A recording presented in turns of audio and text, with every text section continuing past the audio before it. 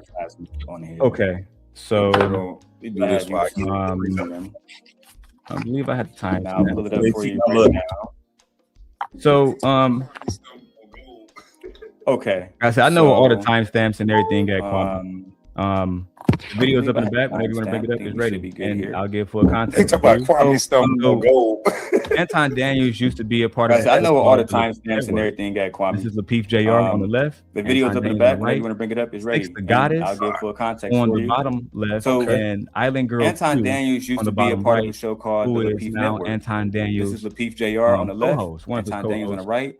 Six, And the Goddess. Just to give more context, on the bottom Kwame, left. this was 4 and years ago, Island Girl October Q 27th, on the bottom right, 2001. who is now Anton Daniels. And this woman would end up co-host, becoming one of his Anton's co-hosts. co-host. Just to give that And little context. Just to give more context, Kwame, At this the was end of 4 the years show, ago, Kwame, they would do October something called 27, after hours, 2001. where they would drink and talk So, about and this woman adult, would end up becoming Anton's co-host. topics. Just to give that little context. I'll just play the So, video now.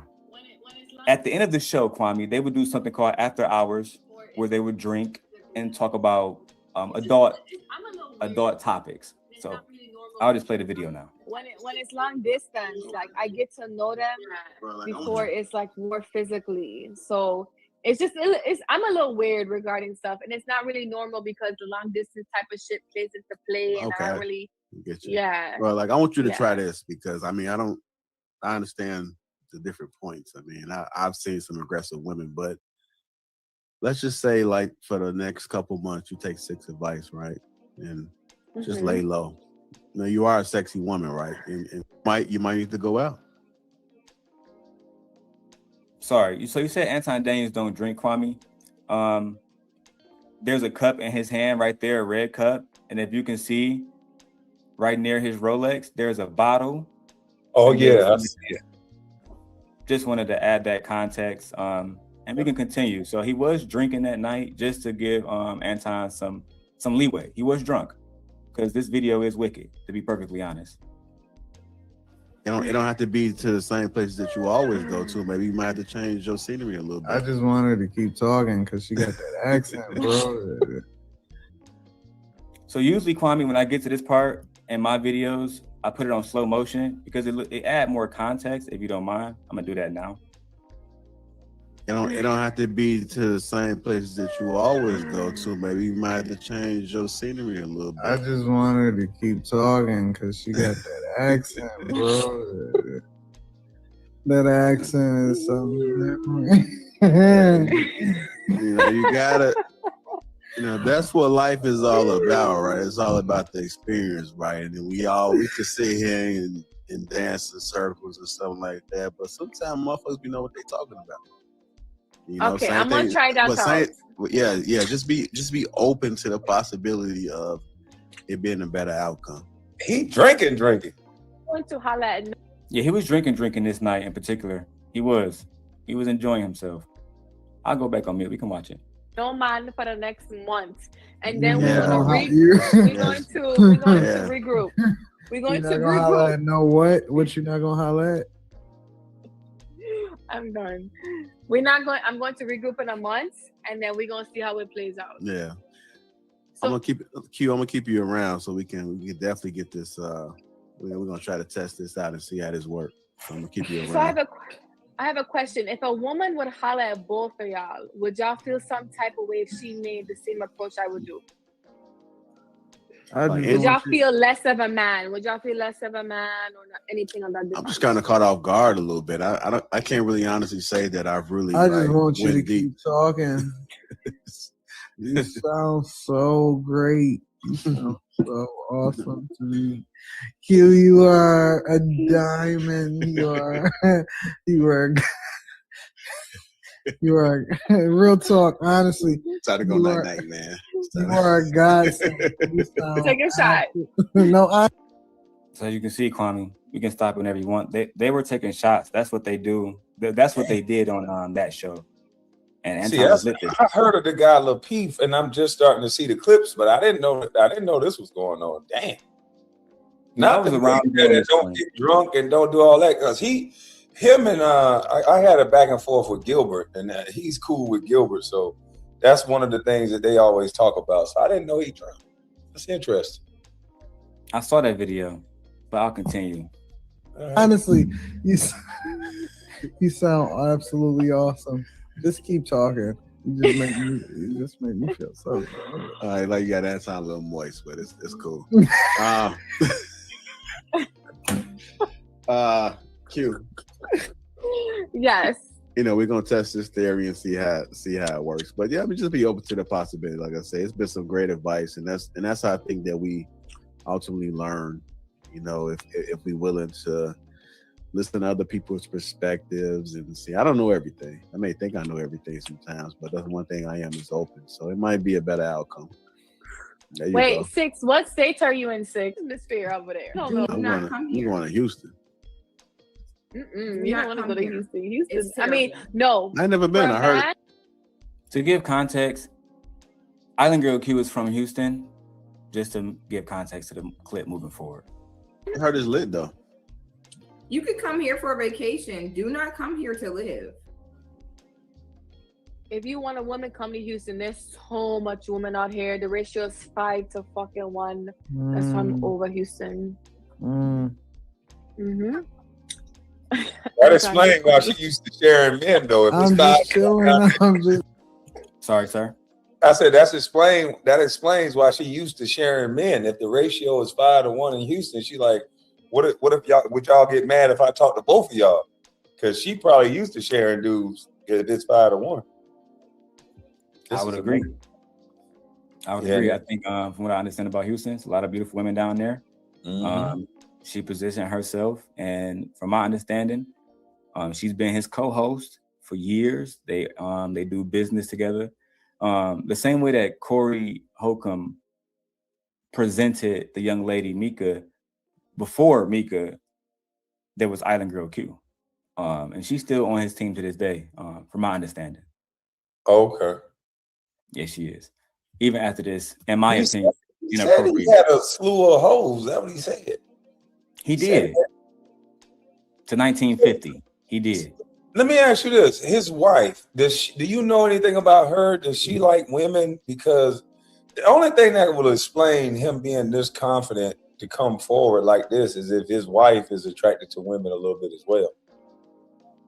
I know a lot about Anton. I know about his father. Yeah, when me and Anton got into it years ago, when I was a different person, I posted Anton's father's obituary, and in that document, I learned about all of his family members, including who you asking about, his wife, Sharita Daniels.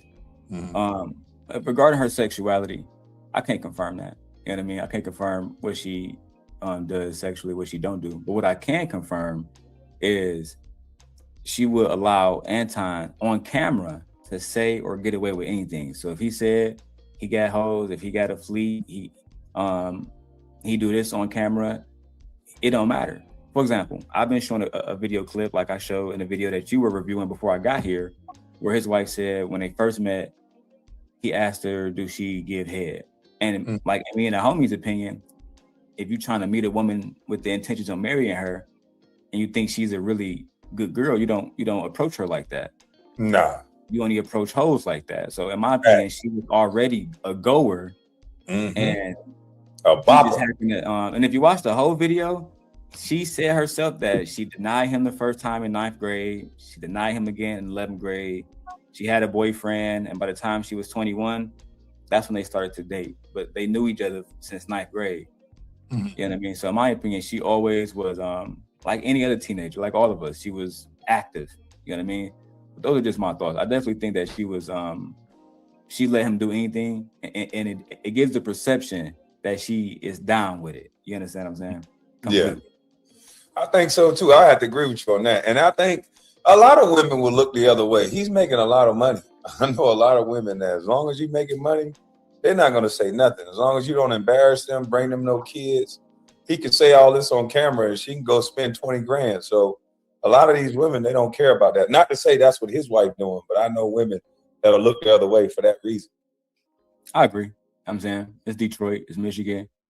A lot of men don't make that kind of money, especially a lot of black men, and more particularly black men that's not in sports, et cetera, et cetera. So it's definitely something to think about. And I have to think that, yeah, she might be cool with that, like a lot of women are. That's just what it is. That's what comes with money, like you said.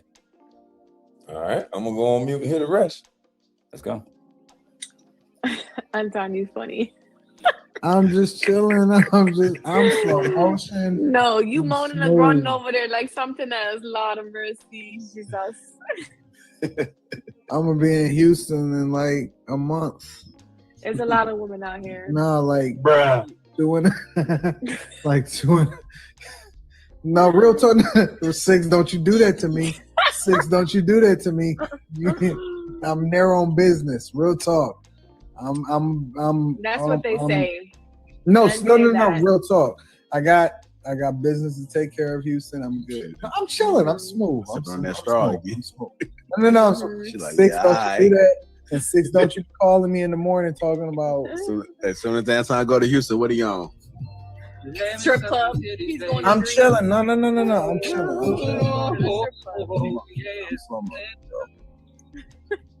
I'm slow motion. I'm all about the bag. I'm gonna be in Houston for the bag. All right, y'all. Just keep talking. Like Anton, give me your hand. Hmm? Give me your hand. I'm chilling straight up. I'm slow motion. That's what they say. Men come out That's here bullshit. for business, and it ends up pleasure. Nah, never. It's never. It's never pleasure. There's a It's lot of men all out here business. doing that same you shit. saying that? coming No, out that's here. one thing I can say about Anton is Anton is a good guy. That's all. Oh no, business. I'm not talking about him. I'm just talking about. You was business. saying that real seductive like. Oh no. I know how men come to Houston. They say it's business, and then it's because there's a lot of women in Houston, and women out here, like You're gonna have all these men going to Houston. the You women bragging. out here. I don't know. As long as you flash a little bit of money, they're okay doing whatever. It's a little different in Houston. That's kind of what you just said, Kwame. Yep. That's what I'm looking at. I'm like, boy, he in the game. And somebody said in the chat, he's like, the drunker he gets, the more sassy he get. Because I'm looking at him and he talking like a dude, but something ain't right about this dude, man. I just ain't never see somebody sex play every man they get into it with. Like with the things that he say after he get upset, I'm like, huh? Like, I done heard a dude talk like Corey, like, whatever, man, kiss my ass. I ain't trying to hear all that. I ain't never say, well, you sucking D. Like, that don't even go together. I can let that go easy. Yeah, Anton different. Like I said, he didn't grow up in Detroit. He grew up in Waterford. It's about 40 minutes out where near the Pontiac Silverdome where the Lions used to play before they knocked it down and rebuilt it in Detroit. So I can't really vouch for how niggas move out there in Waterford. You know what I mean? They different. They're not like us. So I don't know niggas out there. I can't really say nothing towards that. But Anton always been feminine. That's the word I would use for it. Very, very, very feminine. So when he's posturing up and like, I'm from the D, because I know guys from the D. I got a friend that lived in Detroit. Well, he lived in Pontiac. He from Pontiac, right? He live in Pontiac right now. Like when I go to Detroit, I go holler at him in Pontiac for a brief second, and then he come over to where I'm at. Because I used to play in Detroit, but we were way out in Auburn Hills. So when he's saying that he's from the D, he's not like those guys that lead with respect. I met Trick. I met he did like a foundation event with the Pistons, and you could tell those guys, they respectful, but they don't play. And so he's running around like, I'm from the D and I run the city. So when he's saying that, he's talking about Waterford.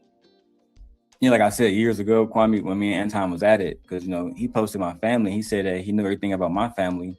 I took that as a threat because I'm actually from Detroit. You know what I'm saying? Like I was born at Riverview Hospital, downtown Detroit.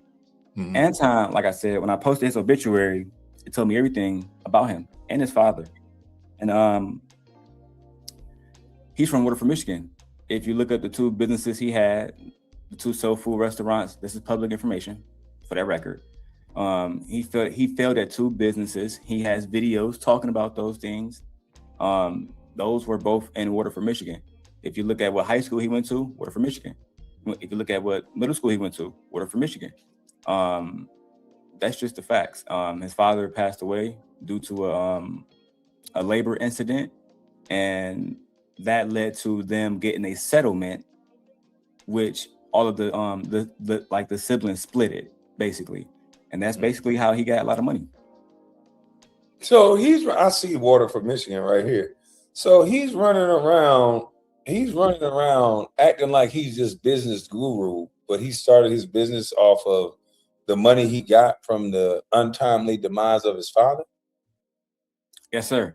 I can show you the videos where he talked about the 2 failed businesses and why he closed the restaurant down. He basically claims that the workers didn't respect him and they didn't work hard enough and there wasn't enough revenue.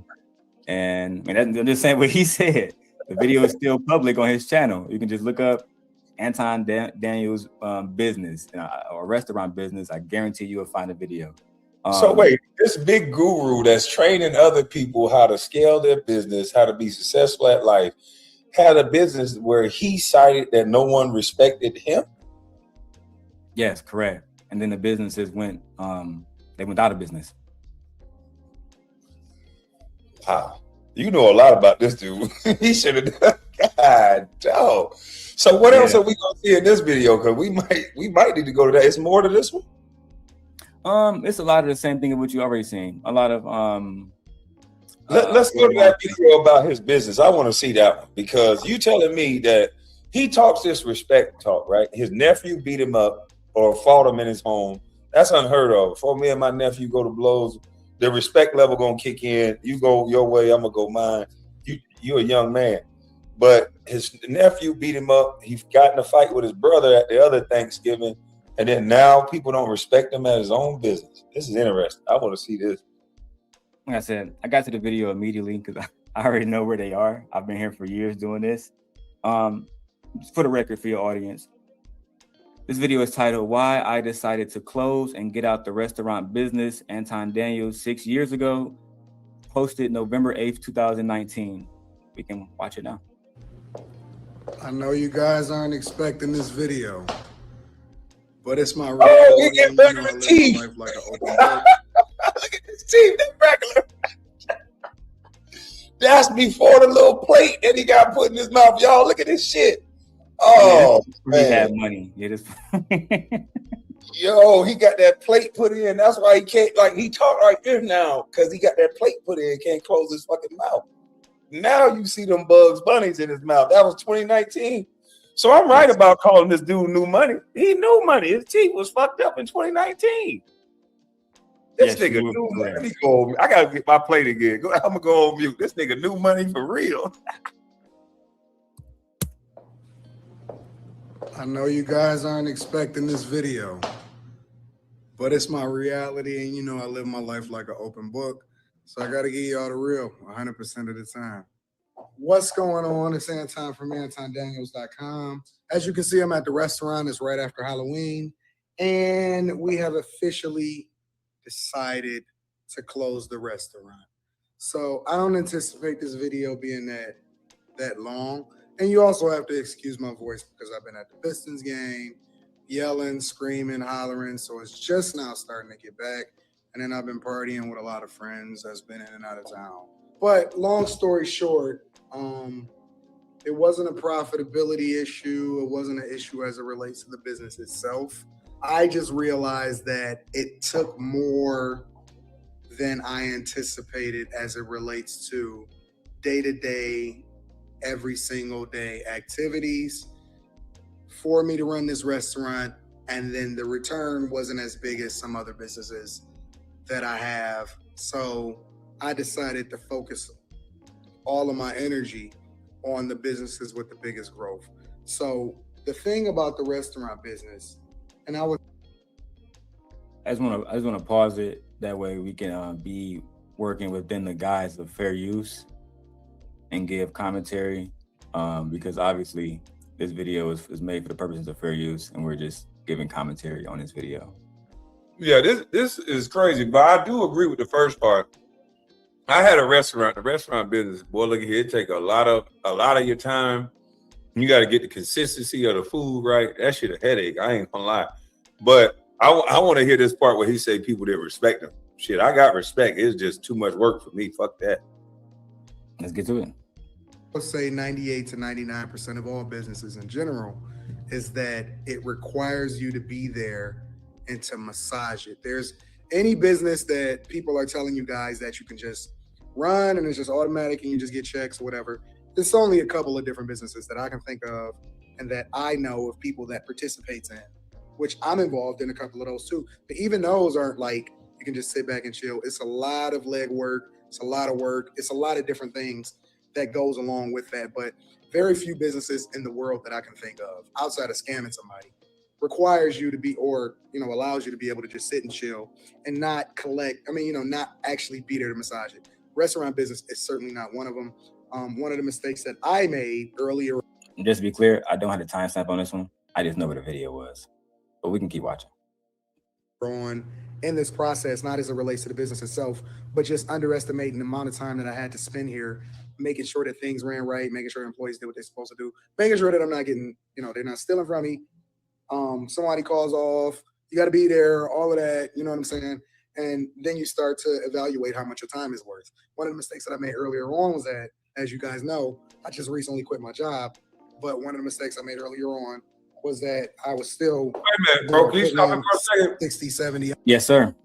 Doesn't he have a wife? Why does he have to do everything on his own? That's a good question. That's a Because good question. he should have the restaurant.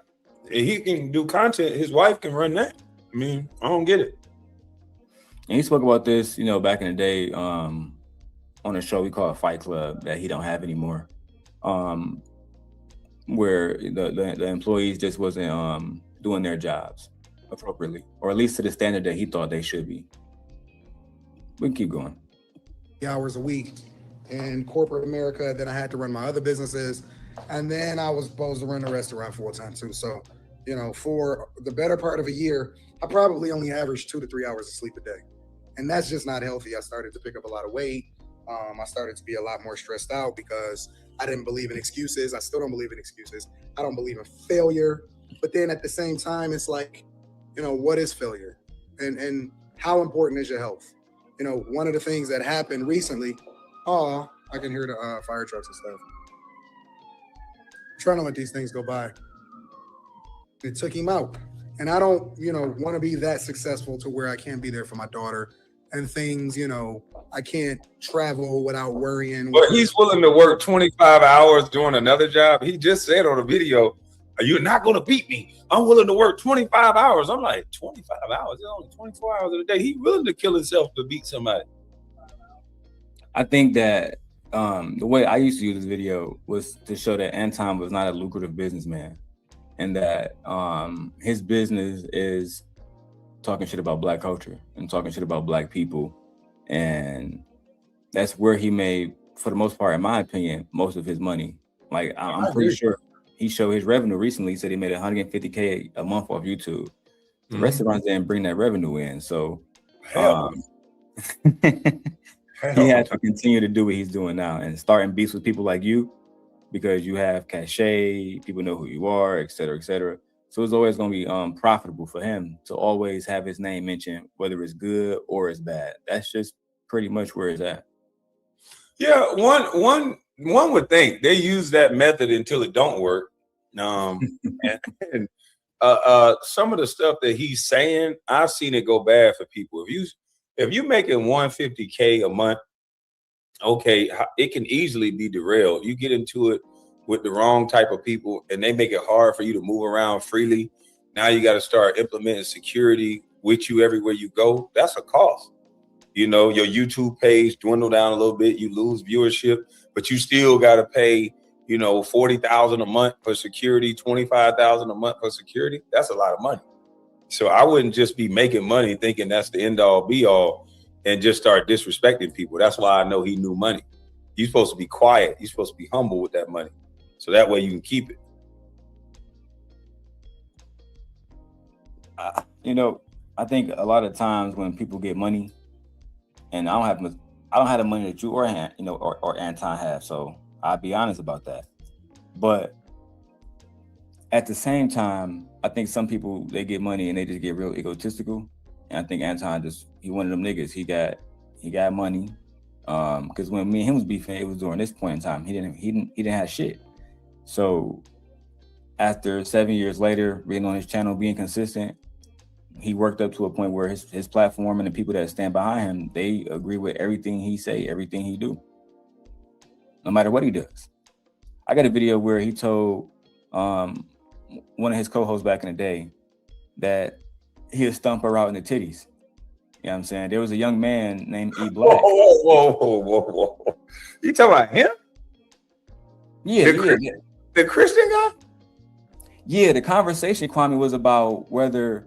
So, if my memory is correct, you're about 7 foot for the most part. You're about 7 foot tall. Yeah. And the conversation was about domestic abuse against Black men, and if somebody. So the scenario that they painted was if somebody was your height, a woman was 5'2", she bumped you, would you have the right to beat her to a pulp? And at the time, there was a young man by the name of the lead attorney. He said he would have that right. And Anton agreed that we would have that right to beat a woman to a pulp because whether she push you or slap you, whether you got harmed or not, she still physically assaulted you. So you have the legal right to hit her. Whether it's morally right is different. And a young man named E. Black came up there to try to, contest that and say, well, no, men shouldn't put their hands on women at all. And I would never allow Anton to do that if I was there. And Anton responded by saying, nope, I will kick you. I'll beat you down. And when Kay jump in, I'll kick her in her titty and I go back to stumping you. I mean, that's what he said verbatim. I already got that clip put up. Man, that's what I'm saying. You blowing the people in my chat. We sitting there like, huh? Like, we don't know him for that. So I've never seen no video of him talking like that. That's crazy. And the lead attorney, that's what everybody like, hold up, the lead attorney. God, yeah, I'm getting it ready for you right now. I already got the timestamp and everything prepared on this one. I do have the timestamp for, and I can just show you. Hey, this nigga Simp God don't mess around, boy. God damn. I didn't come to show the lead attorney part. Only came to show what Anton. No, it's all good. Yeah, we keep him out of this. Is I will. PLA is nice. Okay, I'm not talking to a pulp. Hold on. I want to hear what the lady had to say, just to give context. B, stay out of prison. You're not even hurt. And yes, I know women should never hit men. I agree with that 100,000%. But if you, like TLA, if I push you, you're not gonna beat me to a pulp because I will. PLA is nice. Okay, I'm not talking to you. I'm a stomp you out. I'm a stomp you out. I'm gonna do all of that. Okay. Hey, call me when y'all get off of this. Call me when y'all get off this subject, My bro. point. Why Anton said that while I was My goodness. I'm sorry. I will never condone hitting a woman. I don't care how. Okay, tall, but You gonna get stomped out right next to okay, it. so the point. You and her together gonna be getting stomped out. Point. Oh yeah, you are. Okay. I'm gonna be stomping your face off, and then I'm gonna go right back to her, and I'm gonna be kicking her right in her left titty. Your face off, and then I'm gonna go right back to her, and I'm gonna be kicking her right in her left titty. The guy on Corey Holcomb that said he's never going to jail. Now, if you do all that, what you say you're gonna do to a woman, the likelihood of you going to jail is definitely 100%. I don't care what she did to you. I don't know what this dude is thinking. Maybe he was just drunk again. Is this one of them drinking shows again? Like I said, after the show, they would have after hours where they would drink. I'm not sure what he was doing during this period of the show. During this period of the show, it was really about the lead attorney giving legal advice whether a man should hit a woman back or should not hit a woman back, and what legal rights he would have in that moment.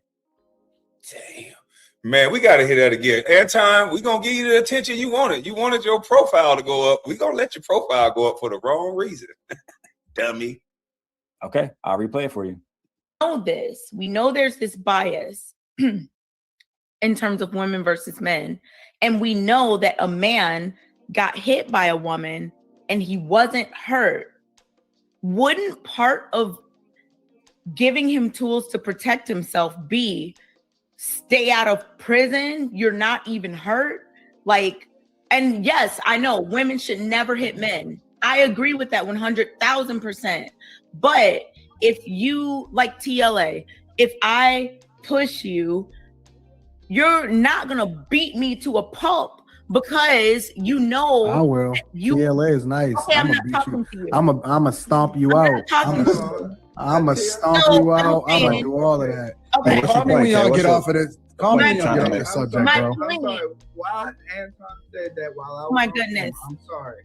I will never condone hitting on women. I don't care how. Okay, tall, but You're gonna get stomped out right next to okay, it. so the point. You and her together gonna be getting stomped out. Point. Oh yeah, you are. You Okay. gonna be stomped. I'm gonna be stomping your face off, and then I'm gonna go right back to her, and I'm gonna be kicking her right in her left titty. I'm sorry. I can't. Oh, do it. JR, you're supposed to play it right there, man. So Kwame, as I told you before, when I made the movie Surviving La Peef, I was showing people that Anton has shown multiple times. This is before the conservative Anton, before he was Republican, all that stuff, before the Trump stuff. This was the Anton that I knew, that we saw every day, because they did this show for the most part every day. Well, not this show, they did this show every Thursday, but he would be online every day on his channel, spewing the same rhetoric. And you know, in my video, I would use the video that Corey Holcomb used, where his wife said verbatim, "I've never seen him delete anybody, but I'm not surprised if he could, because when he get angry, he turns to a whole different person." And I would clip it to this moment where he said that, you know, he would beat a woman and kick her in her chest. So to me, it just seemed like, whether he actually means it or not, he definitely doesn't mind perpetuating violent tendencies towards women. Let me ask you, what would he do with a white man that says he's a little boy in his face? I know what video you're referring to, and I saw that video. I'll do nothing. This boy here, a weenie dog. Like I said, these dudes, like, I can always tell when somebody is just doing it for the camera, because that whole Corey Holcomb situation could have been avoided. It didn't have to go there. You want this one up in the back right here? I'm looking for a point in the video where a young man comes up. This is the young man right here, and I'm not sure the entire interaction, but I believe I have it here. But in this young man at the bottom right below Anton, he tells Anton that he's about 6'4", and he references Mike Tyson and said they have basically the same size. He says that he don't mind fighting Anton. And I know this part is in here because Anton said he would de-escalate with this man if he ever saw him. And his co-host took offense to that and said, well, you would de-escalate with the man, but you would stump me in my titty. To Anton, he doubled down. But I'll play that now. We went from you and Mike going toe to toe. Listen, Now it's Mike doing something to your wife. No. What I What are started you out talking with, about, bro? What I started out with, Anton, is What's going on, Bethy? Is a man being seen as a protector from his height, his weight, his physical attributes. How I moved on to Mike Tyson is because Mike Tyson is my height and my size. Mike Tyson in his prime hands is was also certified great. weapons. That's great. And why I brought Mike Tyson into the situation is because Mike Tyson could be the average dude. I don't know him, and he's trying to violate. I'm not running, bro.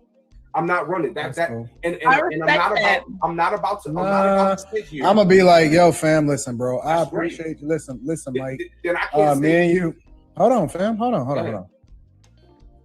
There's de-escalation techniques here, buddy. That's great. And so I'm, I don't feel like I need to prove myself to everybody. It's funny because I was just on a live stream yesterday. I thought he was matching everybody's energy. I got into a situation. Pardon me? I thought he was matching energy. Oh no, he's not matching energy, and his co-host is going to clock it verbatim. All right.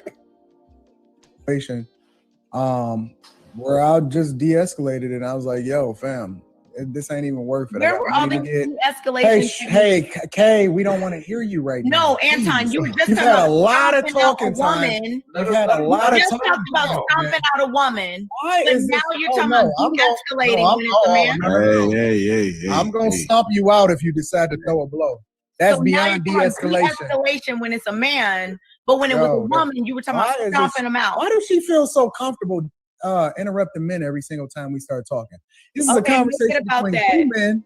This is a conversation between two men, and we got a woman that always feels as though she needs.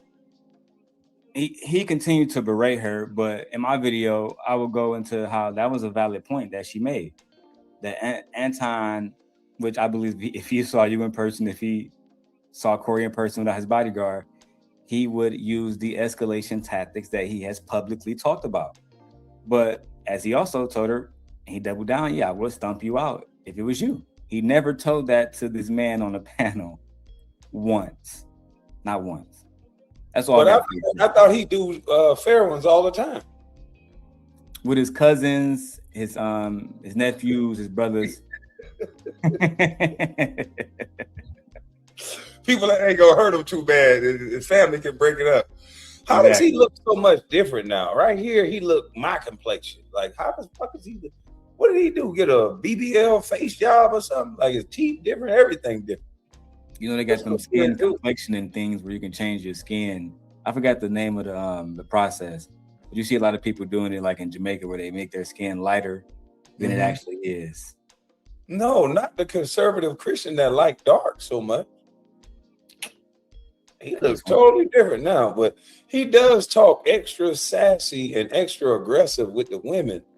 But like you said, with this man, he was ready to figure out a way to just talk about it. I agree. It's called bleaching. Yeah. Your chat is right. It's called bleaching. I'm not saying he did, but and people are saying Charlemagne did it. Listen, that process called bleaching, people have been known to do it. That's all I'm gonna say. But Kwame, I'm gonna let you finish your show, brother. I just want to holler at you. I appreciate you. All right, I appreciate it, man. I'm gonna come over there and check you out. I appreciate you, but God bless you, man. You too, brother. Appreciate it. Peace. All right. Man, did y'all Simp God? Simp God! No cat.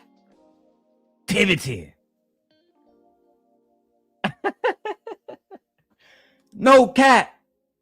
Activity. That's how you do the video. That's how you do the video. Freezy, if you're gonna go over there and hold somebody accountable, that's how you do it. Hey, where my cash at, man? Let me check my cash app, man. I just know I got some cash. I know y'all niggas been supporting the nigga. Come on now. Simp God. Oh yeah, we got a 20 piece. Who done sent this? Look, shout out to my brother Trey. Shout out to Trey. Shout out to Trey. Nigga. We on Anton ass, boy. We on hey, hit the link, Trey. Fuck it, man. Anybody that want to come up, man. We celebrating. No captivity. No captivity. That whole ass nigga Freezy. That nigga don't fuck with you. This the second time that nigga done reacted to my videos. This the second time he done reacted to my videos, and I took full opportunity to let him know I know who Anton really is, and I can really break it down for you in ways that Freezy will not. Because I'm a better content creator. Because I really do this shit. Yes, OG Patrice, I was prepared. Yes, ma'am. Yes, ma'am. I was prepared. Yes, ma'am. They said, Simp God, type in the chat, please. Let me see what they want. Let me see what they come on.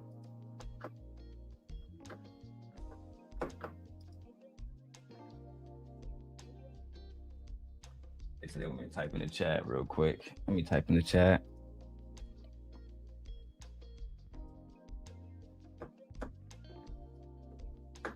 I think they want to share my video out. You feel me? They done wrapped up their whole Anton segment.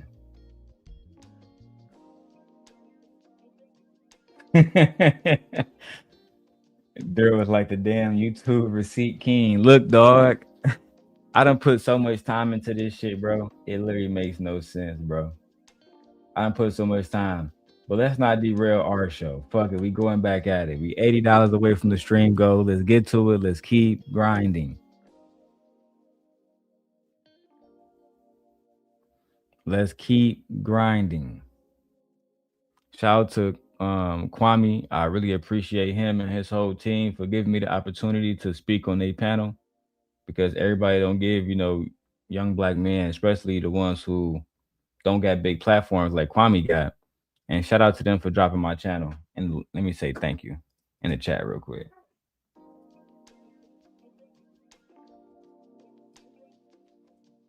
Oh shit, not caps, not caps.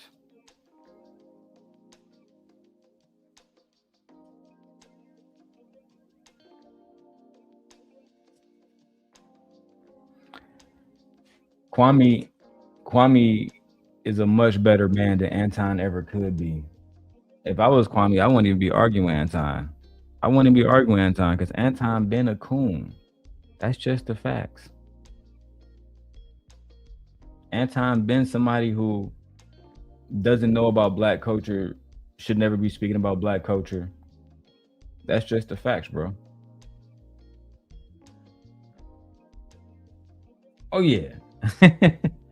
Versus, I know some of these YouTube content creators are punching the air right now, and I'm going to dig up more Anton receipts. I don't give a fuck. I'm really from Detroit. I don't care. Only thing I care about my kids and my wife. I mean, I care about my blood relatives too, but you get the point. That's it, bro. But we're gonna keep getting busy, and we're gonna have to just keep it 100. Thank God that my wife left the MacBook Pro at home and the MacBook Air that I bought her. That way I can use it and hop on Kwame channel. Amazing opportunity. And first of all, listen, I'm a real child of God. I'm not gonna say man of God. I'm a real child of God. So first of all, Heavenly Father, thank you for that opportunity that Kwame Brown just presented me, and Heavenly Father, that you presented me and Kwame to expose false prophets, Heavenly Father. And I pray that you continue to give me a voice. Amen. Amen. Amen. Genuine. So now we got to go back to this clip. We got to fully contextualize it. You know what I mean? And we really got to break down how Anton Daniels was talking about black culture and how this black man named KJ popped up to check Anton bitch ass for talking about black culture in a disparaging way. Never talking about how black people are behind some of the biggest inventions on the planet. Black people have done some of the greatest things in America, for America. You know what I mean? So let's go ahead and get back to this clip, man. That's what you think. You think like crackers, bro.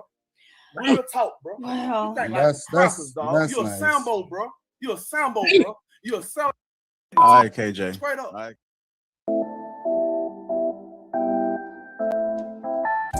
And the funny thing about it is that these sisters are the only ones standing up for the black community on this panel, truthfully, for what it's worth, man. I'm talking about, bro, I'm going at you, Anton, and that's straight up, bro. As a black man, bro, you never call your people trash, man. It's the white media that pushes trash, bro. They use our people in these poverty situations, transcended from slavery, dog. Yeah.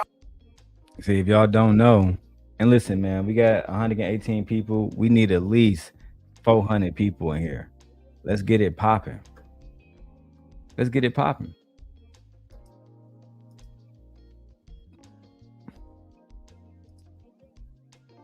Let's get it popping. Let's get the people in here, man. Hit the like button. Share the video out to anybody. We pulling up all the Anton Daniels receipts that nobody else want to go over. I guess I got to do all the hard work myself, man. It's all good though. I actually enjoy making content, so it is what it is. You know what I'm saying? We can be copacetic, content creators, or we can get into some other shit. Let's keep going. I'm real, bro. I'm heated by it, bro, because they put you in a position to talk bad about your own dang on people, and you're trying to chump off Courtney, bro. You're trying to chump off Courtney because she's standing up for her people, bro. Bro, that's some cowardly stuff, bro. You never ever let another person from another race see you go at your own kind and then intermingle. At the end of the day, y'all talking about we need to be on point like the LGBTQ. Well, they stick together because of their preferences. They stick together because of their sexual behavior. We need to be sticking together because we black. That's what we need to be sticking together for. I couldn't agree more with KJ. I couldn't agree more with KJ. He was being completely authentic. And truth be told, a lot of black people like Anton, they start to get on this Sambo shit where they forget that they are black people. They start to make it seem like the criminals and the baby daddies represent all of us, and that's just untrue. I mean, that couldn't be further from the truth.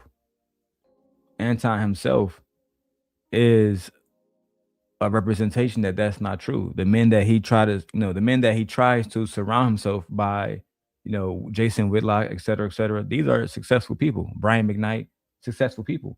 These aren't people who aren't successful, especially in a monetary way. And I think it's also crazy that he surrounds himself by people like Felice Johnson, people who say he want to play with his ass, people that say he want to, if they was locked up, Anton would be his little boyfriend and shit. We're gonna play the Felice Johnson video after this, man. We're gonna play the Felice Johnson joint after this. Let's keep going.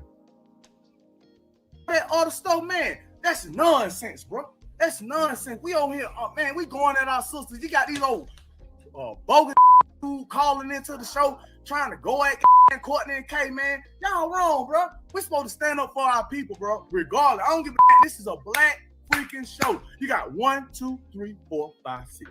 6 black people on this mother. What? 4, 5. Bro, it's a black. That's who your audience is. All right, cool. So I support y'all. I support y'all 100%. Go ahead, bro. Go ahead. Come on. Anton wasn't having none of that shit, bro. Anton wasn't having none of that shit, bro. At all. At all. And as always, he's going to push back. He's going to be passive aggressive. He's going to quote Dr. King. And he's going to weaponize Dr. King in order to justify why he don't rock with black people. But instead, he fuck with people by the content of their skin. Boy, oh my God. You can't make this shit up. I don't align myself based off of color. I've been saying it since day one. I've never changed. I rock with people based off of the content of their character, not the color of their skin. Okay, everybody that's black for me, everybody that's black is not dope. Everybody that's white is not dope. Everybody that's white is not gold. Everybody that's black is not gold. You know what? No. Hold on. I'll let you rock. I never interrupted you. The point that I'm making is that this ain't an echo chamber. I don't just rock with something that somebody says. Now, as a person, Courtney will tell you more than anybody that I'm her biggest supporter.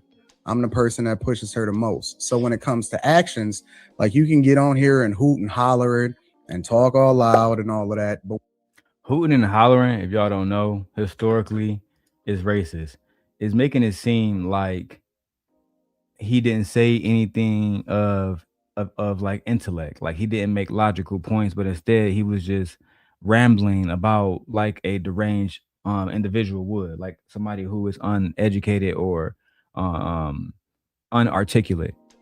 And that's why also I don't like Anton, because he comes into these spaces with black people and he talk about black people in some of the most disparaging ways.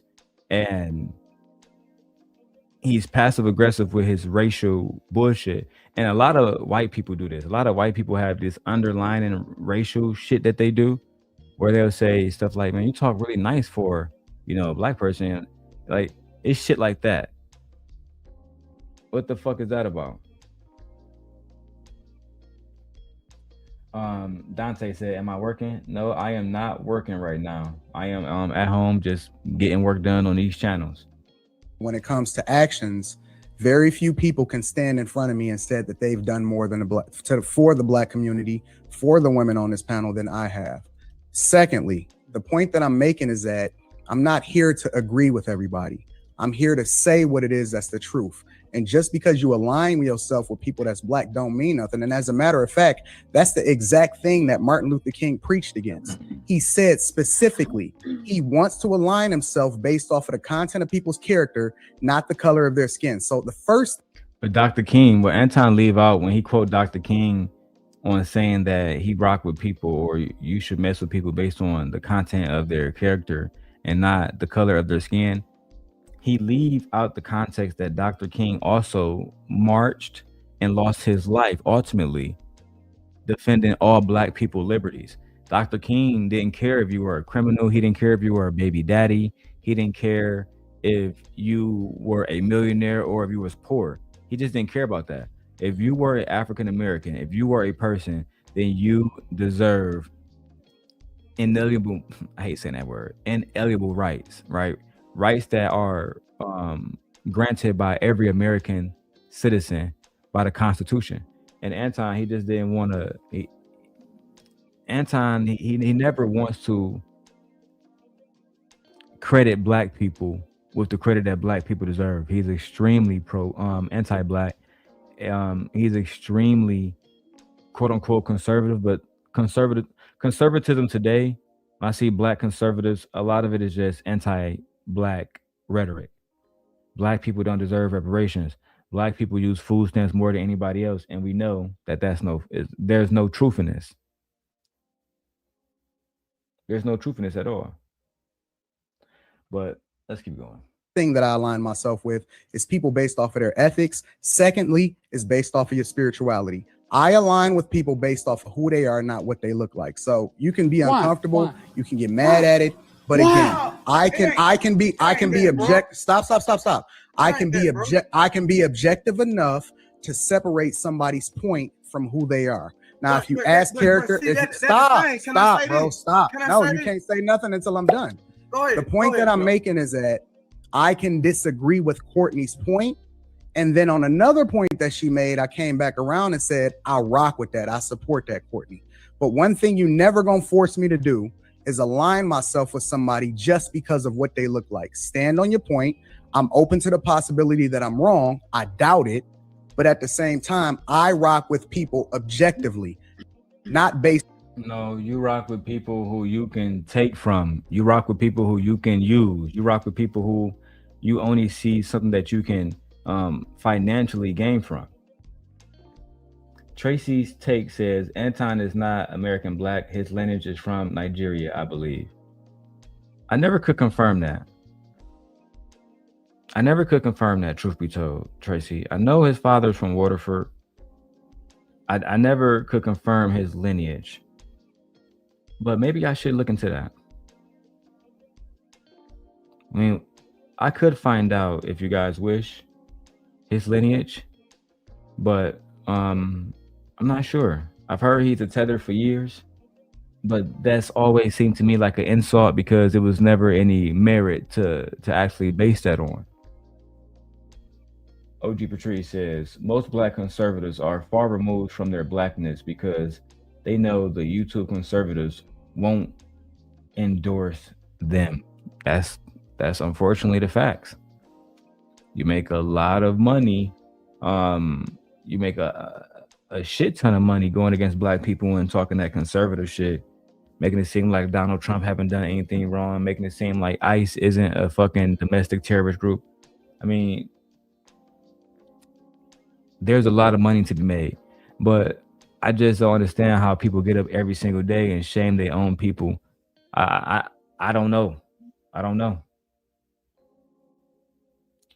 He showed the paperwork the other day. He showed what paperwork? He showed like his birth certificate.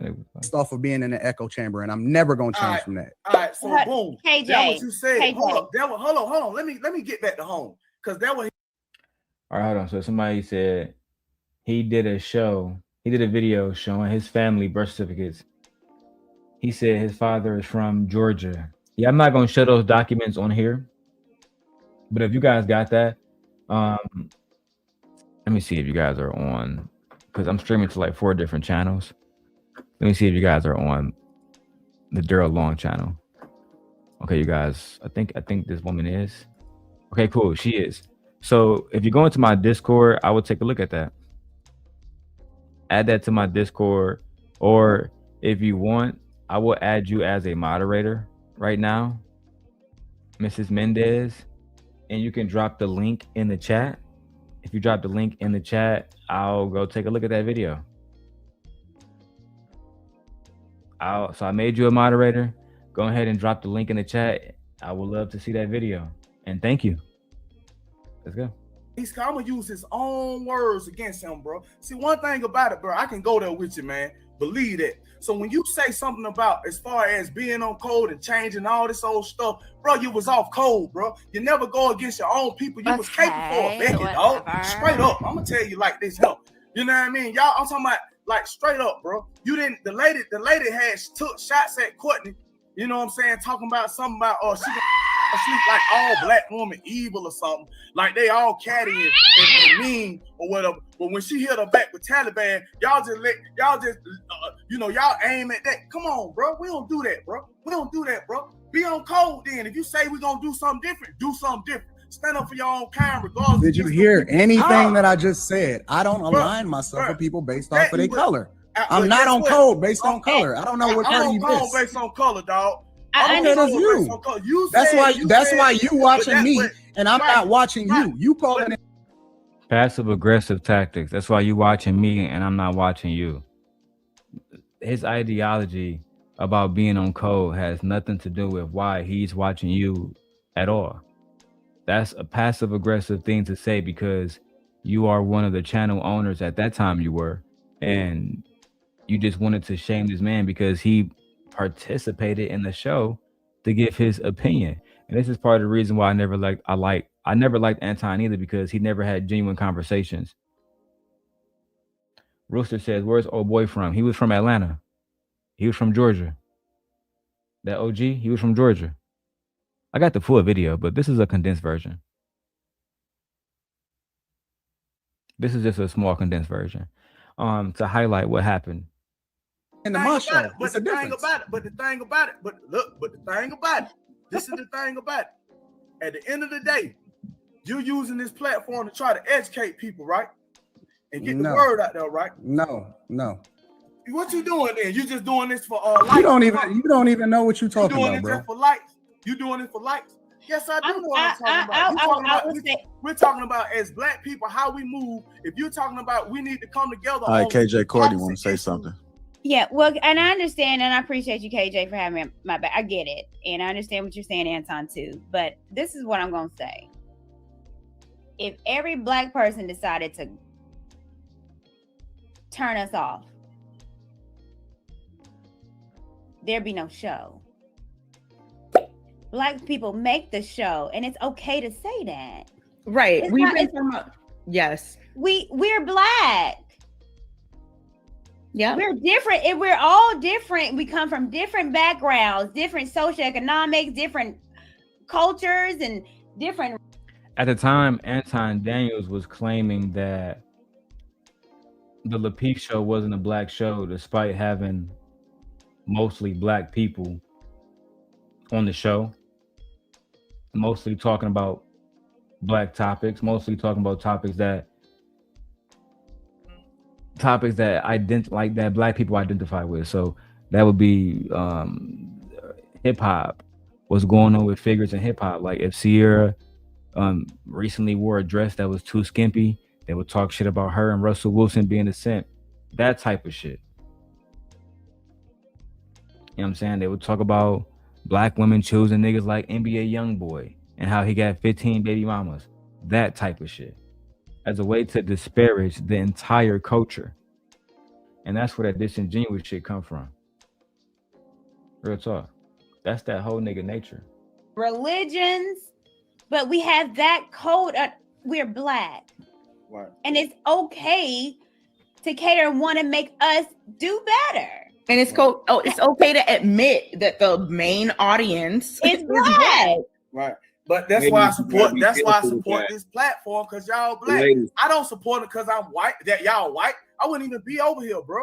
That's what I'm saying, Anton. I recognize you for who you are as a black man doing what you do. Bro, I'm not asking you to do anything. You ain't got to. have your own choice. If you rock with us, you rock with us. If you don't, you don't. But you know, I'm not sure. Ain't nobody muted you.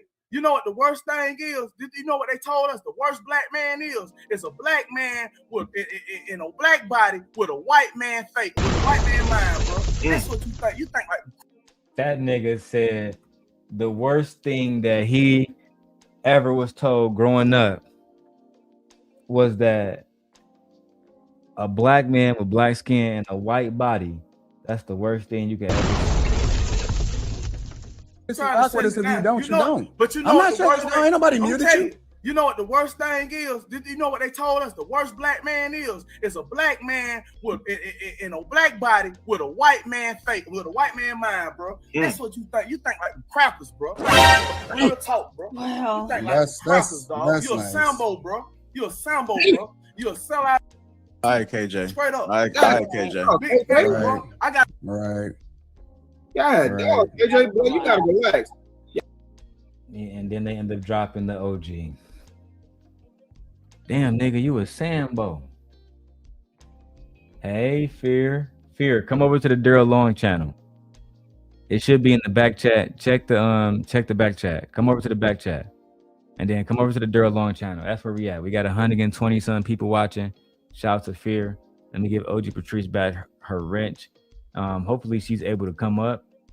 If not, then you know what I'm saying, I'm gonna have to rock out by myself because you know I have been banned, ladies and gentlemen, because I was talking shit about Anton Daniels, and now nobody want to work for Darrel Long. I'm over here by myself with only 100 people watching, but guess what? Fuck them. I love every single one of y'all that's watching. Genuinely, I just appreciate the support and being heard.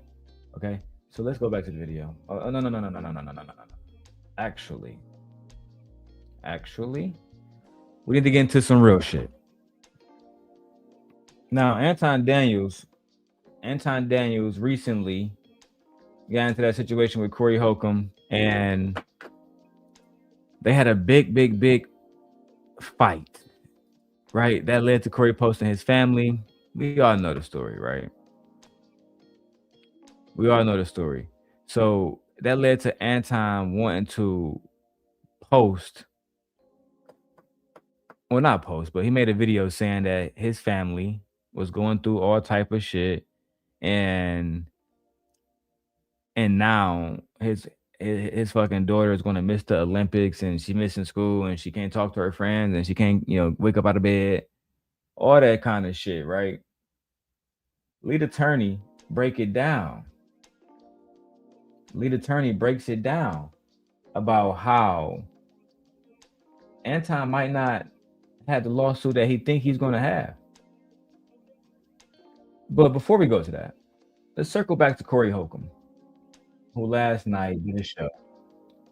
He brought up his lawyer. They talked about how the video is still monetized. Said he don't give a damn. Said the video is still monetized. Said he don't give a damn. Right? Let's go into that. I want to see that point right here. We're going to show the t-shirt, and we're going to go into Corey Holcomb on his last video, talking about the whole situation with Anton Daniels. I made a shirt for, I hope that we get in touch with the lady who was unfortunately murdered, get in touch with her family, because I made a shirt that I want to send everybody in her family, because, you know, he wants to talk about everybody else's family and kids, but if somebody say something about what might be something that touches his heart, he wants to control the way war goes. Let me tell him and everybody else, you not me. But this is dedicated to dude. We got a shirt that will be up for sale. Here it is.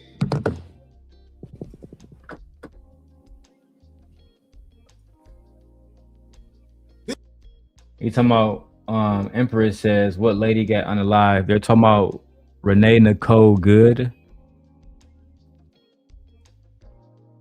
She was unalive recently in Minneapolis by ICE agents.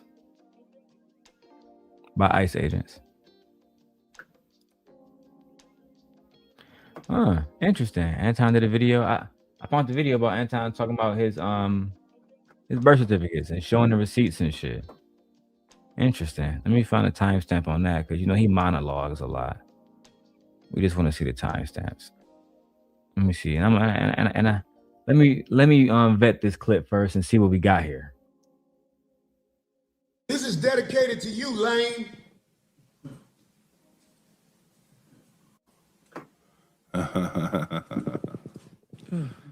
Oh, that's cool.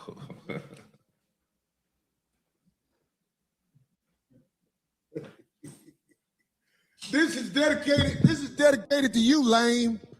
If you want me to, call me again. I'll send you one. Motherfuckers out here thinking they can control how I send you one. This is dedicated to you, Lane. Man, the hoodie was crazy. The hoodie was crazy. So it looked like, I'm looking at what Anton's showing us. It looked like one of those death certificates. Because my father passed away recently, so that's what it looked like. I'm trying to find out where he actually, okay. Darrel County, Georgia, birthplace of father. But that still doesn't speak to his heritage. It just says that his father. Oh, I see it. I'm looking at it right now. It doesn't say that his father was born. Well, it doesn't say where his lineage is from. It said his father was born in Darrel County, Georgia, which is cool. But hey, I don't give a fuck if he a tether. He a hoe ass nigga either way. It's all that I give a fuck about.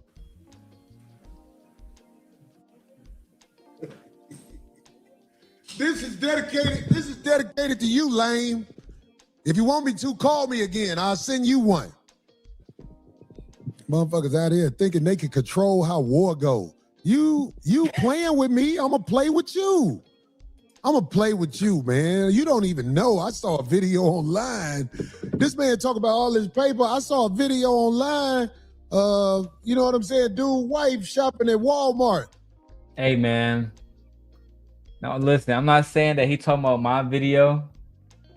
What I'm saying is Corey, I think that a lot of people saw the video I did about Anton's wife in that interview that that she did a few years ago. And just to recap for those who did not see some of that video, the Walmart video that I showed of Lady Daniels is a public video. It's a public video. And he supposed to be. Hold on. Let me get the video. Right, she had her ass out. You know what I'm saying?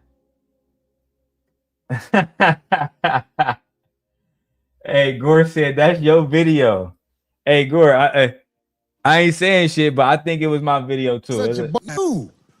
I'ma play with you, man. You don't even know. I saw a video online. This man talk about all his paper. I saw a video online. You know what I'm saying? Dude, wife shopping at Walmart. And he supposed to be such a boss ass motherfucker. But his girl was at Walmart showing her ass in some jeans. Or they He definitely saw our video, Gore. Right? Because we one big community here. He definitely saw our video. And let's recap a little bit. So Anton's wife, she went to Walmart with one of her friends, and the very first thing that we get a glimpse of is them cheeks, nigga. That's the very first thing we see. Let's recap this video. So these belt loops just broke while we were putting the pants on. So I do not recommend these particular pants. They're cute fit and everything. My sister Rita is trying them on. Super cute. But this ain't it. I would not send y'all here to get these pants. So I am not even going to finish this outfit. Okay. You get it. We get it. Cheeks. They get there. They do some shopping. Right? I'm not gonna go over the whole video. Go back and watch the last one. All right. And then we get to the point where I gotta move myself over here so you guys can see them. All right. Let me switch cameras real quick. All right. So we get to the point where they oh shit. Okay, cool. Never mind. they end up doing this little catwalk, like they're on the fucking stage, like they're on like the runway or something. Let's watch that real quick. Getting bad, bitch. Let's go back. Let's watch it in slow-mo. Because we have this beautiful black woman right here to the right. This one right here is Anton's wife to the right. They're going to give you guys a seductive sneak peek into femininity.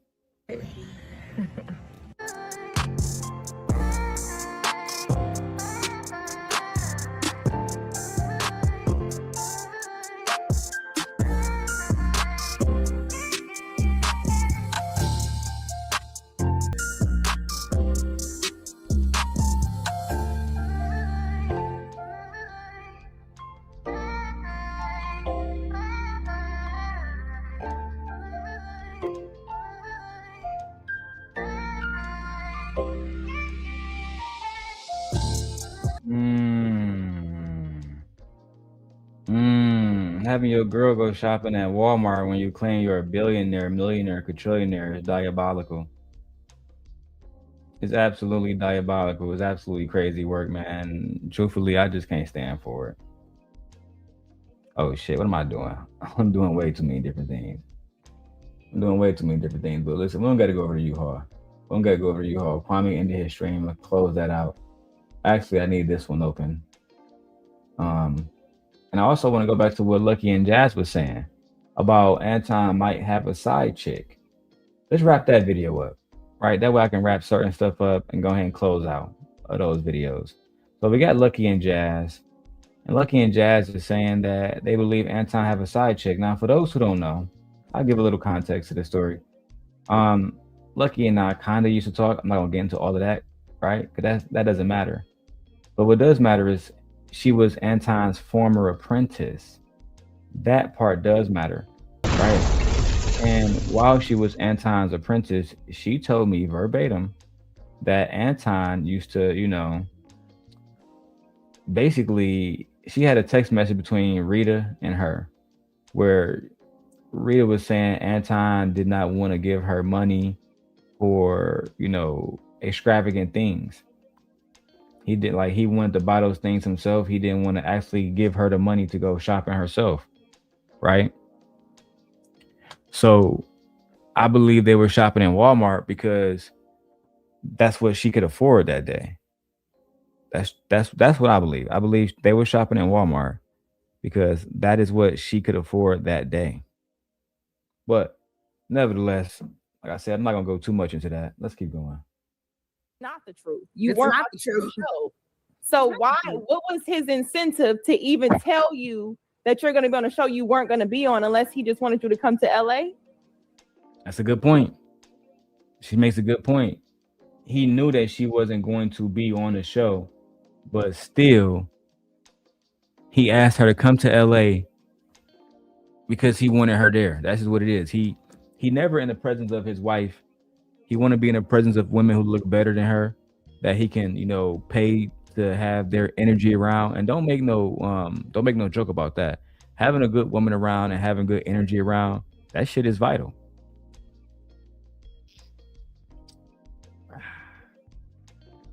That shit is vital. Let's keep going. All of that. Would you have came to LA if he didn't tell you was going to be on the show? I mean, we can say that because you was courtside with him, but what is all the? I don't get it. Like, what do you think? Like, if a man is trying to tell you, like, hey, yeah, Jazz, like, just come to LA. I got this opportunity for you. It wasn't like a possible opportunity. It looked like what it looked like, Jazz. Don't make me say it. For me, if it looked like a duck, they call us a hoe for less. I'm a hoe right now. Listen, men call women hoes for almost anything. Men that listen to Anton Daniels, especially. Shout out to the iPhone 17 Pro Max. But men that listen to people like Anton Daniels, they would call a woman a hoe for literally anything. They would call her a hoe if she is dating a man and having sex. They would call her a hoe if she have a rotation and she's single and just enjoying her life. That's a fact.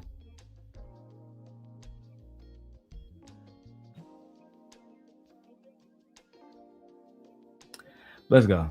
I guess I be doing so much shit. Shout out to y'all who hit me up in the background, and shout out to this privacy screen. Child. I think it's exactly what you said. Yeah, I'm going on 5150. Come through. I'm gonna get you on the show.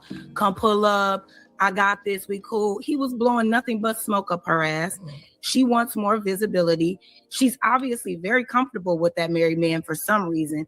When I saw the picture sitting courtside, I'm like, oh, they friends, right? And so you went out there, like you said, in hopes to be seen.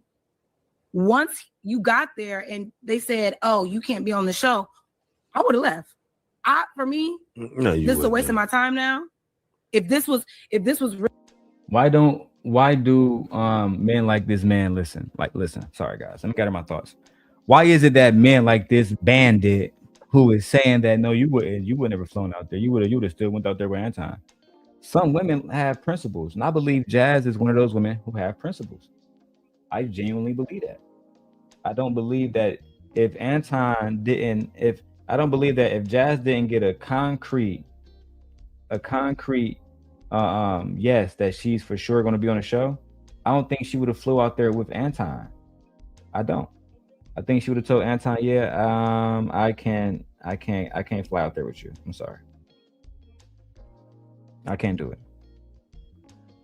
And the reason why I can't do it, sir, is because you are a married fucking man, and I don't have a confirmation that I'm going to be on the show. So why am I coming out there? Oh man.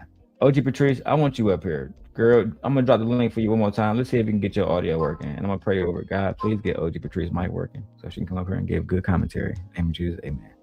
Let's go. really the setup, and this was an opportunity. And when I get here, there's no opportunity. All right, I'm out. You go ahead and do your thing.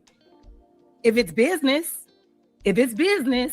then I'm out. There's well, no but business. then that's strictly business. But if there's some Stop. sort of friendship with the content, you know what I'm saying? It's probably not a bad thing to hang out with you. All right, cool. I can't come, but it's cool. I'm in LA. You know what I'm saying? Yeah. I'm having fun. He probably paid. I would take a free trip to LA. I'm just saying. Well, not LA.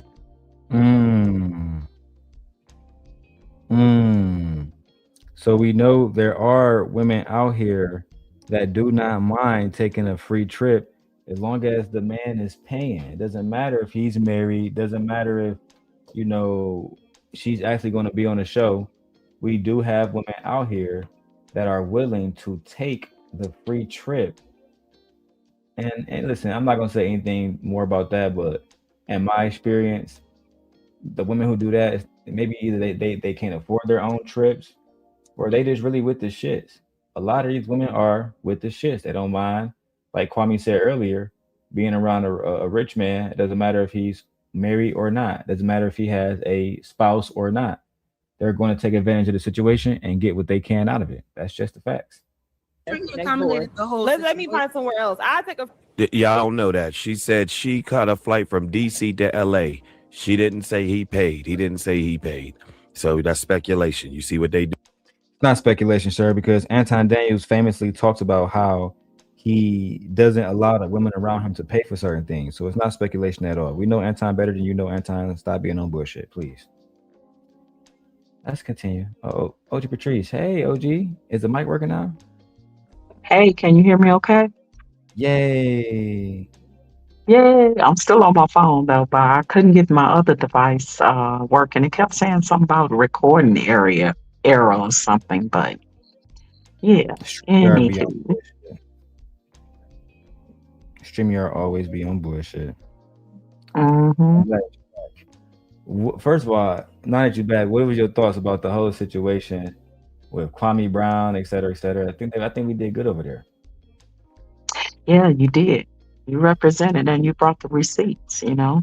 And like I said in the chat, it's just a full circle moment. I keep saying that, you know, because you was exposing him, 4 or 5 years ago, and people weren't trying to hear it because they were busy trying to be down, you know. And now when you got more prominent men with bigger platforms like Corey and Kwame that has been exposing him, then it's like, oh, okay, he has slowly picked everybody that had rocked with him in the beginning. He slowly like cherry picked them and got rid of them off his platform, got a whole new, you know, team of people up there now. And but it's the same rhetoric, it's the same game. He's been shooting and talking and about black culture and black people and black women and black children, for years. So, but I think he just loved hearing himself talk because he never talk about solutions. He never talk Never, about solutions. never. You know what I mean? So when it comes to that, he's one of those like that, like old boy said, because if he plans on planning on running for some type of politician or political office like he claimed he does, and of course, when you black like that and move like that as a conservative, you cannot represent or claim your blackness. Not in that way. Not as in a way of where you for your people and for you trying to help your people. You can't do that because those are white tea, meaning whites, Caucasian conservatives. They won't endorse him. They won't rock with him or anything. But he's had this point of view even before he announced he probably gonna eventually run. And I think it was, that's just the way he is because deep down inside, I don't think he like himself. Because he's a dark skinned man. My guess is that he got teased a lot for his skin complexion when he was younger. I believe that he didn't get chosen by a lot of pretty girls, specifically girls that he liked. So yeah, he married a dark skinned woman, but almost every woman that used to sit on that panel is lighter skinned, fairer skinned. And Every single one. He tends to go move that way with those type of women, which is the total opposite of what his wife is, right? So I think it's a self-hatred thing. I've seen, a lot of black people like that, you know what I mean? And that they get far removed from their blackness, because it's not advantageous for them to move like that. Black conservatives on YouTube, black conservatives in politics, if you pay attention, none of them, are really promoting their people or their blackness. It's almost like it's still like what do you call the guy that used to oh, the overseer. It's like the overseer when the master gave the black man to oversee the other slaves. He got beside himself, because he was allowed to tell on them, whoop them, and all of that. And he would go, the master and master tell him to whoop his own people, would tell him to tell on his own people if they try to run away. So he gives me that vibe as he wants to be that overseer that wants to contain and deny and remove himself from black culture and any form of blackness with him as a black man. Because remember, he told Corey he was a Christian first, which means he came out of his mother's womb a Christian, not a black baby. Child. Which is crazy because babies have no ideology of religion at all, especially in institutionalized, structured religion. They don't. Absolutely. And it's unfortunate that the hurt goes that deeply rooted in someone where as to they don't like who they are and they really don't like their own race. So he do and says everything against his own race, if that makes sense, right? That's him. It's a self-hatred. Which I've is seen super people, yeah, I've seen people in, interracial relationships and still they blackity black, black, black. And I'm one of them. You know what I mean? I'm the type of person that if I cannot like rock with a black person, right? But when it comes to fight about racism, things of that nature, right?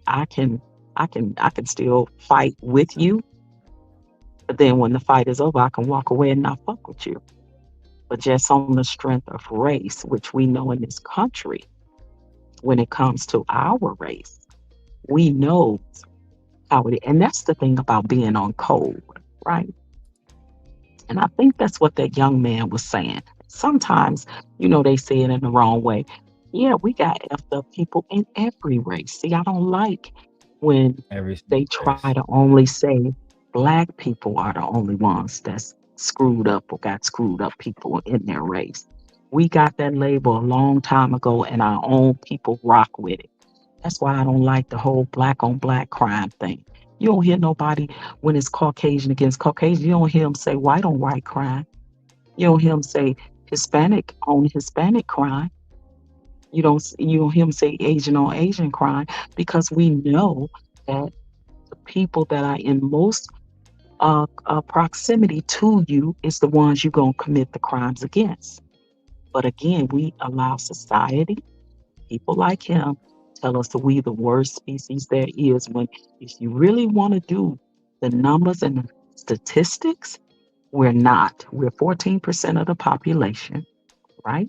We are a larger percentage in certain crimes, yes, but when it comes to the main dominant crimes, it's not us. When it comes to particular sector of crimes, who are what race does the most serial killing? It's It's not majority. us. It's majority Caucasian males. Exactly. What race of people, if it's not the serial killers, believe it or not, the sex offenders, it's not us. And Darrell, you be checking behind me, and I pretty much always be right because I know my shit, right? Oh So when yeah, you the want to Gemini wait, never fail. what color are the most mass shooters? What color are they? Caucasian males. So why not have him on his platform talk about those things with those race of people? He Well, I know wants that Anton is a everyone. conservative, so I Yeah, think he would, and rest in peace, but he would take the Charlie Kirk route and say define mass shootings, because they don't consider stuff like if black men go up and shoot up a school, 'cause there was in rival gangs or whatever, they don't classify that as a mass shooting, so they would try to dance around it and find a way to still perpetrate like we are the problem. absolutely. And when you have people that are of your color or race rock with that, then that's where it gets very problematic, right? And we know that there's a degeneracy in all races of people. But see, we and society make us the poster boy, the poster child, if you will, for all things nefarious. I agree. But if you hit them with some statistics, you can shut them down. See, he he was having a conversation and somewhat of a debate with Corey, but Corey don't know a lot of things. You know what I mean? He don't know a lot of things about race and our culture and things to say to have the conversation with him in an intellectual way. That's why Anton felt like Corey, in a sense, was beneath him in the conversation, because Corey was not elaborating on it. He just basically said, and which is true, you can't talk about a white man and what they have contributed to the downfall of America. And he was right in what he said, because we all know where it come from. We all know that way back from when. We know where the raping of our men came from. Amen. That's called the buck breaking. We know that um, the whole thing with the colorism even come from them, but we exude that in our own race of people. So it's a mindset, right? That we have to get out of. And when you know a lot of the statistics about race and who does the most crime in certain areas and certain particular crimes, then you can have a conversation with Anton, and guess what he would do? He would deflect. because he's a deflector. He's a blame shifter. He would still try to find a way to say everything is Black people's fault the same way he does with blaming Black women for everything.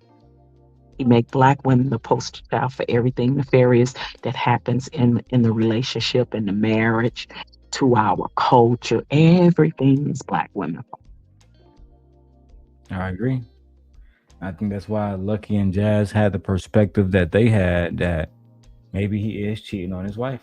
Let's go back and see. Absolutely. New York. New You know what I'm saying? I'll take a free trip.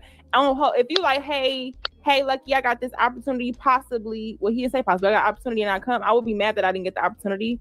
But if we have a level of friendship, I could see you still sticking around, even though you didn't get the opportunity, because I'm here to support you. You get what I'm saying? So I could see that. I could see that. Super chat stop. I know I'm. It's not. All not is cameras. I'm gonna put you on the spot right now, D. Okay. I'm gonna put you on the spot. You saw them get out the car, right? Yeah, I was in my car still. What did you observe when they got out the car about their energy together? Super chat stop. I think she should have kept quiet because it added more like questions. It was interesting for sure because, you know, to me, if you're walking up on somebody new, you freely introduce the whole crew. Right. And I walked right up to him and he said, "Oh, Miss Darlene," or Miss D, whatever he said, gave me a handshake, what have you. Said, "I'm not a handshaker, I'm a hugger." So we hugged. I introduced myself to the security guard. She was already walking towards the door. And it's not like he stopped her to say, and I thought, to me, I don't know. That's just very strange where it's like, The well, fact that she got out the car and just ran right inside and wasn't with him. Well, she wasn't near him, yeah, but she was walking more towards the door with him. So I don't know. I just find that very odd because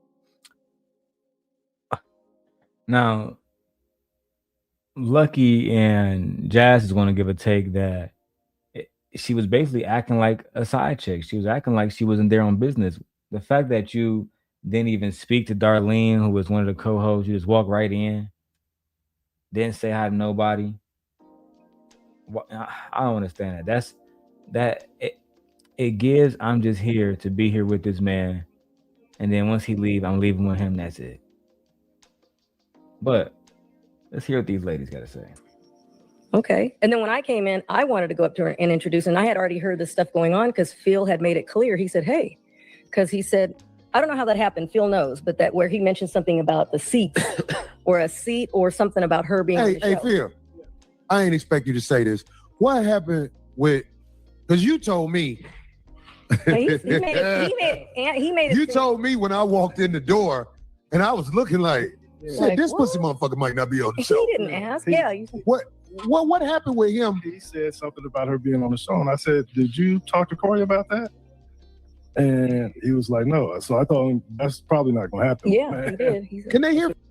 That nigga Anton literally told the producer, "No, I did not talk to Corey about that." So why would you think that she's about to be on the show then? Did you think you can just walk up and get her on the show? You play her.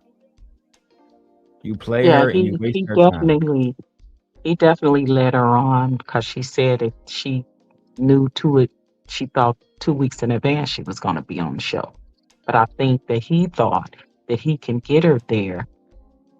And because she's a pretty girl, she's a beautiful young lady, that Corey will look at her and change his mind, and he can talk to Corey and say, "Yo, that talk." And Corey was like, "I don't care who she is. I don't know her. This interview was for you." Nah, she got to sit back in the cut and watch the show. Can you blame the man for that? So no, it was Anton that hyped her up and lied to her. And I want to speak on the whole thing with the she jumping out the car and walking away fast, moving in fast. You know why I believe she did that?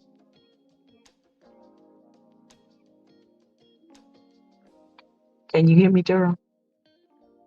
I hear you. I took a call. 1 second. I'm listening to you though. Oh, okay. I believe she did that because she didn't want or get to give the impression that they were together, like as a couple. So I believe that that's why she probably got out the car, walked away, and went up, ahead of him to make it look like to them we not together like that,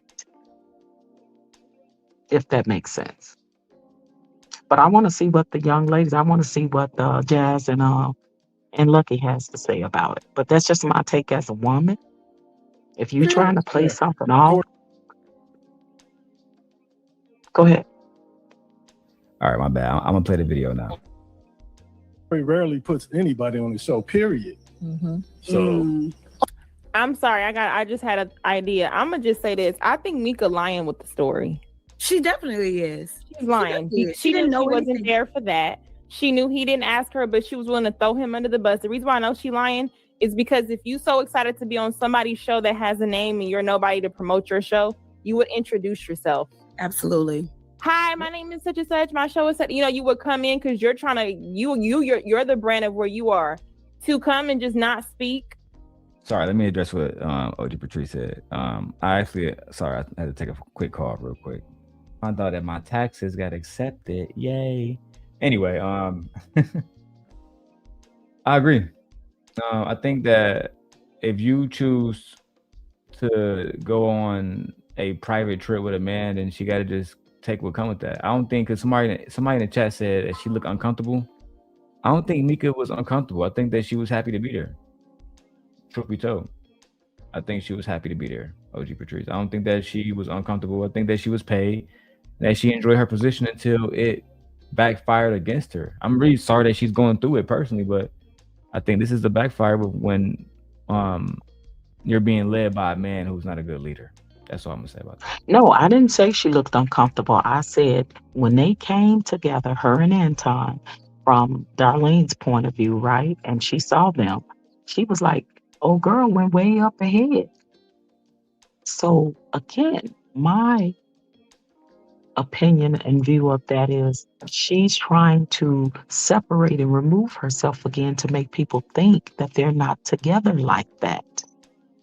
Or maybe they didn't see her get out the vehicle with him or something. I think that she was trying to. What's that? You think that was all like a ploy? Like it was like.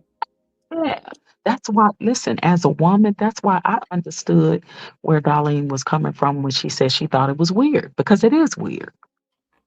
You with someone that right then you under the impression that this person has gotten you on the Corey Holcomb show. Why would you walk away and go way ahead of him and leave him when he's the cause? Like, again, I think that she was trying to give them the impression that we really not together like that.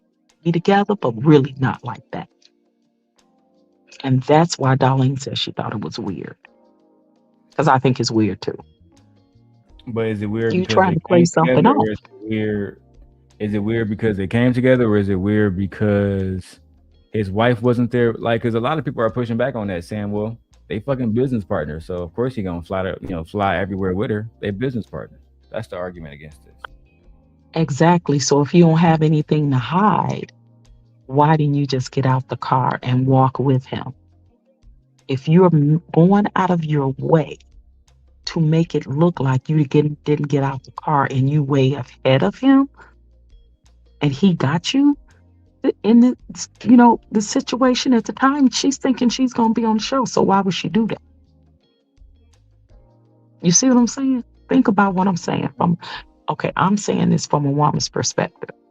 She don't know what she doing, where she going. She hadn't met anybody yet, except for Darlene outside. But she's walking way ahead as to say, we together, but we really ain't together. I think she was trying to remove herself from that. From the stigma of being a side chick. Yeah. Is that what you mean? Absolutely. Yeah. And just to answer, Gore in the chat was saying he'd agree also, why did Anton say Corey is a snitch? Yeah, he said, listen, when a man use hypothetically like Anton did when he whole addressed that whole thing. Let's just say hypothetically, she was with me. He broke man code, bro. He broke man code, bro. Why would you use it if there wasn't some validity to it?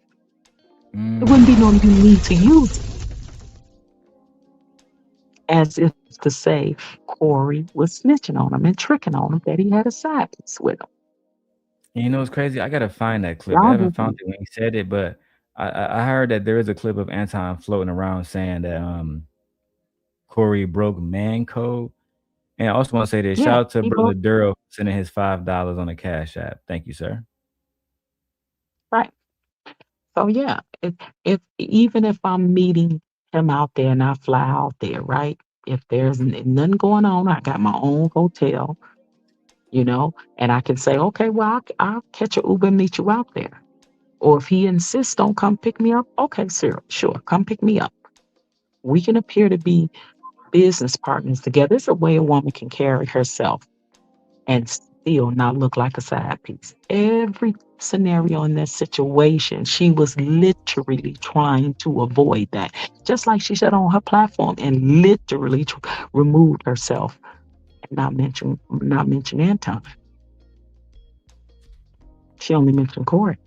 That's actually a You very have good to point. read between the lines. I know women know what I'm talking about, and maybe even some man will get it. But listen, I've But been a see, I woman wouldn't pick all up my on life. that. I wouldn't pick up I've been on a that. woman all my life. I swear to God, I know like, that's how. why I like you being here because I would not pick up on that. You know what I'm saying? You're a little bit more I'm gonna say wise, but more patient than my wife. So she's like me 3 or 4 years ago. You know what I mean? Like she's a little I firecracker. see she is. She's spicy. I love it. She's Yeah, spicy, but she be facting. Your wife be telling them facts, and I love it. But yeah, yeah. that's what I'm getting out of all of this, right? And somebody what the luxury put NDA in there. I think that it was ways she can have the conversation without null and voiding or invading on her NDA.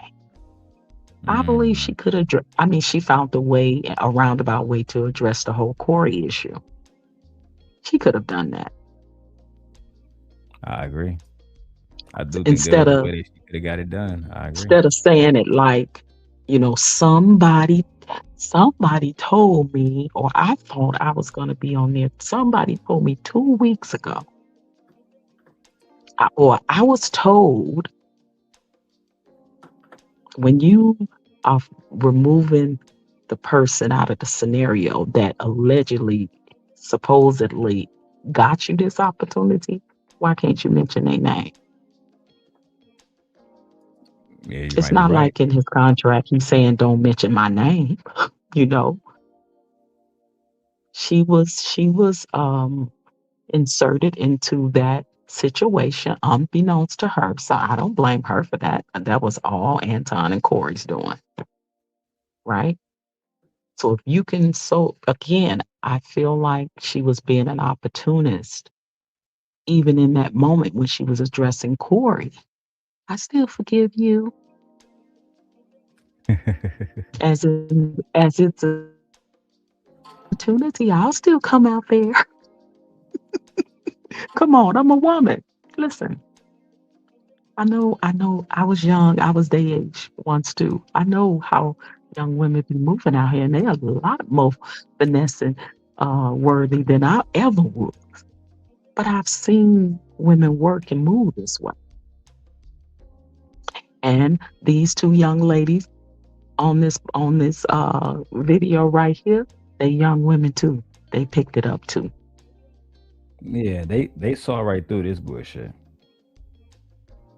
I Exactly. mean, Why is he it's going? right Oh, you broke bro code. What, did he?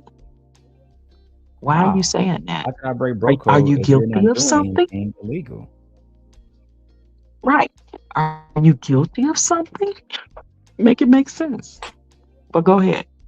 The only way it would make sense is if he actually was guilty of something. And that's why you shouldn't be playing around like that, because not everybody around here saying that you're cheating on your fucking wife.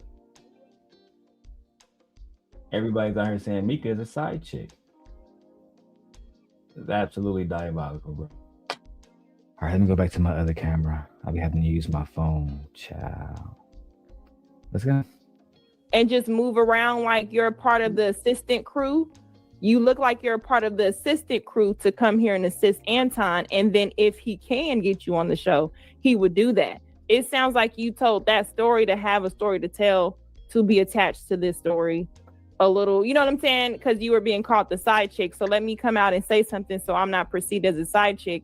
Well, I don't think you can really get away from being I don't think I'm just personally, my own personal opinion, I don't think anything is happening that his wife is not okay with, if there is, personally. All I'm saying is, because of optics and how we're talking about Christianity and I'm a Christian man, they're going to judge you. You know what I'm saying? So it's like, I don't think none of us really give a fuck, but just thinking about what the person. She's right. Y'all serve a Christian community that is going to judge you no matter what. Unfortunately, that's just the facts. When people see you with a side chick or with a woman that's not your wife, they're going to judge you. They're judging Pastor Jamal Bryant for his wife wearing a sexy dress, and that's his fucking wife. These people are going to judge you, and truthfully, like I said, I do feel bad for OG Patrice. I feel bad that she was put in this situation, whether she put herself in it or not. The simp in me just makes like, it's like, damn, now you being attacked because of this whole ass time. All right. But we know 90% of the time, men that have been, in corporate America, politicians to whatever, occupation they've been in, when they have beautiful women around them, what always usually happen, where they come out months later, years later, they be done slept with the secretary, they be done slept with the assistant, they be done slept with, the one that makes their travel. That's been forever. So for this Christian conservative man to move like this, I'm with Lucky on this. I would think that his wife, who said, Mika, I love Mika, that's my boo, I would think that she is aware. She's down for it. Not only that, Real but talk. I do get the video of Anton having a conversation with Kevin Samuels and them talking about side chicks and why side chicks can be important and how side chicks can teach wives about the husbands, which, my wife didn't like that clip. She thought that clip was diabolical. Absolutely diabolical. That your side chick or your mistress would teach the wife something. God damn. But that's the kind of shit Anton be on. Truth be told. And it's so strange you said that, because this is what I've learned in my life of, more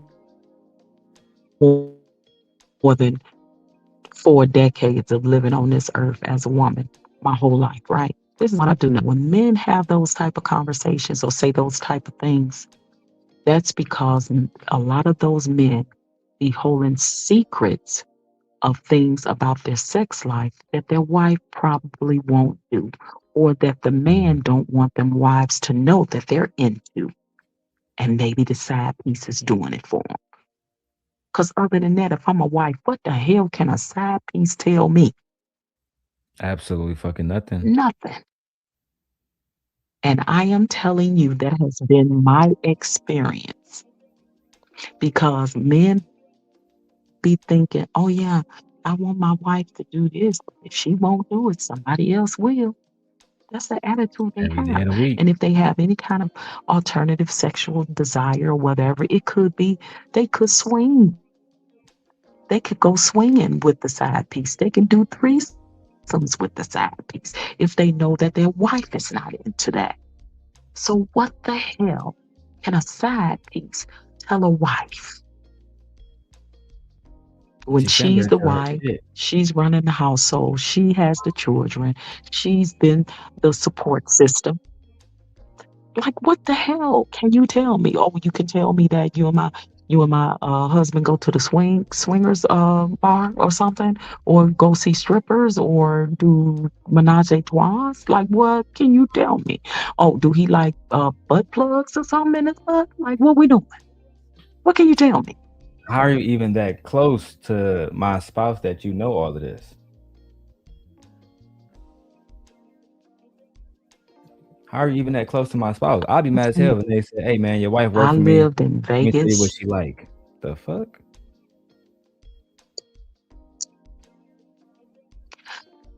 I live in Vegas, and I know some people that was in all kinds of lifestyles, and I got some stories.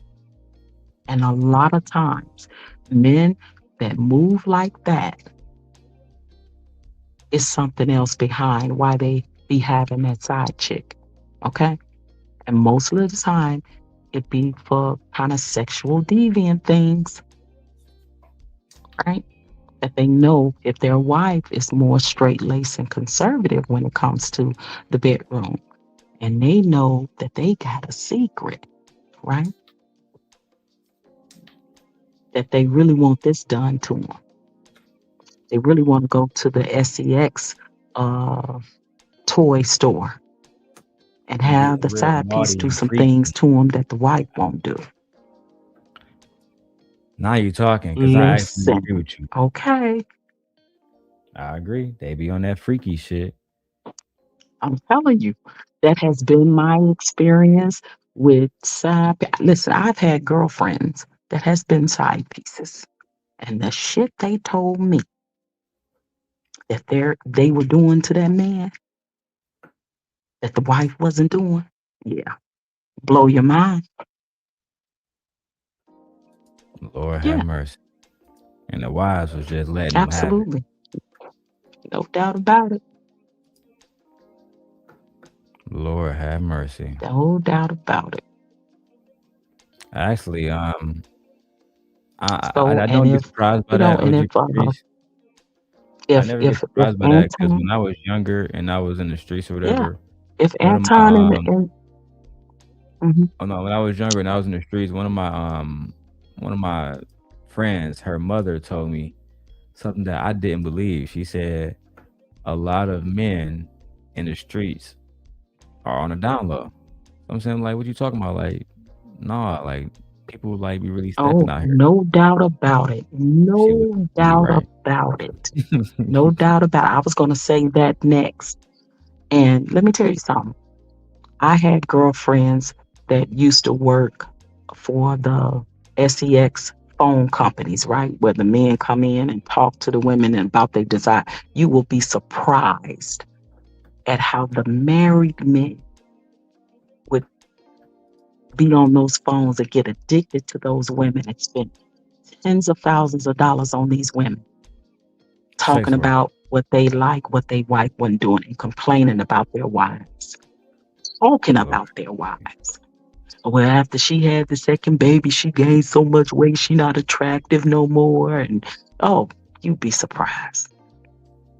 They act like they hate they women. And we know Yeah, that's not and the they will case. be on the down low without a doubt. Most of, and this is factual, most of your narcissistic, violent men that are violent towards women are on the DL. Lord have mercy. If they are violent towards women, they hate women. You know why? Because they're jealous of them. They see something in them that they know they fighting within themselves that they're not ready to come out. Why do you think when so many women discover that their husband or their baby daddy or the boyfriend is on the DL and they threaten to expose them, they unalive these? No, these men have I always am shown telling you, very these are violent facts tendencies. Yes, very violent tendencies. That's true. because, yeah, they hate women. They hate women. And they will unalive you if you expose their secret or find out their secret. That is the truth. I have had female friends back in the day when I was younger, because one of my really good best girlfriends who's now a PhD, but back in the day, in her early years, she used to be a stripper. She got a PhD now, right? She's doing wonderful. But the stories she used to tell me about the shit men wanted done to them that their wives wouldn't do. And she was about that money back then. And I'm talking, this was 90s, early 2000s. Okay? Absolutely. You will be surprised. Absolutely. So when I hear him talking about breaking bro codes and all, like, you a married man, what bro code would Corey be breaking on you if you were not guilty of something? Oh, he's definitely guilty. That we do know. He's for sure I guilty. hear these men sit up on these platforms acting like they. What's that? Oh, I think you got a delay. I said he's for What you sure. say? I said he's for sure guilty, beyond a doubt.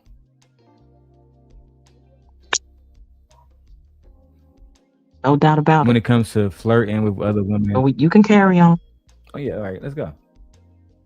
Would represent, it does seem sketchy that you come out with something that's not factual, because now it just seemed like, what is going on? Like, is it like, because now we got questions. We And didn't if really you have, knew you were anything supposed into the story. Go ahead. Yeah. And if you were told that you were going to be on the show and Darlene came out to greet you, why would you beeline it to the door? And like you said, instead of standing with Anton, because obviously you're a part of this situation, not introducing yourself makes you look more like what you're trying to not be looking at. Not look like, yeah, because it doesn't add up. You moving like a secret at that point. Like you moving like somebody that's just here, but not supposed to really be seen like that when you're doing stuff like what Darlene said. Because if I'm supposed to be on the show, I'm saying hi to everybody. I'm introducing I agree, myself. Tennessee. It wouldn't make sense for her to come out and lie on Anton, though. It wouldn't make sense. It wouldn't make sense for him to tell her and lie to her that she's going to be on a show she was not about to be on. So both of them lying. Somebody lying. Somebody definitely lying. According to Corey, there is a lie there. The lie was she never was told she was going to come on the show. And Darlene is saying she came there and didn't speak to them. So even if you thought you were coming on the show, you approached the situation as if you weren't going to be on the show. And then even if a person lied and told you that, why would he lie and tell you that? Right. We don't know. We're just going off of what was here. Okay. I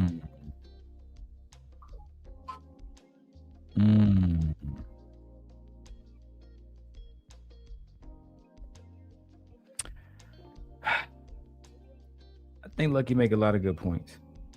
Truth be told, and this commentary, she makes a lot of good points. I love hearing women, and sometimes particular women, speak about this type of topic, because they're going to give a nuance that that somebody like OG Patrice wouldn't give. Right? She said she would take a flight. She said she would go out there, and a lot of women would use a nigga like Anton. And that's why I listen. I don't give a fuck what nobody say. Anton not smashing these chicks. He's sending these chicks money. He's spending time with them, but he not smashing. Nobody can convince me of that.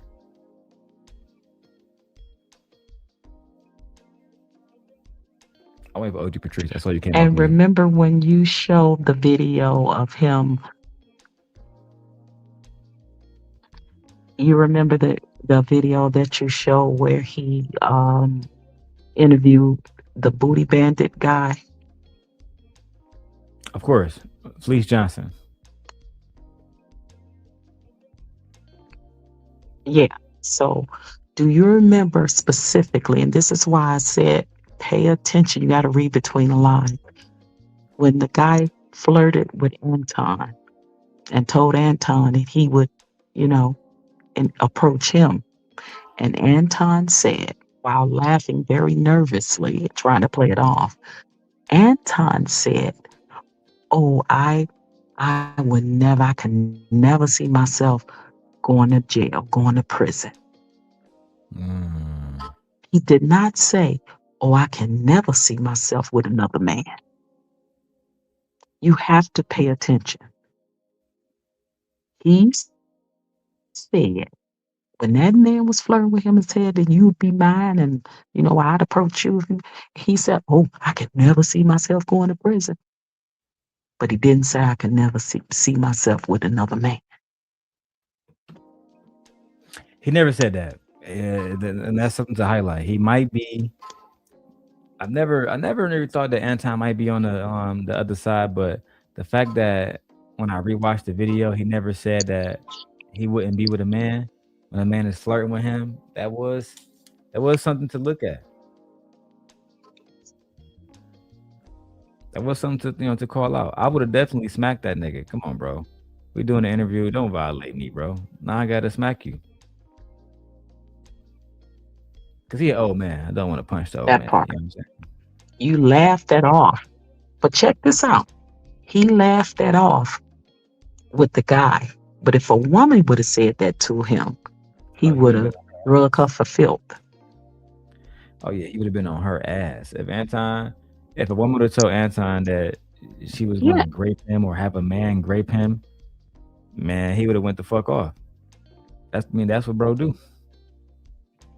You have to watch not only what they say, but you have to watch what they don't say too.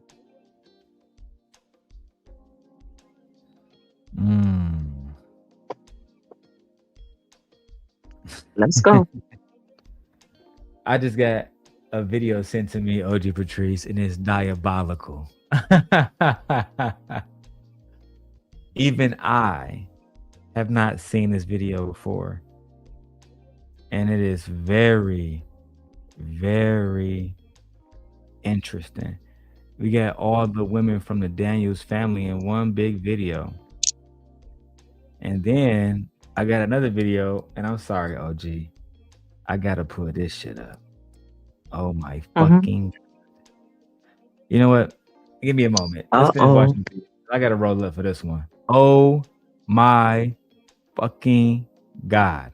Let's go. So that's what I'm saying. I want to make sure everybody know what happened. Because the broad said he had told her she was going to be on the show 2 weeks ago. Oh, wow. So if she got any common sense, she should know this a cake-ass nigga. If she got any common sense, she should know, oh, you a fuck boy. You told me I was plugged to be on the show. Because I believe he told her that. He definitely told her. I believe he thought he had bargaining chips with a nigga. He didn't have no bargaining chips. No, she can't come on the show. I don't know nothing about that.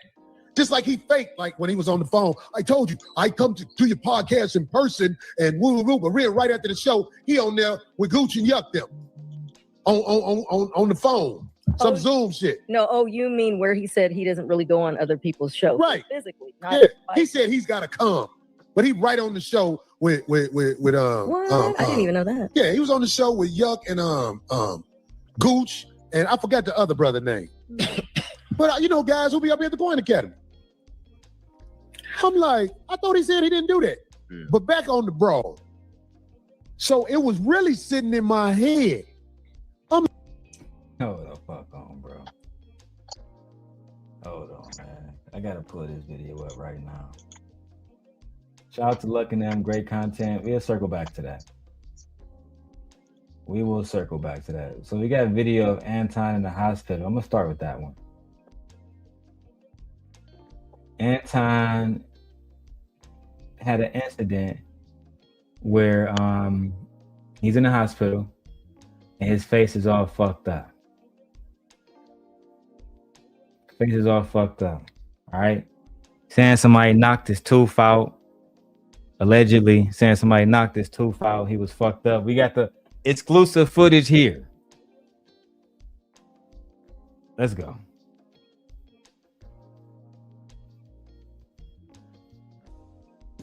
What?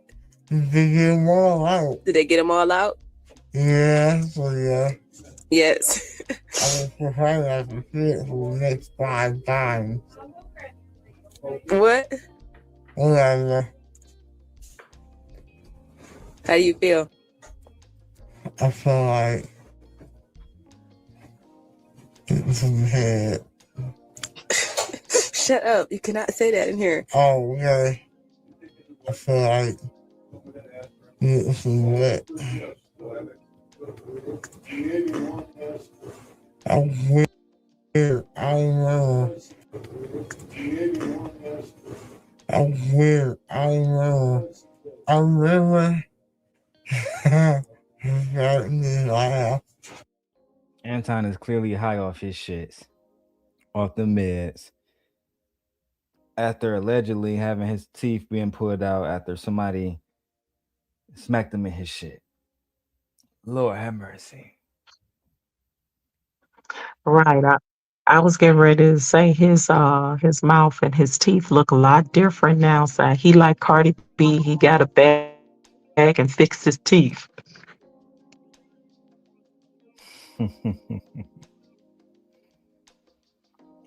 That nigga, I was thinking about something. I'm not gonna say that. That's diabolical. But that nigga definitely was unfortunate looking before the bag. I don't know how the ladies feel about Time Dog now. I don't know if he's a good man to look at now, but let's keep going, man. Fuck it. What was going on? It was stupid. It's like it was dumb stuff. That's what happens when you get drugged. We was using stuff for home for health. You can order it on the internet. I could probably find it. You gotta stay woke though. I am woke. Did anybody molest me? I don't think so. Before. Am I sure? You don't know they could I wasn't in there. And roll me like a rodeo. I just took my shirt, my pants to make sure I ain't got no blood on me. Busted it open. And you know, I ain't never seen them like mine. Because doctors say I'm still growing. And I'm already like 7 inches. And that's inches when I'm hard. And I got to take, more importantly, I got to take girth. That wideness. And make them say, oh my Jesus, what did you put in me? If you do cover in me, and you put a deep cover attached to the Bella, if you rip my inside out. When you see this video, you gonna be cracking up. I'm like, I'm I got that V. I got that V. I'm telling you, I can put it in a rib cage, and it's so wide, and blessed open the inside. Hey, Anton, it's over with that alpha male shit. It's over with that. I used to have all the whole shit. We see what you look like before the money. It's over with. It's over with. You can pack all that shit up. You're never going to convince us that you're an alpha male. You're never going to convince us that you're an alpha male. Now, through some hard research, some very hard research, I found the video of all the Daniels girls. All of the Daniels girls, they had a Family Feud audition. Oh, you're going to like this one, OG Patrice. Yeah, boy. So Anton and the ladies of his family decided that they wanted to be on Family Feud. Okay? You see right here, the Daniels Family Feud edition. And let's see what these ladies got. Let's see if these ladies deserve a spot to be on Family Feud.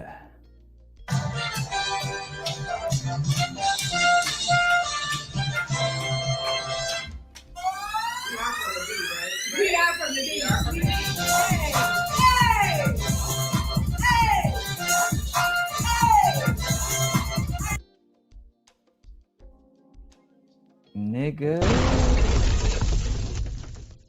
Is this Mrs. Daniels throwing it back? And the ladies having fun? I gotta put this on a big screen. Child. Hold on now.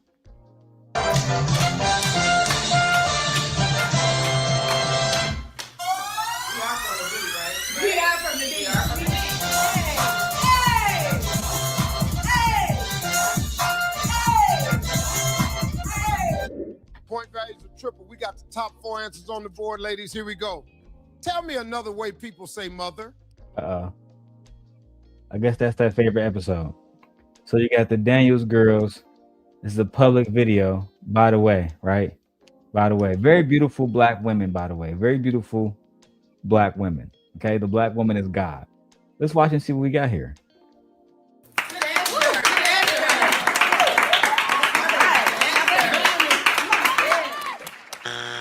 The fuck? And this is Lady Rita. This is Lady Rita Daniels. This is what it looks like when you're married to a millionaire. A lot of y'all don't know what it likes to have a millionaire nigga. Y'all never had no rich nigga. This is what it looked like when you got a millionaire man. Yeah. Yeah. Anton said he got a baddie. Anton said he got the most beautiful wife on YouTube. Lord have mercy. Let's go. Way people say mother. Okay, come on. All right, Sharita, name another way people say mother. How about Nana? What? Name another way people say mother. How about Nana? As in giving up that nana? You know what? Let me not even go into that because I was going to go into some diabolical dialogue. I'm going to skip right past that. You know what I mean? Let's go. Nana. You got 2 strikes. Now, Jasmine, tell me another word that people use for mother. How about nanny? Okay. Stop clapping. Nani. You know how some people say nani, some people say nani. Nani. It's up there. Nani. This is fucking cringe. This is fucking cringe. And Rita, you see how much taller Rita is compared to, she's like a fucking Amazon. Motherfucking, this is Rita right here above me. She look like she's fucking 7 foot tall. Like she coming round height. The fuck? Very cringe video. Very cringe video, bro.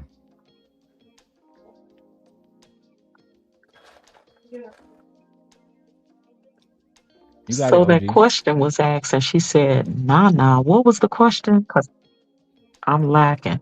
What was the What is a question? different word? When she said the answer, nah. What's a different name for mother? She said, nah. Oh, I think she was trying to say Nana, maybe. Maybe she meant Nana, because that's what my grandbabies call me, Nana. To be honest, I never heard Nana, but hey, I don't know. These are not a bad group of looking black women. These are a beautiful set of beautiful looking black women. Rita is actually in shape. I never understood why he would need a side chick. Look at her. She's slim. What's the problem? She's fit, feminine, and friendly. Well, just like Kevin Samuels used to say, the high value man have options. Kevin did say that back in the day. I haven't reviewed no Kevin content in years. Right? Yeah. So do you believe that Anton is just exercising Yeah. his When you a high value man,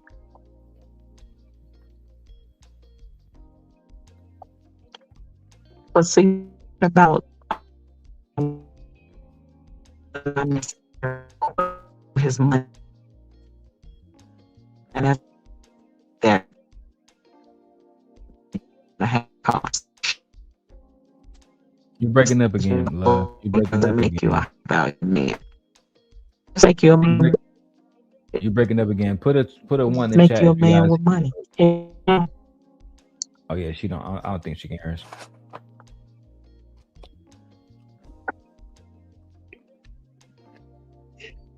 You're breaking Yeah, up. I'm buffering and I'm inside. It's okay. You hear me? We got all day. We chilling. Hold on. All right. So we're going to get into another video real quickly about OG Patrice and the internet over there get sorted out. We had a black woman get into an argument with Anton because she believes that he is arrogant. So let's get into that video now. I think it's what Quentin said about the fighting.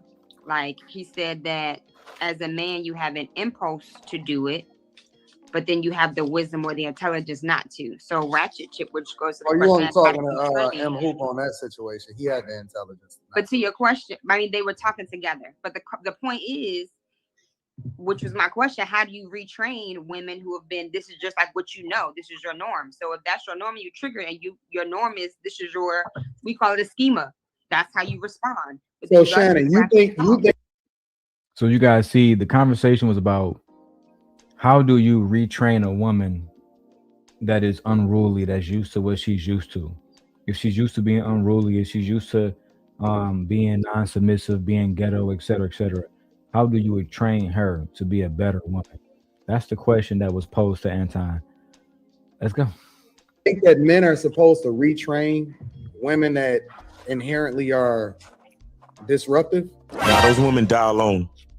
No, I think that it's possible. I think that though a lot of those, just like Monica, people have triggered, people have experiences that are negative, and it's still very much possible to show them a safe place. If you need to train a woman, but if you give them a safe place, not all, but some will be safe enough to say, okay, I can let my guard down. I don't have to be a complete butthole. Like, this is the thing. Like, oh God, like they can actually protect me for real. Like, this is new. That's actually a thing. I don't agree. You fine, but I'm a licensed counselor and I can tell you it's true, boo. Yeah, but listen, it all you're a the licensed counselor. Okay, what kind of She's a licensed counselor, so she's talking about the psychology of women who never had a mother in the household potentially, or never actually was taught how to be a wife, in the same way that men are not always taught how to be husbands. Okay, OG, I see you, OG. Anton is saying that it's not men's job to help their women grow, to grow in relationships, to have a healthy look and a healthy stance on communication. These different things matter in relationships. If you were the woman and you love her and she has some flaws that you may not like, the best thing to do is to actually go to a marriage counselor and do everything you can to work out those kinks. I'm not leaving my wife no matter what she do. I'm not leaving my wife no matter how unruly she may appear to other people. That's just what it is. I love my wife. I love the situation that we have together, and I want to continue to grow on that. That's just what it is. Let's keep going, man. We still got to do the Oshay Duke Jackson video. We're 4 hours in, right? And we still haven't done the Oshay Duke Jackson video, man. Look, man, I work very hard. I'm up here by myself. You know what I'm saying? OG Patrice came up here for a minute and she kicked it with me, but for the most part, y'all know they don't like me. I'm the person that exposed they daddy Anton, so they don't rock with me. What I would like to see y'all do, I see we got what? We got 121 people watching on YouTube. Let's see if we can get 121 people. 121 people. This is saying $5 a piece. Just $5.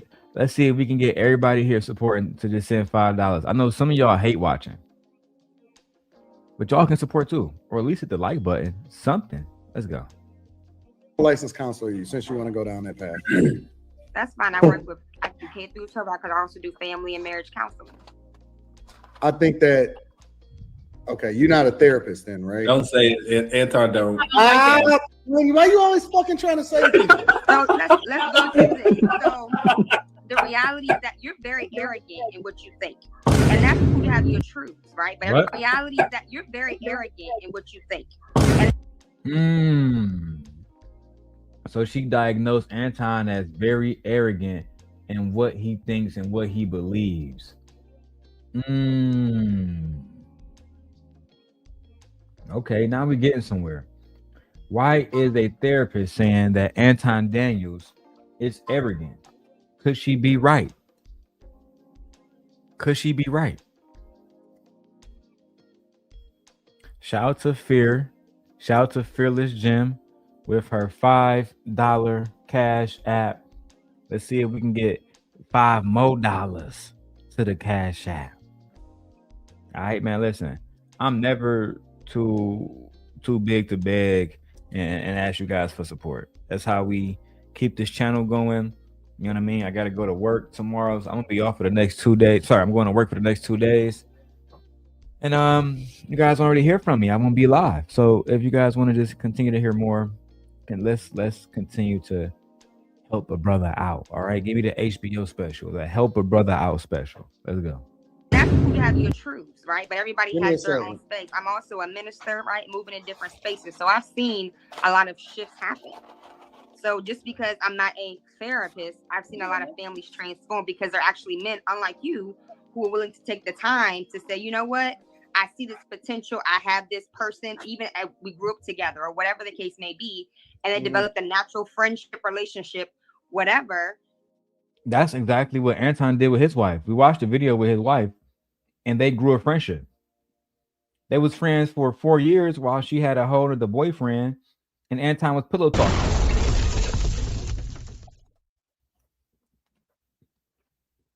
And they were able to break down those walls in women that other men caused or other fathers or even other women created. And then there's been success there. So it is a possible thing. Because I'm not a therapist doesn't mean I'm entitled not to be. What does being a minister have to do with anything? What does being a minister have to do with it? What does being a Because minister at the end have of the day, I believe people can transform. You don't, it sounds like. I believe, and I've seen a lot of people transform because of different relationships, because of People can grow into being better people all the time. The problem is with people like Anton, especially when he's talking to black women, he doesn't see any space for growth. In his mind, the only thing that you can be is a ghetto ass black woman or a loud ass black woman or an unruly ass black woman. He don't give a damn about what y'all do for a living. Anton don't give a damn if you are a vice president in Kamala Harris or if you work at Walmart. He don't care. If you're a woman, in his mind, women should behave a certain type of way, and that is completely submissive to their man and doing exactly what their man say, no matter what. Shout out to OG Patrice for her $10 cash app supporting the show. That means we are only $60 away from the goal. Let's go. Ooh, cash make the coochie go woo woo. I'm going to be showing you guys Anton Daniels content. And truth be told, for those who are here, yes. Is Darrel Long riding the wave? Yes. Fuck it. I am. That's right. I am. Am I going to continue to ride the wave? Yes. Yes. This is true. This is true. I'm sorry, but it's true. I will be continuously riding the wave. It is what it is. It is what it is. Do I care about what people think? No. I just want to continuously shit on Anton for as long as I can and break down why he is a degenerate bandit who lies about being a Christian, who lies about pretty much everything, but lies about being a conservative Christian above all. Above all. You understand what I'm saying? It's absolutely diabolical. least because of opportunities. But it sounds like you feel as though, oh, just leave them alone. They'll just, they'll be all right. But people can change. People can grow. Like, look at you. You didn't come out the womb like this. You had to be educated and taught the different facts that you've been spitting. It came from somewhere. You didn't come out the womb like that. Somebody had to help you along the way. So you a licensed counselor, huh? What are you trying to get to? What you want? I'm asking you a question. I want to make sure that I'm correctly assessing. I want to make sure that I'm correctly assessing. She asking what you want because she can already tell you're trying to triangulate her into a bullshit conversation. She can tell. She can tell that you're trying to triangulate her into a bullshit conversation and that you do not mean well. She just said she was a counselor 4 times, but now you're asking her over and over and over and over and over again. Are you a counselor? Are you a counselor? Are you a counselor? Are you a counselor? Bro, you can't make this shit up. It's absolutely diabolical. And I'm not hating on Anton, man.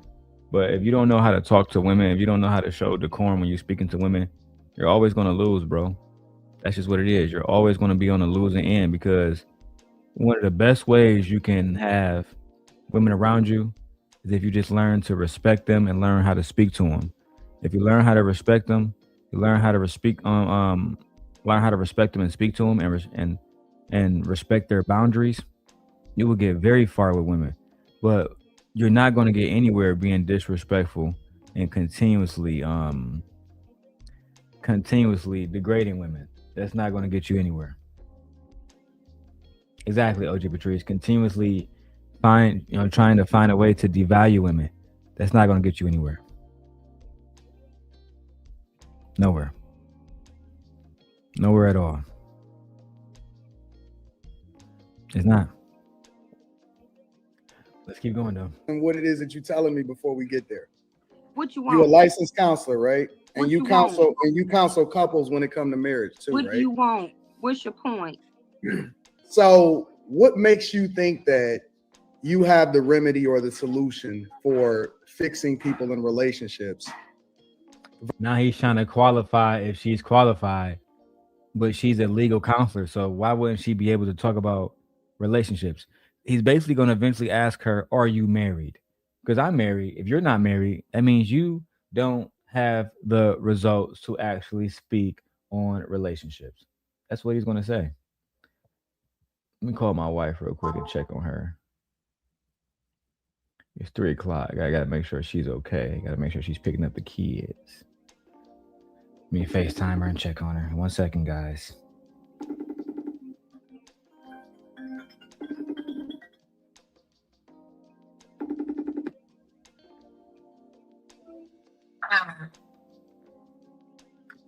Hey, babe, just checking on you. You picking up the kids?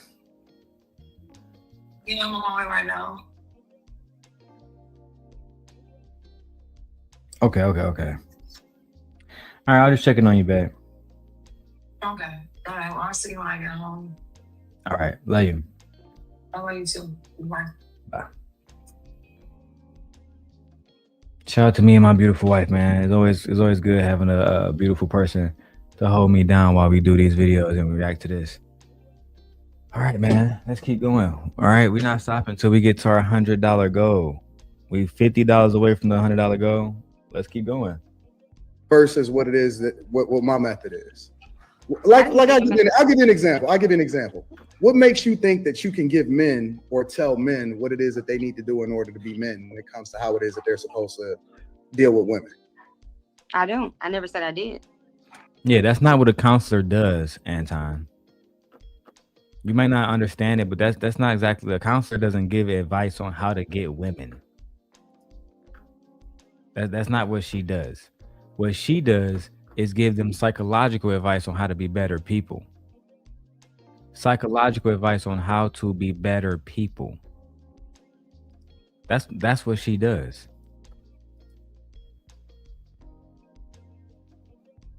You know what? Let's keep going. So do you counsel men? Do you counsel men? Do you counsel men? Yes. So how can you say that you don't feel like you should be able to do that, but you do it? If some men, just like women, Amen. are open to getting advice, counsel, then they can have some different opportunities, different ideas. We call it schemas. So based on your idea and your life, these things, just like Monica, our topic, certain things trigger people. But when you're able to have a conversation, Are you and say, "Oh, qualified wow, to give I can men see this advice from on how it is that they're supposed to deal with women? I don't teach a man how to be a man. I'm a woman. I can't do that. Exactly. She don't teach men how to be men. She is a woman. What she does is she teach psychological things, like things like how do you self-reflect on what you have done? How do you self-reflect on how you can be a better man? How do you self-reflect on how you can be a better husband? How do you self-reflect on how your communication skills may not be the best? How do you self-reflect? And I think a lot of men don't care about self-reflection because they never want to look at themselves and say, I might be the problem. I might be the reason why I can't find a happy relationship. I might be the reason why I am struggling with lust. You know what I'm saying? Anton seems like he's been struggling with lust for years. He seemed like he's been struggling with being a faithful man. He seemed like he's been struggling with hiring women around him that he wants to sexualize. And I'm gonna tell y'all this right now. I don't need no super sexy, big booty ass assistant. I just don't. If a woman come through my door, I get rich enough, I get an assistant, and she say, "Hey, Darrel, I want to be your assistant," and she too much of a baddie, I'm good on that. Cause I know what come with that. I understand what come with temptation. You know how many times I open my Instagram and see a baddie and I end up just keep scrolling and looking at baddies for 15 minutes. Men, we like beautiful women. I love beautiful women. That's why you got to stay away from some of them, because that feminine energy, it'll get the best of you, bro. And you'll end up in situations like Anton, where now I believe he's addicted to that feminine energy. He's addicted to that feminine energy, and he's going to do whatever it takes to have it around. That's just the facts. But let's go. So what kind of advice do men seek from you? So relationship advice. How do I deal with this? And you give them advice? I'll give them my perspective, my clinical as well as personal perspective, depending on the area that we're But in. you're not qualified to be able to tell a man how it is that he's supposed to operate like a man in a relationship. But I am qualified. I've been married for 12 years, been together 15. I am qualified to give a neutral as well as a woman's perspective. So she's been married for 15 years, Anton. So I think that she would be qualified to actually tell somebody what to do in a marriage. I think she would be qualified. I think she's absolutely 100% qualified. I genuinely do. I think that you are not qualified, actually. I think you're not qualified.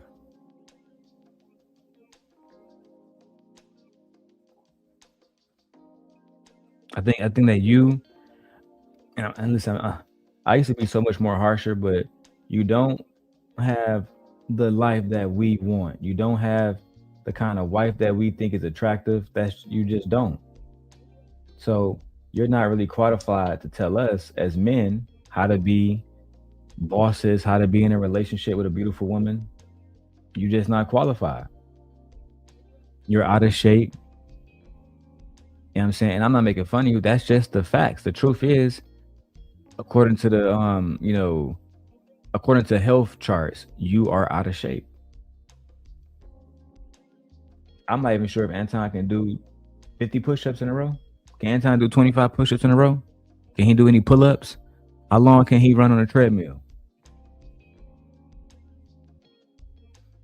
And yes, OG, she's undoubtedly far more qualified than him. How could she not be? She's a fucking licensed not a licensed therapist, a licensed counselor. How could she not be? As well as the clinical That perspective. don't mean shit to me. I've been married since I was That's 22 fine. years That's old, why I'm not on counsel. and I've been married for 19 years.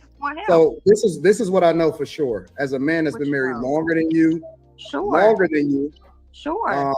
And has coached probably way more men than you've ever had a conversation with in your life, regardless. Coaching men isn't the same as being licensed to psychologically evaluate them. You do understand that, right? Coaching men is not the same thing as being able to psychologically evaluate them. It's not. So you can brag about how you speak to men like Quentin, he's still single. You speak to men like August Moore, he's still single. What men do you speak to that have results? Like, these fucking Manosphere gurus claim that they're helping people get into relationships, and there's absolutely no proof to that. Zero proof at all. Whether or not you think that you're qualified or not. This is what I know for sure. No man should ever take advice from a woman on how it is that he's supposed to operate when it's within his relationship. And that is your arrogant perspective. No, that's the truth. No woman can ever teach a man how to be a man. I agree. I already said that. What about your mother? So then that would mean that you're not even qualified to have a conversation with a man when he's seeking. If a man is seeking advice from you, that means that he's not even where it is that he's supposed to be mentally, and he's seeking the wrong advice in the first place. Now it's about sexism. Now only men can give other men good advice. Right. Now only men can give other men good advice. It's not there's nothing a man can learn from other men. Nothing at all. This is the anti-woman rhetoric that Anton has been spewing for years. 4 years, bro. I mean, you cannot make this shit up. I wish I could, but you can't. You can't make this shit up. And guys, we are $50 away from our stream goal. Let's see if we can hit that stream goal. I'm gonna get as much work done as possible here in the background. We are almost 5 hours in. If we can get everybody here to donate, I'm going to keep asking, because closed mouths do not get fed. Let's continue.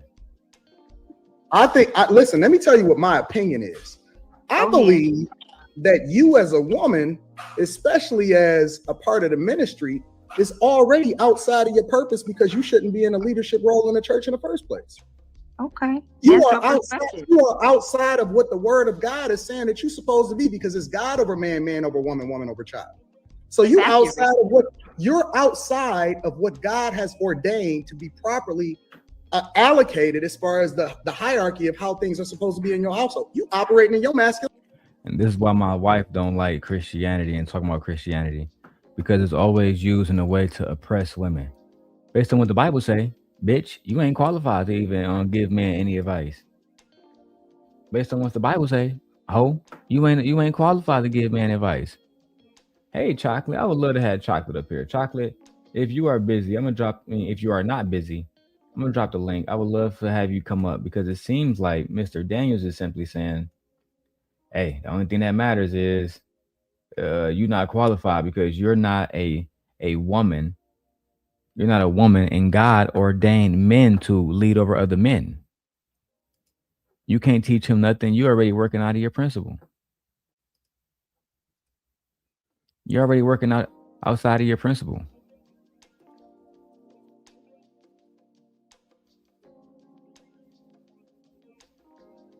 But you know what? Let's keep going. Validity. No, I'm not. Oh, yes, you absolutely are. You out of control. No woman is supposed to be standing over a man telling him how it is that he's supposed to be leading himself in a relationship. Pause. Talking to a woman who's a qualified counselor and telling her that she's not qualified that's diabolical. And welcome to the show, Chocolate. How you doing, beautiful? Hey, sir, how you doing? Thank you for welcoming me. Hello, everybody in the chat. Shout out to your beautiful wife and family. Yeah, I'm here for the shenanigan. This man is a menace. And to your point, the man that say I got plenty of bitches, excuse my language. If I don't, Lord have mercy. just let me know what I can and can't say. I ain't trying to mess nobody money. And then turn around and say what women are not doing or away from God's law in some kind of way, when none of these men, including this man, is doing anything that the Bible say men's supposed to be doing. And I landed right there. I couldn't agree more. Anton does not represent religious men who genuinely love God and genuinely love God's people. He's not a representation of that. And if he believe he is, then he's a poor representation of that. A very poor representation. A man of God like Jason Wilson wouldn't be online flirting with other women, talking about flying other women out, speaking sexually on other women's vaginas. That's just diabolical. And for some reason, Anton continuously have the same fucking behavior. Well, that's because it's encouraged. He's got a lot of yes men and women around him. So who is to stop him if the people that's in his circle are telling him what he's doing is fine and acceptable? But don't you think he should exercise his own self-control? Like he sees this is going badly.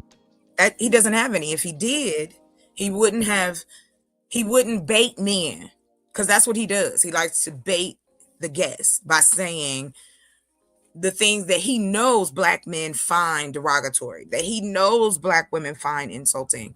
He'll go in that direction, just like to what the video you played the other night and what the sister was saying. I never have heard this man say anything positive about black women. Never. No. And this was before I met you. This was before I met anybody that I started like doing, I was a watcher first before I became a content creator. And just the egregious things that were being said and how those women would be right there, amening it on. And that's why I'm like, you got both parties involved, but the numbers will always lean more toward men because they're the ones with the loudest voices in these spaces. Unfortunately, I couldn't agree more. Shout out to Chocolate. Let's go. One thing we're not gonna do, because what's one thing that's action about, because there are like Deborah. Am I triggering you? Miriam, but we're not gonna go back and forth. We can agree to disagree. The point of right now is giving my opinion. Hold on. You started this. You said exactly, and I said there are no. Don't back off now, because you started it by saying that what you thought about me and my arrogance and all of this other type. You're of stuff. very arrogant. Now when I'm giving my opinion of where your hierarchy is, and instead of attacking an argument, because I didn't attack you as a person, I didn't say that I think that you were arrogant like you attacked me. Right? I never gave my opinion of what I thought of you specifically. I'm just talking about what it is that you share with me based off of the questions that I asked you. So actually, you the one that's in the wrong as a licensed counselor and as a minister. You attack the person. You've already stated you attack the person before we ever even start having a conversation, and that's cool because. Passive aggressive. She never attacked you, Anton. She just simply said that she literally never attacked you at all. She just stated her expertise. That's all well, she it's did. not about that. It's not about that. It is about dominance of the conversation. He can't combat what she says. So let me now use words that make me be the victim and validate why actually I'm saying a whole lot of nothing. Because he never really responded. He never really, what he's saying, it makes no sense. You in one breath you want to be hands up where you like, no, I'm not causing a problem, but stand by what you're saying. You are talking about black women. There's a part of you that is fascinated with us, and especially in humiliation rituals online. That's why y'all don't care about our education no more. You don't care about where we live, what we do, our hair, nothing. We supposed to walk around, no makeup. We nuns now. This is not the Middle East. And even in the Middle East, it ain't like this. Again, these men keep fantasizing a time that They didn't have control then and they don't have control now. So the only way they feel that they can control is to dominate weaker people or people they feel are weak. And he feels like he's the smartest man in the room, whether he's talking to men or talking to women. And I pause right there. No, I couldn't agree with you. I couldn't agree more. I couldn't agree more. I think that Anton is always show himself to be a narcissist and not to be somebody who is interested in intellectual conversations at all. Textbook case, the same thing, the passive aggressiveness, the dog whistles. I triggered you. You Welcome know to the you stage, did. Trey. I'm sorry, You know what Tasha, I'm keep going. Oh no, go ahead. You know he did. See, I like watching because of the little things, the details, the body languages, what people say, what their eyes are doing. This man has so much disdain for anybody that he thinks that could deem a threat. This woman is a counselor. This woman is a pastor. Obviously, she done what she needed to do. She can't even get the accolade and respect. You're trying to make it a wrong or right argument because you are unable to have the conversation. You want to go right into victimhood. So how are you having a conversation? And it's always with something that, you brought this up, bruh. Grab your nuts and be quiet. Let this woman finish what she's saying and then go ahead and rebuttal it. But that's not what happens because they're tired of hearing her speak. So I'm going to jump in and make it be about me. Can't help it. Can't help it. He does that so many times in the videos in the clips that we keep watching. And I watched the Corey Holcomb, interview from the beginning to the end.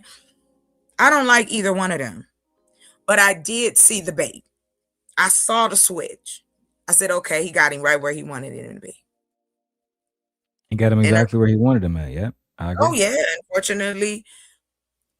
And what's so wild is these are two men exposing one another, but yet have the same disdain for Black women in their own community. There you go. I'm done. And what's interesting is Anton only has a daughter. He doesn't have any sons. So you would think he has some type of Don't tell me that he got a daughter. Lord have mercy. But wouldn't that make him have, like me as a Black man who I have 2 daughters, and technically because I'm married, I got 3 daughters. And my wife is pregnant now, and we believe that's a daughter. But nevertheless, y'all blessed. That's congratulations. Thank you. Together we got 10 kids, which is crazy. But okay, Brady Bunch. I know, right? They need to bring that back. That would be a fun show. Instead of listening to people yell and talk about stuff and always want to talk about relationships, telling somebody what to do. And you can't even hold on to your marriage. You can't even see the type of woman you got.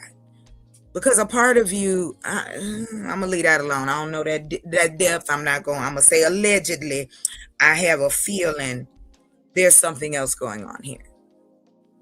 That's all I'm going to say. Those who know. All right. Do you think that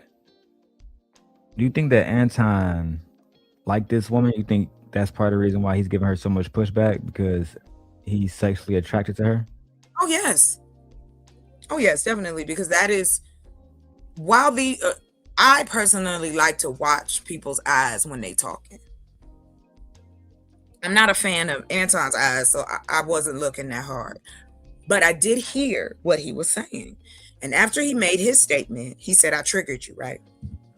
He absolutely did. That's what he wants. He looking for the next dopamine hit. And I bet you dude got ADHD. I bet you. Lord have mercy. Shout out to Tracy's Take with her $10 Cash App, which means we are $40 away from the stream goal of our $100 stream goal. I appreciate all you guys. You guys have been wonderful. Let's keep going. We got so much content. And Trey, what's good, my brother? Hey, Trey. What's good with it? What's good with y'all, man? How y'all doing today? Bless here, doing it again.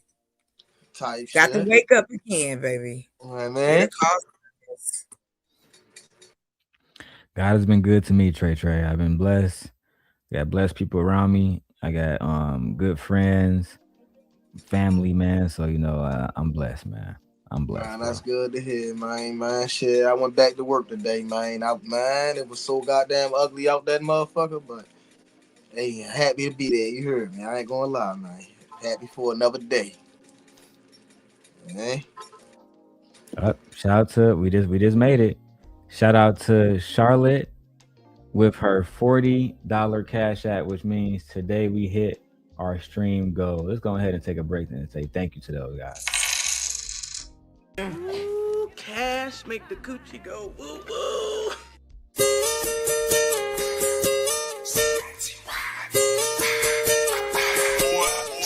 It's time for the circulator. It's time for the circulator. I'ma shake my money. I'ma shake my money. It's time for the circulator. It's time for the circulator. It's time for the circulator. It's time for the circulator. I don't know how to dance but can lean and maybe get a bitch put the hands on their knees. I don't know how to dance but can lean. I don't know how to dance but can lean. I don't know how to dance but can lean and maybe get a bitch put their hands on their knees. Maybe get a bitch put their hands on their knees. Maybe get a bitch put their hands on my JT, I'm fly with it. CITY with it. Right cheek, left cheek with it. Fun size on fleek with it. Slim, thick, petite with it. She wet, we keep missing. One time for my freak bitches. After hour, no sleep bitches. When I get my freak on, they throwing money like me chong. When I do my 10, money fight, these niggas throwing pins. JT, I ain't playing. Hey, I haven't played the money song like that in a minute, and I'm working on a new money song. Hey, that's kind of jazzy. I like the ladies dancing. Go ahead. Yeah, that was I think her name is Shy Bow Wow baby mama. Shy something. I can't. What's her name? Oh yeah. Okay, I know Joey Chavez. I know. Yeah. Yeah, I love watching dance videos. I watch those all the time. That's a bad mom. Lord have mercy. Listen, it's the best workout. It's to dance, and so I love to dance, and I like to be labor physical, so I'm like, I'm good. I love like dance too, low key. I don't know if y'all Yeah, know I went to an art school. I love I dancing. miss It's so it. fun. I miss going out and dancing. There's nowhere to go now. So Really, I was definitely in my single days let to dance with you. I always talk about it, but girl, you got body. cut it out. But thank you, sir. You are more than welcome. Thank you. But yes, I do. I think that has to be celebrated again. Like I love that part, but we should have places to go dance and just have a good time. But that's they don't open them up like that no more. Not for like the older crowds. I don't know why they stopped, but it is what it is. I think a lot of situations happen where I know Trey came off mute. I think a lot of situations happen where men were just really sexual deviants, and a lot of women would go out. Let's say somebody like yourself who was very shapely, and then next thing you know, men would be trying to holler at them and grabbing them when they don't want to be grabbed, shit like that. I think Yeah. No lie. Been there, done that too. Had to get people off you. The dude all trying to bend you over on the dance floor. You're like, bro, calm down. Now come on. You ain't gonna tell me the liquor got you acting this way. This is you being nasty, like you said. All right, go ahead, Trey. I'm sorry. No, what the reason happened why everything stopped going the way it stopped going is because the dance floor wasn't the dance floor no more. It turned into the freak floor. And what I mean by that is, you had I was about to say, you had the parties going on where everybody having fun, man, you getting the dance, you feel what I'm saying, or whatever. But then, somebody always go overboard and, have somebody on the floor, you feel what I'm saying, dry humping them in front of everybody, all crazy. That shit just got, you feel what I'm saying, it got too much, and people ain't want to be in that position. So, it gets embarrassing. Trey, you're right. Truth be told, I think you're absolutely right. I saw a report about how people buying bottles and shit like that in the club has stopped because a lot of men not going to the club and they don't want to spend money. They just want to go to the club and they just want to sit in that bitch for the free skis and hang around baddies for free. And take somebody home for free. Exactly. Don't want to buy no drinks. See, like back in the day, we understood, hey, we're gonna buy drinks, we're gonna have fun. Hey, yo, right. Free weed, free liquor, whatever you need. Whatever Exactly. you need, it's on deck. It's right. It's Oh my on God. deck. I'm talking about whatever you need. It didn't matter what you was doing. Like I'm trying to tell you, like I mean, Let me tell you, I would go to happy hour. I would get off work. Me and my friends, we had a whole setup. We would go to happy hour where the old dudes was at, the Teamsters and shit, the men that worked on the railroad and stuff. And go get loose, get us some drinks, and then we go dance. I get it though. It makes sense, right? They be we know they can't do too much to us because they old, so we kind of kept it that way. You can't be drinking. That was the main thing to do though. Have some fun, have a party. The girls come over, they drink as they see fit, and call it a day. Yeah, I can tell y'all so many stories. I've had so many house parties. I even had one where the police came and kicked it. But that's for another time. But that's where it all stopped. I was about to say that's where clubbing and all that stopped really, you feel what I'm saying, really you feel what I'm saying, stopped being fun because of all the house parties that was going on, right? It really started at the house parties where, you know what I'm saying, where motherfuckers is getting pulled all aggressively left and right, and motherfuckers like, get off of me, like then you know fights break out outside and niggas getting killed and police getting called, and you know what I mean, like that's why you don't see a lot of cookouts, a lot of house parties and shit like that. A lot of shit like that now don't go on, and when they do go on, there's always something foolish that go on for real. So when people get in the club, it's like stay in your lane and you feel what I'm saying, do your own thing, and man, that shit be so boring now. It's ridiculous. That's why I want to make sure my house is big enough to entertain, because I like that. I like having people over for dinner, play music, play, you know, some cards. I love playing spades. That's what you call a controlled environment though, right? Because you're not just inviting whoever, lottie-dottie, every goddamn body, and that was like 100 motherfuckers and running through and out your house, you feel what I'm saying? Right. You do more intimate stuff. Yeah, I was about to say, but that's what happened, you feel what I'm saying? Because, you know, people was all for it. Everybody was always all for it. And then, you know, because, you know, a house party used to turn into a block party, right? You feel what I'm saying? Like, you feel what I'm saying? Like, you feel that's like, how I was raised. We party young, but we started a party. But I ain't, you feel what I'm saying? Like, I'm not too far removed type shit. You dig what I'm saying? No, I don't like, think that. A house party used to turn into a block party to where as though now you got 4 or 5 houses opened up. And now it's 4 or 5 houses that you roaming through. That shit is good and all types of, I'm talking about, bro. You feel what I'm saying? I didn't live through this. You feel me? So, you know what I mean? You like still living, Trey. You act like you then the shit started to turn violent, and that's when everything started to change, because now it's like, damn, like you can't go to the party and just want to have fun no more. You gotta go to the party. You gotta be on one, because them niggas might be on one. Now you ain't even going to the party no more. Now I'm going to the party because I know these niggas gonna be there type shit. I mean, it just fuck up everything.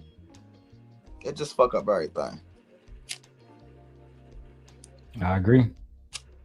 It fuck up literally every single thing, man.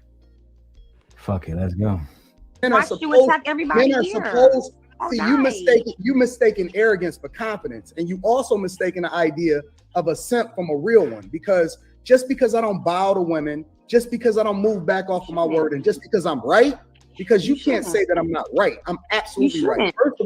First of all, you outside of your purpose. Secondly, you're not equipped to even be able to have a conversation with a man and give him advice on how it is that he's supposed to move in a relationship. And your then third, you have to learn how to bow down to the right guy in order to be able to get that advice and humble yourself, that you can then get in your purpose and understand how you're supposed to be moving, not only as a right person, but as a woman of God.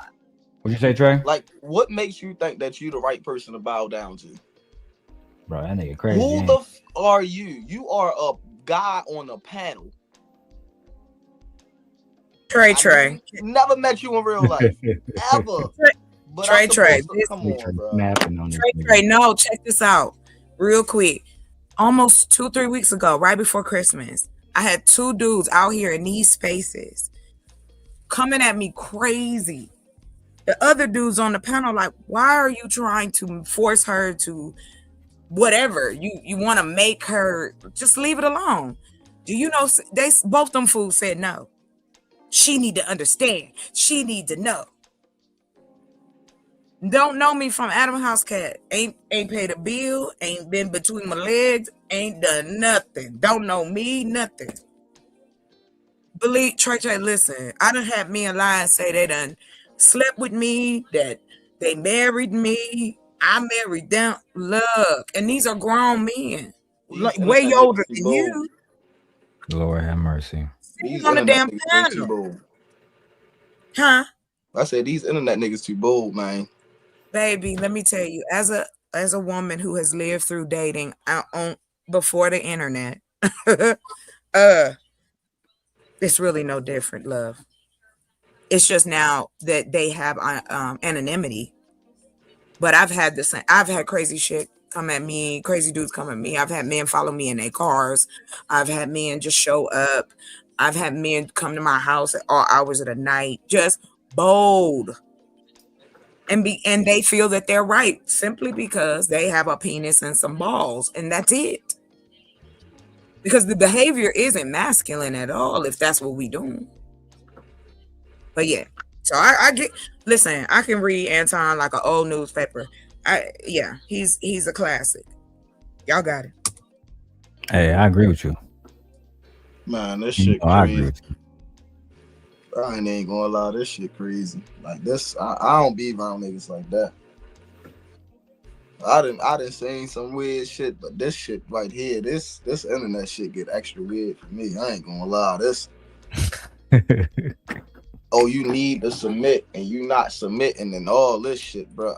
I don't even understand. Like, bro, these are not like people have these conversations in real life. It's crazy. Like, I never had a conversation with a female talking about submitting or this, that, and the third. Like, that was never even a conversation. Like, Trey, let me ask you a question, baby. Are you in your like late 20s, early 30s, or are you still kind of late? I'm 27. I figured, yeah, okay, you the same age as my brother. Yeah, I never had that kind of conversation, right? Okay. Yeah, right. I will tell you, Real my life. brother, unfortunately, has had to witness some of the men that I've had in my life, right? And I will tell you from experience and from my other friends' experience that because men don't even tell the truth to each other, they don't tell each other the truth about how they act when nobody's watching. When it comes to women, when nobody's watching and what they say to us. Now they have the anonymity to say it without repercussion. So you can't touch them. You can't put your hands on them. You know what I'm saying? You don't know where they live. This is a stranger you meet online. But these men on these panels are so comfortable with talking about women 24 hours a day. 24. And whether it's in the negative or positive perspective, the majority of the thumbnails that you see are either about what women ain't doing right and other men in the space.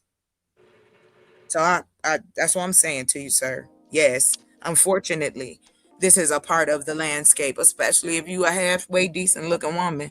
You gonna have men will say the craziest things to you. Oh yeah, you automatic hoe if you halfway decent looking. Yeah, you don't even gotta look that good, just a little bit. You're automatic hoe, right? Right. Well, if I say no, right. If I say no to you, I'm a hoe.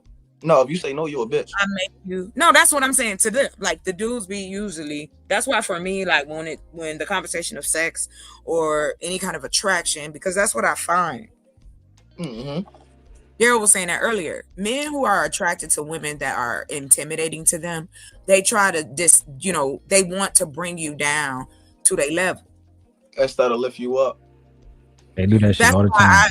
if you notice, Trey, because we've been on a few panels together, I have had men just say I'm wrong, but just because they want to say I'm wrong. No evidence, no nothing. Mm-hmm. Like I said, I was listening to a man say, you should be allowed to put hands on a woman. That should be okay now. Nah. That's never okay. Nah. But this is what they want, love, because the men that are not 27, okay, the 30 and under, it's not who we're talking about.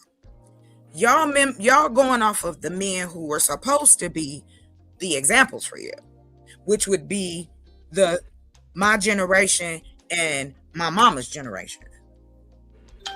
And that's not happening. Because you're considered Gen Z, right? No, we the weak niggas. We the weak niggas. Huh?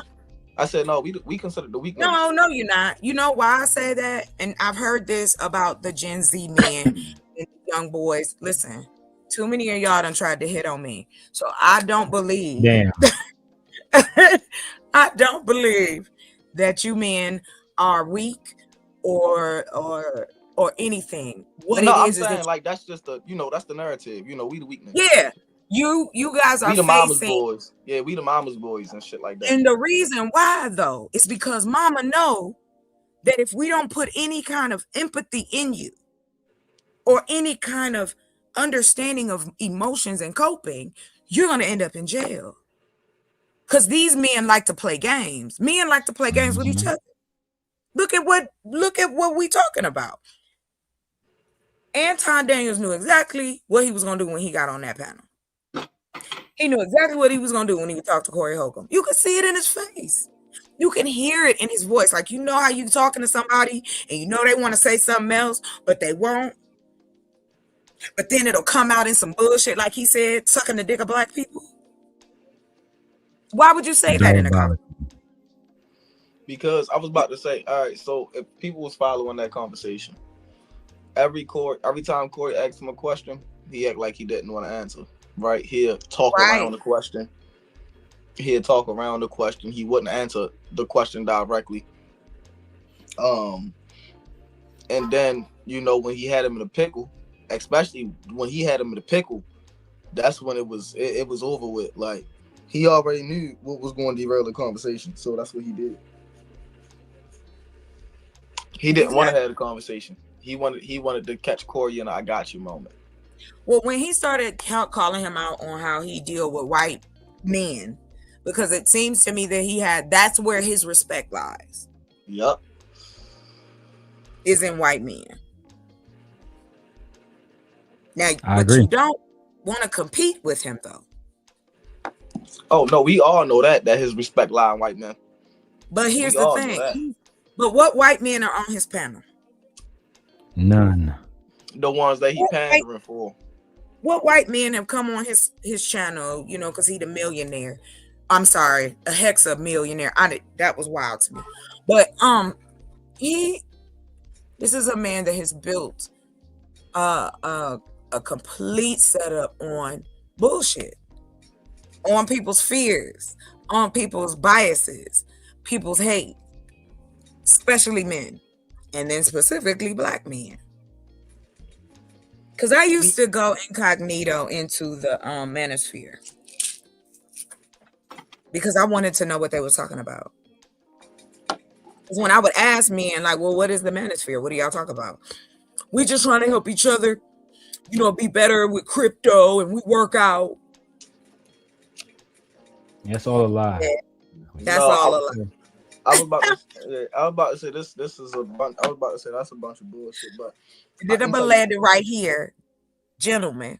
Listen, brothers, be very proud of the fact that you can, know your worth. I don't care how old you are, because it makes a difference in your life and in your in how people react to you. And I watched men pay $5,000 a pop to be humiliated so that they could be more men. They wanted to be more manly. That shit crazy. Lord have mercy. I said, damn, I need to go ahead and open me one up too. Shit. These dummies want to pay me $5,000 to beat them up. I'll do it. Work you like a dog. I do it too. Fuck it. Dude, I need a lot of work. Look, I need get some stuff done. Get over here and work on this farm right now. You want to get your ass beat? Give me $1 million, and I'll pay one of the girls, and they'll get it done. They paid Andrew Tate up to $15,000 to be a part of this conference he did. Ciao. It's a good one. You should check it out. Y'all should check it out when you get a chance. Vice did it. I've heard about it. Yeah, Vice did it. Upwards of $15,000. Just so that you that's can the one get. with that the one where Richard Carr popped up. What's the young man's name? Fuentes and the Tate brothers all in one room. Oh no, this was right after his indictment, and Vice did an interview on him. Oh yeah, I know what you're talking about now. Yeah. Yeah, they got to see a lot more than they were supposed to see, and it exposed a lot more because that's when he got in more trouble after that video drop. Okay, I definitely get what you're saying. All right, let's keep going. That's the truth. Okay, that's how you feel. No, that's the truth. That's the word of God. That's the word of God. Absolutely not. There are many. It's absolutely the word of God, and we can even pull up the Bible and start to pull it out. You outside of your purpose. I don't do. Women ain't even supposed to be on the pulpit. I don't do the show. I don't do this. What you're doing, that's cute. I don't do that. I'm just saying, because listen, you can have your a opinion. conversation. Yeah, she's trying to have a genuine conversation. Anton is not. She's saying, "I don't do that, bro. I'm cute. Here." You said what? She said that's cute. Exactly. Child. Remember, she's a whole counselor, meaning she's taken psychology, sociology. She's probably counseled many people, done different things. And like I said, men like this are thin. You can read right through them. That's why he's trying to knock her off her square, so to speak. And she's not I going. don't want her to say nothing. She's not going at all. Well, that's what he wants. That's the clicks. That's the views. Get her in her place. That's right. These dudes that get off on that every day. So fascinated, but looking like a whole foot. All right, I'll pause right there. Ciao. Let's go. Shout out to OGP Trees and shout out to Chocolate and Trey Trey. But You wanted to have a conversation, right? Excuse me? You wanted to have a conversation, right? Yes, about what we're talking about. But what you like to do is you like to antagonize people, and I don't do that. What you do. Objection. I'm advising my client not to talk anymore. I'm not listen, you can't sit here and say of what you think that I am and then not expect me to give my opinion back, right? You can give your opinion. Nobody stopped you. So But what's the I've also given a where is the boundary as a antagonizing counselor. at? I'm allowed to have boundaries, and what you're doing is one, telling me where I'm out of order, and that's fine. That's your perspective. However, I've successfully, you've also, I've done more than this. That's cool. I'm not taking anything from you. I've watched you talk to everybody here, different perspectives, and being, in my opinion, quite arrogant when you don't know us. However, because you're a successful coach or whatever the case may be, it doesn't make you 100% correct in all areas. So we can agree Then to tell me disagree. where am I wrong at? Where am I wrong don't at? need to. How you gonna tell me like that I'm I not said, we correct, can but they're not agree gonna to correct me? disagree. Anton got that very passive aggressive way of having conversations where he don't want to allow somebody to actually listen at all. It's gas. That's why I smell it. He wanted a different reaction. He wants her to combat him. That's why, where am I wrong? You know you don't know everything. Because if you did, you wouldn't wear that tight ass hat. Like, come on, stop with this hat fishing game. And that's why he got the wife that he got now. And I do believe I've only seen her a few times, but watching the interview, she's still too good for him. Y'all ever watch Spy Kids? Say it again, Trey. I didn't hear you. Y'all ever watch Spy Kids? Oh, the movie? Yeah. Yeah, of course. Did y'all know the top of the top of his head was like one of the You know what, Trey? No, you're not gonna do it. It's too early. I ain't high enough. Cut it out. I'm about to get high soon. I'm over here taking care of some other business. But shout out to y'all for supporting the Demon channel. Let's get it. We can agree to disagree. So basically, you don't you know caught anything about it. No, Right, listen, besides what I listen. shared. Ma'am. You caught in your feelings. You genuinely I caught called in you your what? You're caught in your feelings. Oh no. You feel in a certain type of way, and so you leaning into your emotions instead of attacking the argument and then giving me insight on where it is that I'm Why wrong. am I You don't arguing really, about- you don't really believe that I'm wrong. You just don't like the way that I'm saying it. No, I do believe that you're wrong. You there don't. are some things that I've agreed. Anton, she's telling you she believes that you're wrong, and you just don't want to believe what she's saying. And this is why women don't take the time out to talk to niggas like y'all niggas. Right. He wanted her to spaz out. I know. The bait is, they do it. They do it to test you to see how far. How you gonna tell me what I'm thinking? But then you just went on a diatribe about how you ain't this and you ain't that and blah, blah, blah, blah, blah, and you out of place and this is God's word. Bro, you ain't got no phone number to the God. Get out of here. Child. Oh, man. Yeah, I got so much content to go over. It's crazy. Go ahead. I'm braiding my hair. I'm gonna be quiet and take a smoke break. Oh, Go no, ahead, you play. good, mama. We got about what, 7 more hours? We got helly time. Oh my God. And there's some things that I disagree with what you said. Where am I wrong at? Or like what? Like tonight, I think that you were wrong in saying that women should get hit and we should be disciplined. I don't really appreciate that. Damn. Not Anton saying women should What get I hit. say, yo? What I say? They want to beat us up. They are so angry with us. These type of men feel that we have it easy as women. And then specifically Black women. Because think about it. Every time it's always up in arms. Male baddies. Women can't handle male baddies. Huh? We not bothering nobody. Why is you always trying to get us to do some crazy? These men is worse than the Republicans, okay? They throwing everything out here to get Black women to act like we're gonna bark. Baby, it ain't happening. It ain't happening. And that's the problem. They have no control. And I love my men. Those who out here doing it, grinding, making it pop. No doubt. But these are the men that's louder than the men that's doing the right thing. So the men that are nice and doing the right thing and treating women like human beings, we need y'all to be louder. Because they're not listening no more. They don't listen to us. These men ain't listening to no women. Shit, they barely listening to each other. But that's what has to happen. We have to have, and if you don't mind, I'm just real quick there. I'm gonna do a little plug. No, you're good. Take your time. Take your time. So I have been working, I'm in the midst of moving, I'm in the midst of building, but in my downtime, I've been revamping my channel in the background as to what I want to do. So I have a series that I want to do called Interview with a Positive Black Guy.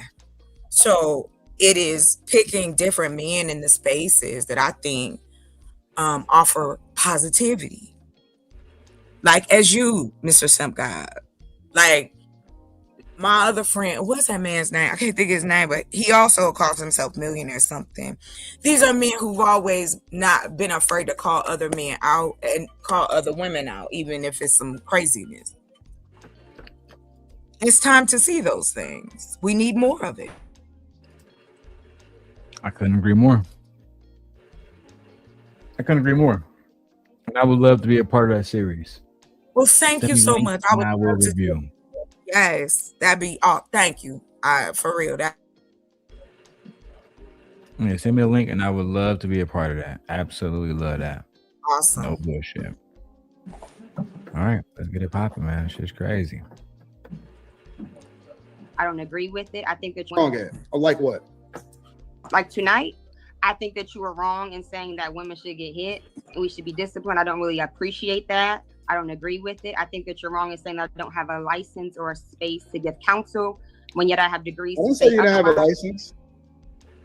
I said you're not License qualified to means tell a you man said I how it don't is have he's a right. supposed to operate in a relationship. You said I don't have a right. I don't have a space to basically tell men how to be men. And I already said that before you said that. I actually agreed with you that I can't teach a man how to be a man. However, what I can do is give neutral perspectives as well as clinical perspectives as far as how they can navigate different situations. Like what? Give me an example. I don't need to. That's not what we're here for, boo. Okay. We're not here for that. So in that clip, as you guys heard right there, Trey, you get Anton Daniels. And listen, I haven't went to all the crash out clips yet. I'm about to roll up. I'm getting old. These 12-hour streams, I used to do this shit in my sleep. Now I struggle to stay up here for 12 hours. It's absolutely fucking diabolical. It's not. It's life, bro. And at the same time, you gotta think about it. You so used to moving around now. You just getting back to sitting down. That's true. I haven't used to this shit for so long. Hey, OG Patrice, welcome back. Hey, can you hear me okay? Yep. I absolutely can hear you perfectly. Oh, cool. Hey, Chocolate. Hey, Trey. How you doing? I'm good. Now, this next video is going to be wicked, but I got to run downstairs and get me some ice for my tea. I'll let you guys have it. I'll be back. Okay. I was in the chat cracking up because you and Trey was giving some straight facts, dude. And I had said in the chat, he doesn't like that this woman is a licensed counselor and she's intelligent, right? And she's not actually getting upset, but you hear how he's saying to her, so you upset and you feeling some type of way. No, actually, that's you, Anton. Yep, I peep that same energy. It's the reverse psychology that he tries to play on people on this panel when he actually same thing about, oh, you think I'm arrogant. You saying I'm arrogant. It's not arrogance, it's confidence. Anytime somebody have to say that, they're arrogant. They're arrogant. Because people can know the difference between arrogance and confidence. And he's coming off as arrogant and very condescending, right? Yep. But he want to tell her that he's so confident. Confident people ain't got to convince that they're confident to people because it shows in their actions. So for him to literally say that because she read him 100% that he is arrogance, he trying to flip the script and say, no, that's confidence. Yep. I was about to say the whole thing is, and that whole little segment, segue right there, he just got screwed. Like she kept it smooth. Like I ain't even gonna lie. Like if people was just watching us and their voices was the same, no gender, she tore you the fuck up. Exactly. And she is just as calm, cool, and collected, and that is eating him up inside. Mm-hmm. Because he wants her to holler and scream and banter back and forth with him so he could say, see, that's why I can't stand these black women. That's why that's what he likes to do. When a woman comes up here and knows what the hell she's talking about and not giving him the toxicity in which he's given to her. He's saying everything to try to trigger her right now. He's poking the bear with her right now to see what can I say to her that will devalue and humiliate her enough so she can start screaming like a banshee. Yeah, I was about to say, and that's the game he played, right? And that's why he say words don't hurt. So if words don't hurt, right? If words don't hurt you, how in the hell is your daughter? How in the hell is coy words affecting your daughter at school? Come on. Exactly. Matter. Amen to that, sir. Because again, is Trade unpack the matrix. that's what I'm saying. That is it. It's supposed to be dismissive. That's the goal. Words do matter. That's the only way we communicate outside of our bodies. in written word. So when people tell me, oh, well, like we all grew up hearing that sticks and stones may hurt your bones, but no, they do hurt. Because if they didn't, people wouldn't get in their vehicles and go to other people's house and take their life. No, I was about to say it's more than that. It's more than that. See, words There's hurt many so layers. bad. No, words hurt so bad. You talking about somebody taking somebody else's life. Forget That's all what I that. mean. Words hurt so That's bad, it. it'll I make you agree. take your own life. People do And it all the time. That's what I'm saying. I'm I talking have a about book forget here taking about somebody else. witchcraft that talks It'll make about you how take your No, I words agree is with you. magic. I agree with you. And that's even worse than taking somebody else, like taking your own life over with somebody. We have more black Yeah. men taking their lives now than ever, young and old. That's because let me tell you why. And this is real personal to me. So my cousin, right? He had deleted himself, right? I'm sorry to hear that. But growing up, that was my grandmother's favorite grandson, right? He had asthma real bad, so he couldn't really play sports like the rest of us. You feel what I'm saying? But at the same time, his mother always kept him in the house. Uncles always punk ass nigga this, Lord, you feel what I'm saying? Like never nothing uplifting, right? And it just got to the point, we in high school, and his mother still on the same stuff. Don't want him to leave the house and all that. So now we sneaking him out the house. So he getting in big trouble and all that type of stuff. I want to say we fell out of contact for about 3-4 months, and after that, I got a call talking about something. Yeah, so I was about to say it. It started because of the fact that the older people just don't know how to show younger people love. Like it's so crazy, and it starts in your own family. To your point, Trey, yes, I agree that it starts with your family and your self-worth. That's why I'm a proponent of self-love. Look in the mirror. I don't care what's going on with you at that moment, but for you, to get that need, look in the mirror and say, I'm the baddest mother, foe, woman, be whatever it is, whatever you have to say to get yourself to that next step. I encourage it. However, when it comes to our black men in American society, everybody is so worried about two things. Oh, you gay, or how much money you got? What he got a lot of money, so he can do what he said, do whatever he wants. That's why we're here. You can't do whatever you want, no matter who you are. And the sooner niggas realize that, the better. I'm about to roll this blunt before we start. I was about to say, see, the thing is, what people don't understand, the more money you get, the more responsible you have to be. The more people looking up to you to be an example. So the more stuff that everything that come out your mouth, you have to live by, right? Exactly. And as the people, right, we all may contradict ourselves here and there, right? But I'm not about to contradict myself to the point where it's, you feel what I'm saying? It's no coming back from, right? I got what you're saying. Like, you ain't going down that street. You feel what I'm saying? Like, I will tell a kid not to smoke, right? Right, exactly. Like, you feel what I'm saying? Like, that's not a good idea. Yeah, kids shouldn't be smoking. Wait till you develop. You know what I mean? You feel no, not even wait till you develop. Like, I would, you feel what I'm saying? Like, this is one of the contradicting things that I would say. I wouldn't smoke if I were you, right? That's contradicting as fuck. Well, right? the reason, because the reason I say that, because when we talk about smoke, are you talking about smoking green? Or are you talking about smoking cigarettes? It don't matter. Well, it does matter. It don't know. Because I would tell him not to smoke. Period. I would tell him not to smoke. Period. Well, as a child, no, but I wouldn't do the do as I say, not as I do game. My parents smoked. They smoked right in front of me, and my mother said to me, "You're too young to have it. You probably shouldn't even be around." She didn't want me around. My father didn't care. He wanted us. He didn't care about the kids being around, but my mother would keep that separate, and so I never looked at it as, oh, they was doing something bad. But when my father started doing crack, that is a totally different story.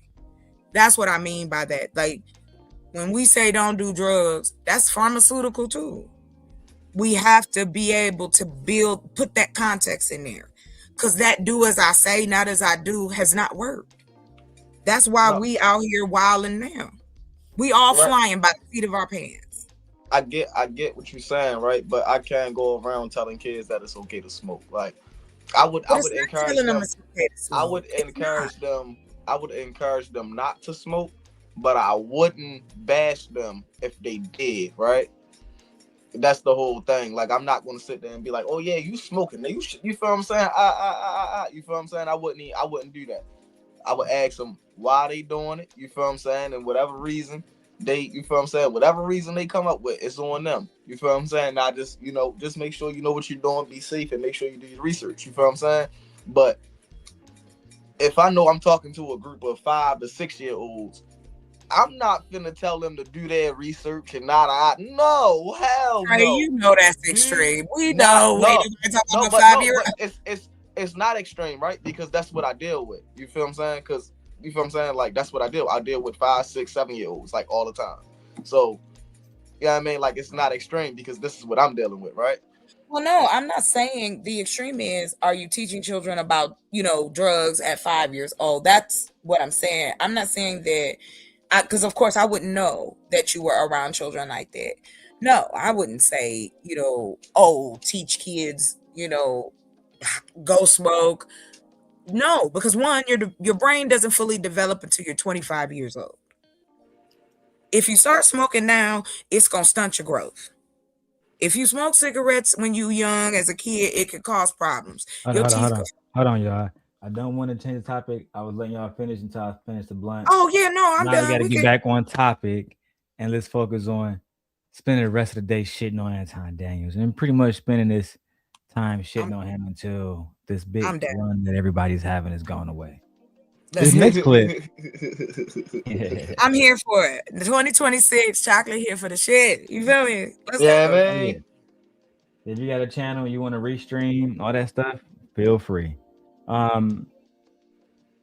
This next video we're going to watch is with Philosophical, and Philosophical and Anton got into it twice. But this is where it all began. Let's take a look and see what happened. I see one. Listen. All right, see, I'm about to get off the panel because I know a when I see one. Listen. All right, see, I'm about to get off the panel because I don't do all this. Just talk. All this I don't care nothing about you. Come on, man. All right. I don't care nothing about you, your mama, your daddy. I don't care about your daughter. I don't care nothing about you, your mama, your daddy. I don't care about your daughter. So wait a minute. Hold on, Chuck. Let me narrate this just for a moment. Yeah, go ahead. So, Anton, did I hear you just say you don't care about somebody's daughter, somebody's wife, somebody's mother and daddy, but you was crying like a hoe when I posted your father's obituary? Calling my phone, Darrel, you really gonna post my dad's obituary? I told you that, nigga. I said, hey, you said that, nigga. Your father taught you that it's okay for you to put your hands on a woman. I just posted a nigga picture on obituary saying, hey, this was the face of a hoe ass nigga. It was never personal. It was never personal. But I see Chocolate caught that too. Oh, my bad, just business. It's just business. It ain't never personal. Never personal. Chocolate, he said he don't give a fuck about Philosophical daughter. What's your thoughts? I know he don't. Look, listen, I don't care. He looked like a Monchichi up here telling this man he don't care about his family. It's always this desire to dominate in a way that humiliates the other person, to get them riled up, turned up, and him then sit back and say, well, all I said was,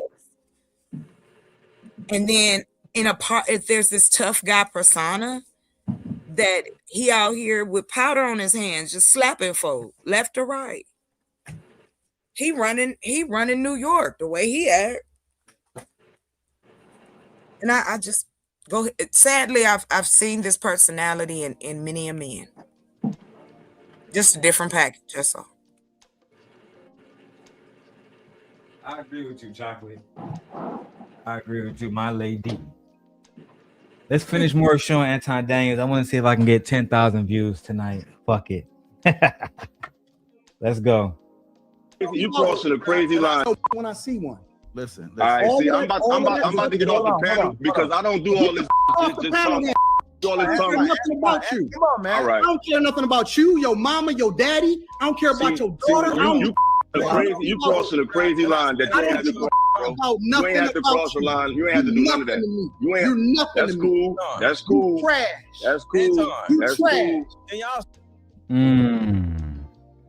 This is how Christian conservative men speak, OG Patrice. And people wonder why I went there, Anton, why I went there. Oh, shit. Right. I was going to say, this is one you should have sent to Kwame, too. I was going to show Kwame this one, but I think I'll have another opportunity. Yeah, it's crazy. Show him this one as well. How you doing, OG Patrice? I'm good. How you doing, Chocolate? I'm doing well, thank you. If you guys want to see everybody, let me put this one up so we all can be up here together. Oh yeah. You go ahead and cook, though. I'm gonna listen for a little bit more before I get some commentary. Yes, ma'am.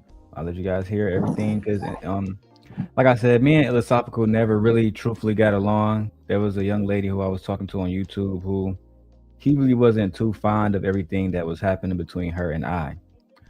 But nevertheless, we have a situation where Anton and the young man get into it. So let's talk about it. And if you feel as though this how you let people talk, this how you let people talk. Shut the f up. I'm gonna spit in word salad because A, you agreed with me, then you chose to disagree. No, I agree with that aspect. No, I'm sorry. You asked me to be quiet so I can let you finish, and I'll let you finish. Nah, but you ain't got to diminish. No. I need you to get the same energy that you require. If you asked me to let you finish, and I said, okay, you're right, I'm gonna let you finish. I'm gonna need you to pipe down, strengthen your argument, and stop trying to get all bossy. That's not what we doing. I'm not getting bossy, bro. But you're not gonna boss me around neither. Because are you gonna let me finish or you not? Are you gonna let me finish or you not? I got it. That's exactly how I'm gonna talk to you, bro. That's exactly how I'm gonna talk to you, bro. I didn't talk to you like that. I didn't talk to him like that. That's exactly how I'm talking. I talked to him respectfully. That's exactly how I'm talking to you. I didn't talk to you like I was your father. No. Not only am I gonna talk to you like this, I'm gonna son you all night long. I'm a son you all night long. The fact that you saying what Ella didn't understand is that Anton is somebody who avoids real conversations with individuals who are genuinely intellectual. Anton is not trying to have a genuine conversation at all. He's simply just trying to, I think one of you guys said it here, he's simply just trying to go at Philosophical, trigger him into this cat fight. Because that's all this nigga does. And I'm going to keep going at all Manosphere niggas. For this few months, it's going to be Anton. We're going to see who else pop their head out and do some controversial shit. That way we can get on their ass. That's all Anton ever do. Talk shit, and then you get mad when people come at your family. You get mad when people come at your wife. You get mad when your brother get targeted. You get mad about these things, but then act like you played no role in these things happening. To me, a man that continuously put his family in danger just to make money, and you're not doing anything to genuinely protect them, to me, that says everything that I need to know about you. Let's go.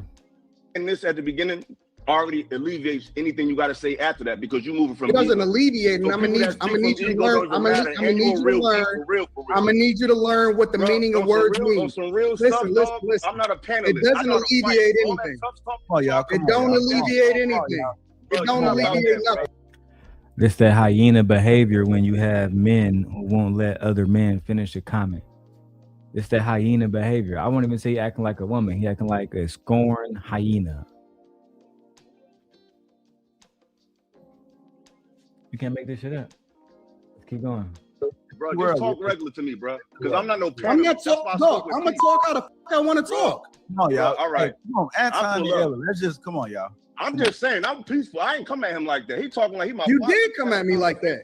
No, I didn't. That's exactly how you came at You me. just easily offended because you're not that dude. Come on. I am that dude. I promise you, I will make you that dude too. I promise you, I will. You can't make me anything. I promise you. Unless it's in a All courtroom. right. Okay, cowgirl. Okay, I see what we're doing. Bro, you all right? I hear. I just talking. You already intimidated. I'm already ruffling your feathers. I ain't even say nothing. So you already show who that nigga is. You would look like my feathers is ruffled? Yeah. Do Anton seems ruffled to you guys? Do he seem intimidated to you, Chocolate? Yes, he's always jittery.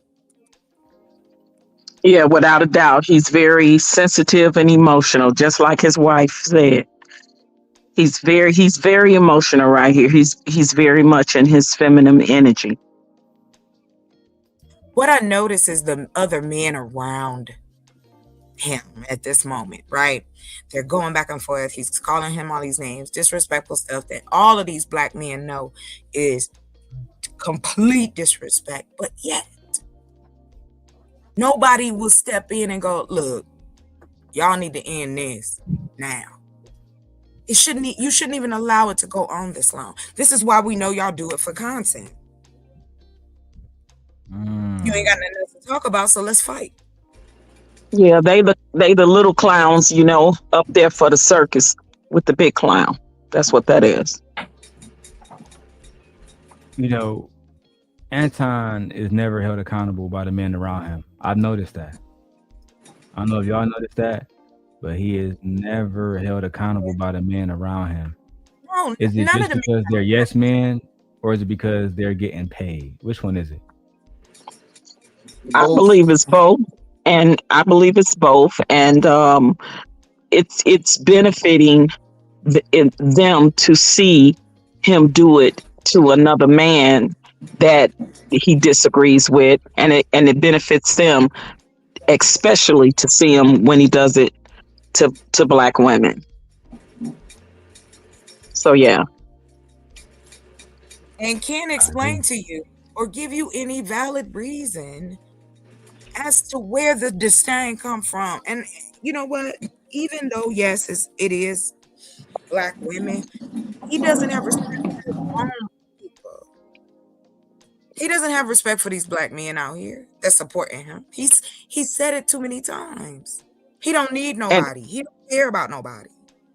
And he has been verbally abused by a woman. I'm telling you, he's been, or it could be father too, but definitely by a woman. I believe he's been talked to, down and degraded, and that's why he has a disdain, especially for black women. I honestly believe that that's the psychological damage that he has gotten from a black woman, whoever raised him or was around him, girlfriends that probably broke his heart and mistreated him, the ones that wouldn't go out with him on a date in school because he wasn't that dude, right? He wasn't that guy, right?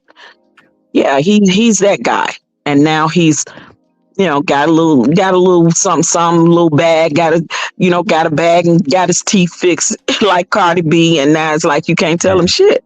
You know what? Not you. Okay, you killed it. I put it for y'all too right here, and I put it this clip view for really for the ladies, straight for OG Patrice and Chocolate. I'm not even gonna speak on this one. This woman, in the live stream, talked about how she was with abusive men.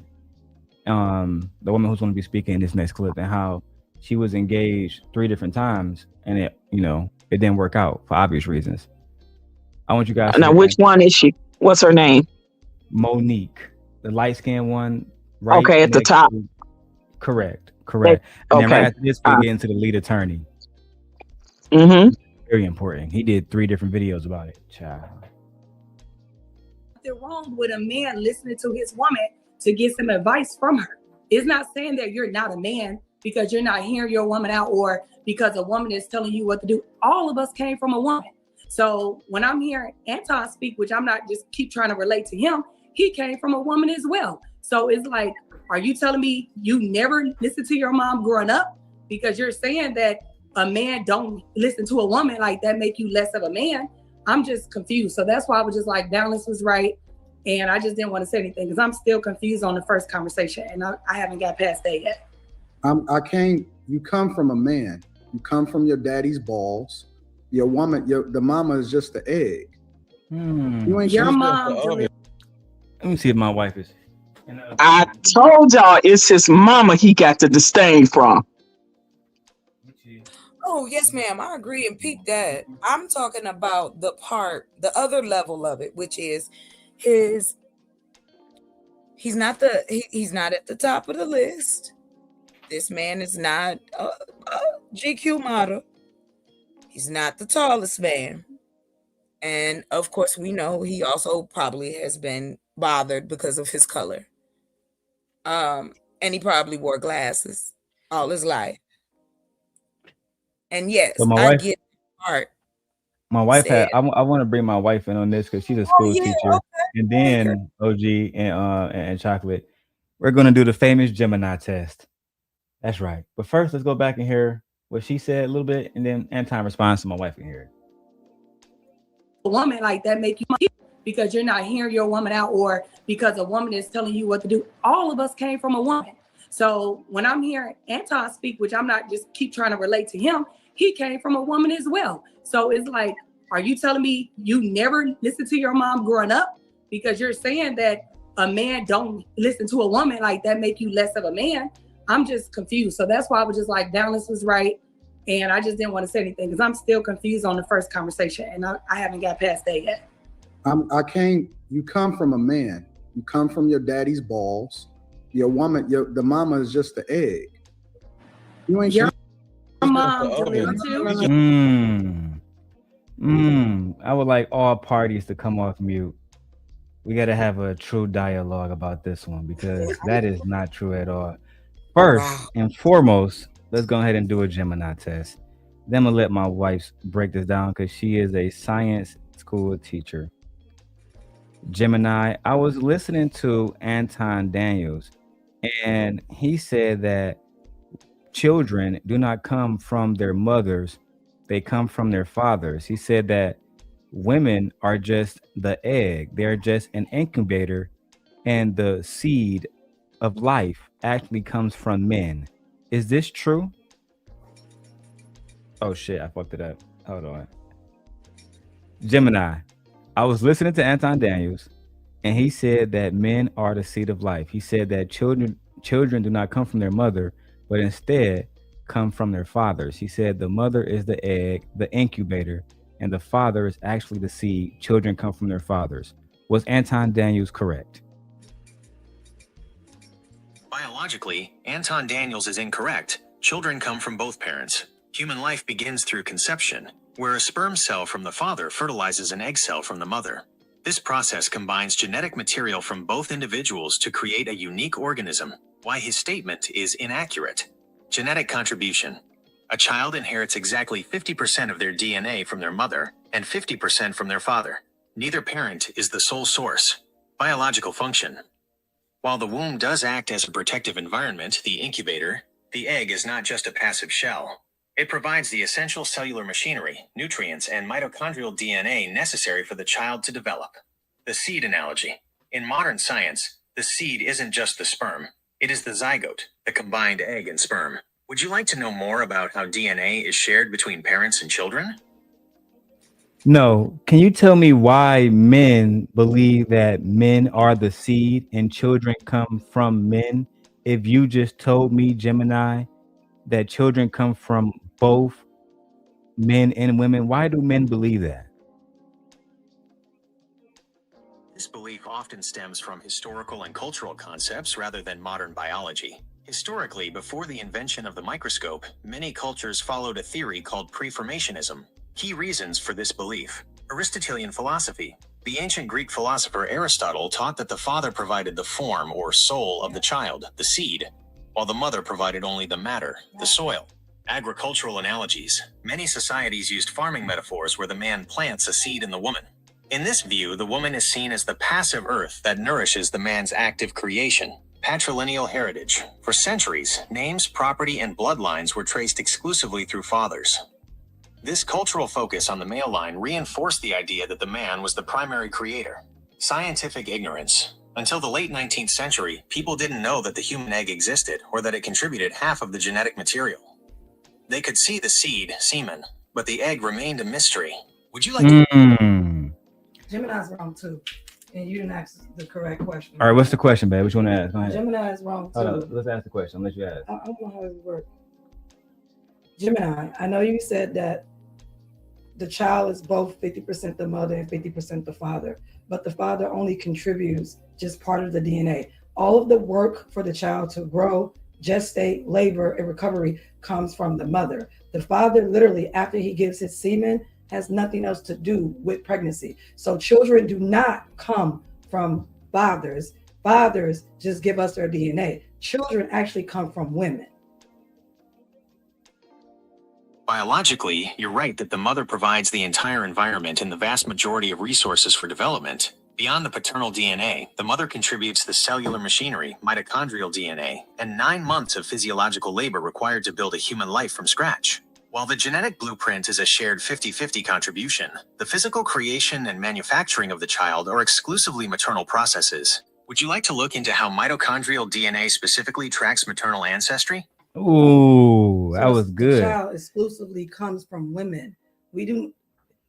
Men, everyone comes from a woman. You guys literally have just semen, a fertilizer. Do we need the genetic material? Yes. But beyond that, you do nothing. I mean, you do nothing beyond that. Beyond that, everything else I do. Darrel's not in labor. Darrel's body didn't change. Darrel didn't get stretch marked. Darrel's not going to the doctor to be prodded and prodded and everything is stuck. Nothing's happening to Darrel. If Darrel removed himself out of my life right now, I am still the one who's bringing forth life. Darrel doesn't bring forth life. I do. Even if he gives his DNA in a cup, it means nothing. Like, I don't understand this whole thing where men think they have a seed. Like, no, my egg is alive. I was born with all the eggs that I'm ever going to have. So Aegon was always with me. I just needed, whether it had been you or any other man that fertilized my egg, that egg has always been Aegon. He was always with me. I agree. Yeah, so like, it just doesn't make any sense. We do not come from men. We get half our DNA from men. Children are created by women and women alone and their bodies. Because even if you give your semen, it doesn't guarantee a what? Pregnancy at all. My body chooses to accept your sperm, to accept your DNA. This is why some women have miscarriages. This is why some women don't become impregnated at all. So no, you do not give life. I literally birth life. Hands, feet, eyes, soul, spirit, a whole physical body. So I don't understand it. No, I'm never gonna tell my children, oh, you came from your father. No, you don't. If that's the case, then why aren't we regulating males' bodies? Because if males have the seed and you come from the father, then go ahead, get that great book y'all like so much. Start pulling out these ribs, fellas. Let's go. You don't come from no man. You don't. Last time I checked, ain't nothing but women in hospitals or in huts with their legs open, pushing out human heads and human bodies through their loins. And some women are actually dying from it. Do any of the ladies want to give any commentary before we go back to the clip? Or Trey? I just want to say I actually did not ever conceive it that way in my brain. The way you just broke it down, I totally understand. I totally get it. And yeah, you're right, because outside of them donating, providing the sperm, right? And that's why the saying Eve is the mother of all civilization. Right. That's why, because it came from her first. I mean, even with Mary, if you believe in the Bible and as a Christian, Anton, and an immaculate conception where man wasn't even needed, but the woman had to provide to birth Jesus Christ. If you believe that. Do you believe, OG Patrice, did you know, and I know my wife knows the process and what it's called, but there's a process where biological female animals, they can give birth without any male biological species coming into contact with them. Parthenogenesis. Yeah, that's what's called parthenogenesis. Yeah. No, I've never heard of that. No, I've never heard of that. Yeah, we made an argument, and the guys, because one thing is clear that parthenogenesis isn't, it doesn't really work with humans, right? It never worked. But there are species of the female sex of mammals that can do it. So it is possible. This is 100% true. It's scientifically proven. The only thing I have to say is thank you for the education, the re-education, and the education. And now I got to go ahead and educate everybody else. You dig what I'm saying? I know that's right. That part, but I think males are feel like they're so removed from life, and it's just so hard to give us women credit. We are womb holders. The reason why women were so valuable is because they give you children. Don't men say that? Well, she gave me a baby. That means that baby came from her. Like nothing grows from men. Nothing. I literally have a whole person right now growing from my very body. Literally, my body creates a whole nother organism, which is the placenta, to help feed and protect the baby. Literally. Nothing grows from a man. Nothing comes from him. Nothing grows from him. And what was it? Or make it a slight. I mean, that's just facts. That's just science. What was Anton exact words when the female said it? Can you play that back so I can hear exactly what he said? Yes, ma'am. A man listening to his woman to get some advice from her. It's not saying that you're not a man because you're not hearing your woman out or because a woman is telling you what to do. All of us came from a woman. So when I'm hearing Anton speak, which I'm not just keep trying to relate to him, he came from a woman as well. So it's like, are you telling me you never listened to your mom growing up? Because you're saying that a man don't listen to a woman, like that make you less of a man. I'm just confused. So that's why I was just like, Dallas was right. And I just didn't want to say anything because I'm still confused on the first conversation and I haven't got past that yet. You come from a man. You come from your daddy's balls. Your woman, the mama is just the egg. Your mom delivered you from a woman. Your dad did not give birth to you. Your mother. Your mom was just an. That's what. Okay, so I'm glad you played that because she's saying the same exact thing. She didn't break it down scientifically like your wife did, but she's actually saying the same thing. Like, no, it comes from the woman. We give the birth. So yeah, on that note, I just want to say, in the words of my famous rapper Tupac Shakur, since we all came from a woman, got our name from a woman, and our game from a woman, I wonder why do we take from our women? Why we great our women? Do we hate our women?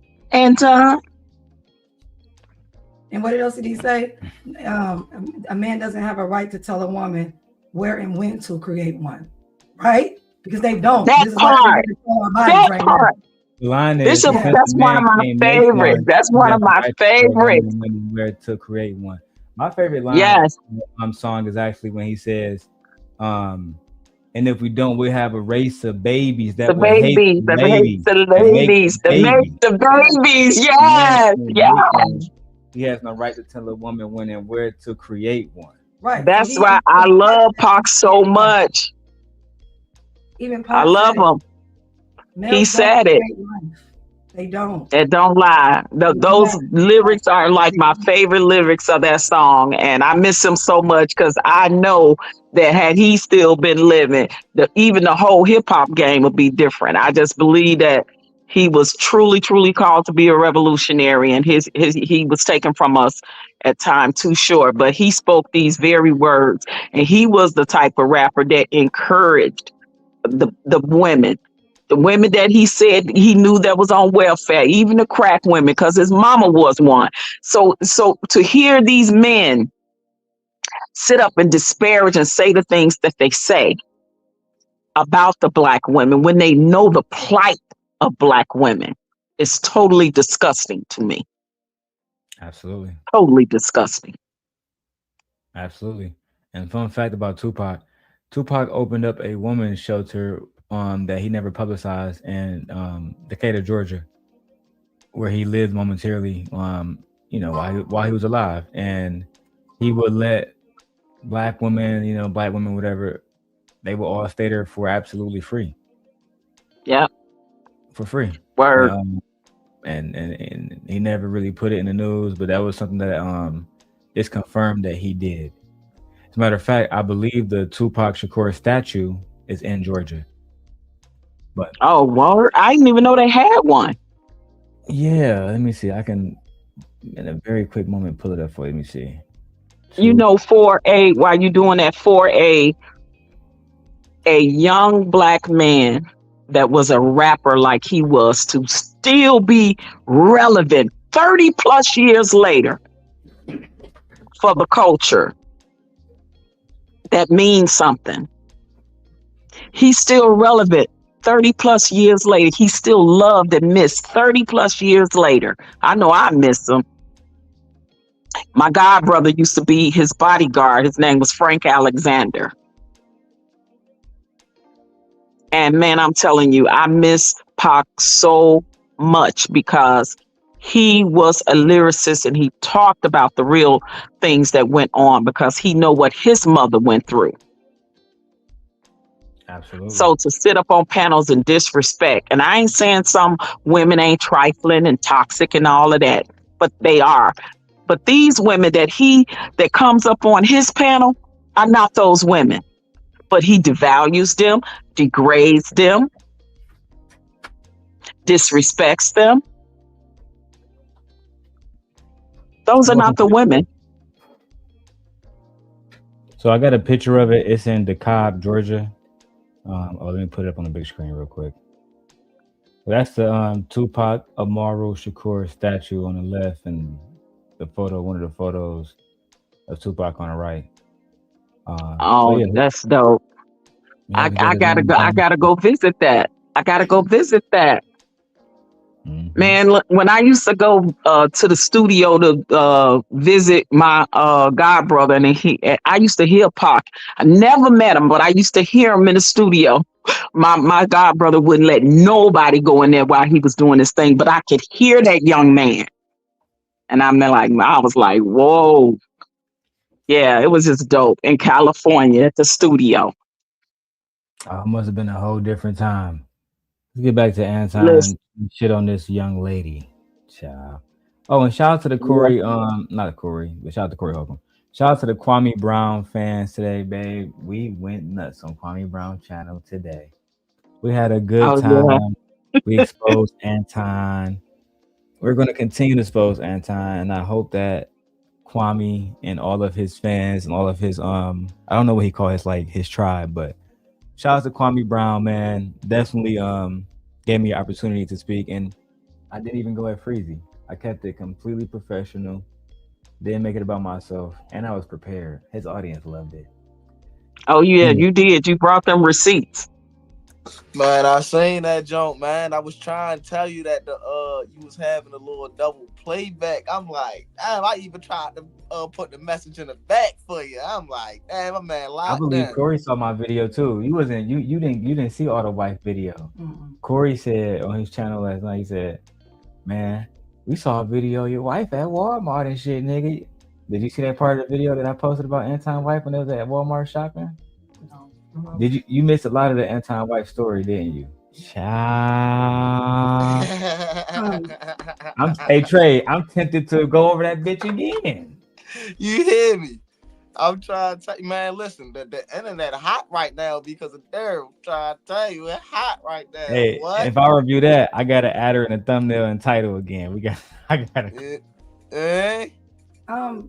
For Anton, this is a lot of males have this idea that they think, and it's literally rooted in the fact that women were not studied.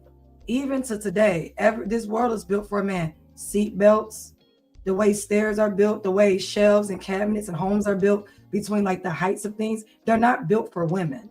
So all this is literally based on males' assumption of what they think they know about the male body and their ego. When he says that I came from my father, he's basically only talking about Men participate in conception, Sex. not creation, right? So I don't understand why you don't understand that. Women carry out creation. We sustain life. Clearly, I'm growing life inside of my body. What is Darrel doing right now? And he didn't give his mom even no credit for saying, yeah, she birthed me, she carried me. His whole thing was my father. So yeah, that's why he had. I'm telling you, it's deeply rooted with him, with his relationship with his mother. I'm telling you. I'm not gonna lie to you though. I'm not gonna lie to you though. Like, I'm not gonna lie. A lot of us are miseducated in that sense. So before Miss Gently gracefully, came on here and re-educated me, I damn near agreed with him. I ain't gonna lie to you.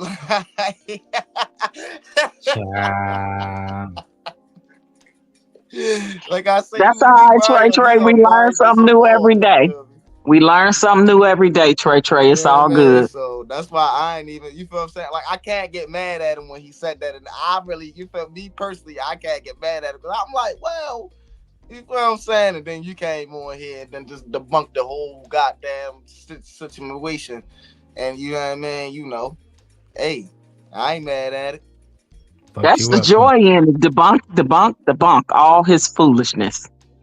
I mean, you have to, because like you said, he's a C student. So C students don't go into science fairs. I did. I won first place in the science fair. I was always very good at biology. I teach science right now. I'm a science teacher. So what he's talking about, none of this makes any sense. We go on facts, data, and statistics and things that we can quantify, not how you feel. Literally, the male only gives his DNA. After that, he does nothing. But you know what my body does? I have a womb. I have to create a placenta. I have to supply the blood. I have to supply the nutrients. I have to have immune protection, the hormones, the physical part of gestation and labor and recovery. Yeah. So yeah, and you develop that, women develop that umbilical cord where the nutrients come from you to the child. It's so much. Exactly. Them stem cells, that's why they call it cord blood. They want you to store your baby's cord blood because those nutrients and those cells are like the purest forms of cells in human life. That's why a lot of women storm. And you know what you do with our placentas? A lot of us chop it up, make drinks, put it in pills and capsules. It's full of nutrients, natural nutrients. Most bodies don't create nothing. There's something so uniquely, beautifully about a natural womb. This is why sperm is cheap. And this is why it costs so much for a surrogate. It don't cost $50,000 for no sperm. Some surrogates can go $250,000. Yeah, and like I said, I had a girlfriend that was a surrogate, and she birthed twins, and man, they paid her royally. She got paid royally. I was like, wow, it was just amazing what the woman's body was created to do. So I agree with that wholeheartedly, and I didn't look at it in that way. But you're 100% correct. When the man say like, oh, what did women do? What did women create? We created the human race. We gave y'all males and females. We created the human race. This is why males get so upset when you say stop birthing boys. Because if they created boys, then why y'all upset? Just go create more boys. Now, I do want to say this before we get back to the video. Right? I'm gonna say it. I'm gonna let y'all decide, Trey. Because, and OG Patrice, you are the inspiration for this. You said there's something going on with his mother. Do you believe that? Yes, I do. I do believe that. Have you ever heard his mother speak? No, I have not. I have. So it's another thing that Anton was really upset about, Trey. So, and OG Patrice, without me saying names, you know that at one point in time, I was very close to somebody that was very close to Anton. Yes. And we would listen to conversations on the back end. Okay. One of these situations, Anton was on his Patreon, talking to his people about Donald Trump being better than Kamala Harris. And he said, you know what, nigga? Everybody support me, nigga, even my mom. But unfortunately, he decided to give her a call. He said, Anton, do you really want to have this conversation? He said, what's up? She said, everything you say is goofy as fuck. Oh. Now, I have that recording, which is about 2 minutes, because he removed it immediately. But you got it? I do have it. It's actually, I'm downloading it from my iPhone 17 Oh Pro my Max. Listen, and listen, I told you, I analyze and dissect conversations. Just even in that sentence he said, raise my eyebrows. When he said, even my mother, why would he have to say, even my mother? Think about that. Because that's something that we automatically thinks of our parents, that they automatically support what you say or do when it comes to things, right? So for him to say, even my mother, it was like it was a point he had to prove to himself. Listen, think, I'm telling you. Why would he even have to say that? It's like he's trying to prove something to people, but he's really trying to prove it to himself psychologically. Because obviously his mother probably was not always, if at all, a supporter of his. OG, you and my wife, have you heard the content before? What? Which one? Anti-mother. I played it a long time ago. Oh No, my God. never heard it. Like when I first started this channel, I came back, it was just me and Black Dahlia. So it was just me and her. And you know how she talked. I had to take the video down. She was going berserk because his mother literally called him out on everything. The anti-black shit, the going against black women shit, the going against Trump shit, the being a Republican shit, the ICE shit. I mean, every single facet, everything that nigga was talking about, she was literally going against every single point that nigga made. Why am I not surprised? What's up, Kojak? Why? So once I get this video downloaded in about, it should be finished about 10 minutes because it is a big file and it was in 4K. I should have downloaded it in 1080p or some shit. That's crazy. Oh, JP, wow. Hey, JB, what's up, bro? I know you've been up here for a minute, man. You up here? You can just come off mute. You good? Hey, what's going on, man? How y'all doing today? Turn your mic up a little bit for me. How you doing? I'm fine. You hear me? Yeah, I can hear you perfectly, but just to make sure the audience hears you.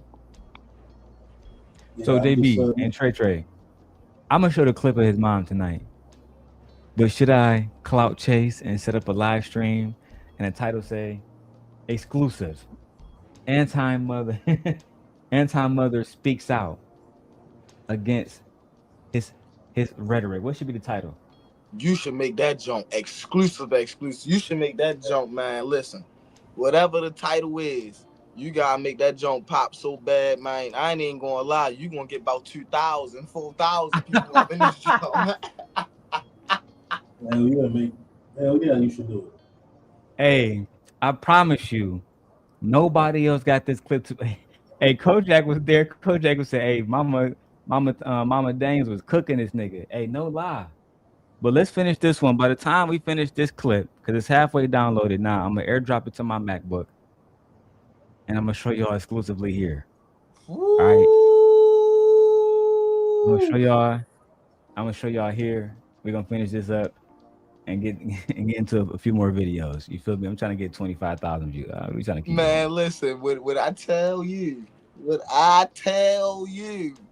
man, listen, tomorrow morning, bruh, I'm thinking about doing that motherfucker tonight, like setting up the stream. I'm talking about soon after you drop this tonight, tomorrow morning, your channel gonna be doing numbers. You might be right about that. You might have to drop content, BG. The Anton Daniels mother video. I got it right here. You feel me? I got it right here. But anyway, let's finish this video first. I gotta let it download because I don't want to just play it and show y'all on my iPhone and shit. I want to actually show y'all. That's where you come from. I don't know listen, I can't speak to your personal situation, although you did mention it. I'm not going to speak to your personal situation, but let me help you to understand something. The dudes that came before us, and again, this has nothing to do with you, was simps. They were weak. They said, I'm not going to. My dad was happy life. I'm not talking about you. Okay, well, I want to clear that up because my dad wasn't a simp. Did not. Oh, you're not a good listener, right? And I'm a great listener because this is my first time. This is my first time saying anything back to you. I listened to you earlier and didn't even know. I prefaced the conversation twice by saying that I was not referring to you specifically, and then you went to go on about how it is that this is represented. This ain't about you. This is about life. And I said I wanted to make that clear that my father was not a simp. It's the same thing you were doing with people earlier. You don't like when somebody do something that you do. You were doing this to people earlier when they were speaking. All I'm saying to you is my father is not a simp. That's not an argument. My father is not a simp. That's all I was saying. And how would you know? I know for a fact my father is not a simp. My father is very intelligent. And my father is... How would you know that her father was a simp, Anton?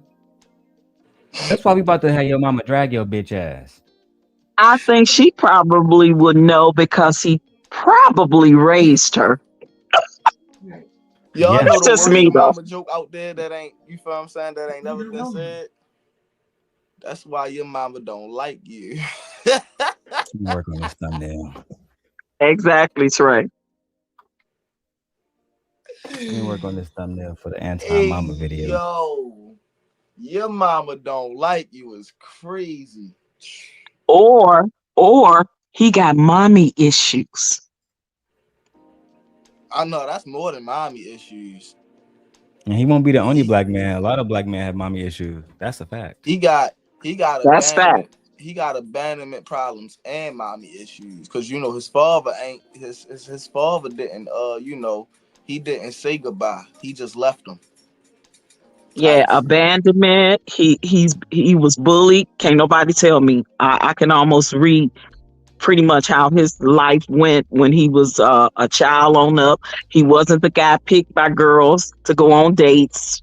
The girls that he pay for now would never choose him if he didn't have money. That's just facts, y'all. I mean, not being, vulgar or anything like that. That's just usually how it went with males like him. You know what he need to listen to? Since he's such a Christian, we get up. We fall down, but we get up. And honestly, I think I heard him call himself a geek before. Nah, you not a geek. I know what a geek is. A geek is a very intelligent, intellectual guy. A geek is the guy that ends up being a neuroscientist or the doctorate in physics and mathematics, and those the geek guys. Anton, you not the geek guys. I know because I am a sapiosexual. I'm highly attracted to intelligence in men. That's how come I know you ain't that. You ain't a geek. Yeah, I was about I'm not to a say, geek at all, Anton. A geek is not Antoine. Antoine was just a corny nigga.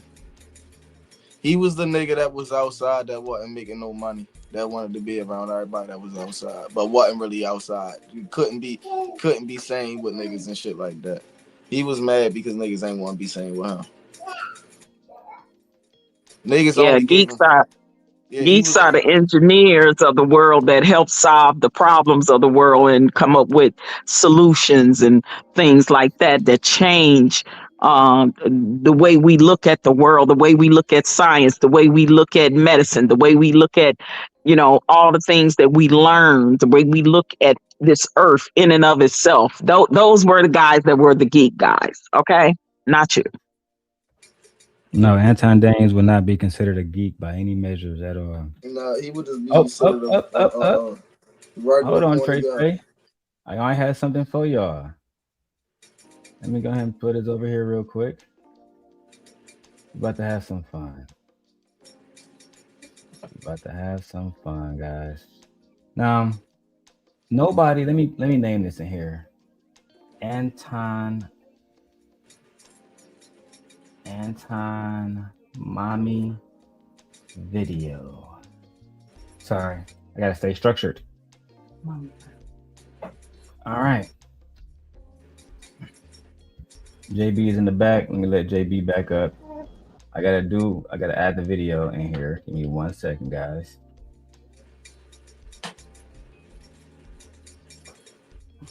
Sorry about that. It just take a little minute. I just got finished downloading it. Anton. All right. Go get this video and post it right here. Okay. So, what you guys is about to hear is a fucking exclusive. Is a fucking exclusive. Anton Daniels talking to his mother. Fair use. And before I even get into this video, let me go ahead and put this up here right now. Disclaimer, copyright disclaimer under section 07. We're doing this for copyright purposes. We believe that this content is permitted under the guise of fair use, under the legal guise of fair use. And we're doing nothing but giving commentary and reactionary commentary specifically to this clip. Nothing here is factual. Everything here is alleged. Okay? With that being said, let's continue moving forward. Oh, and we do not know any of the people involved. We're simply giving commentary. Let's continue here with Mr. Daniels' mother had to say about him.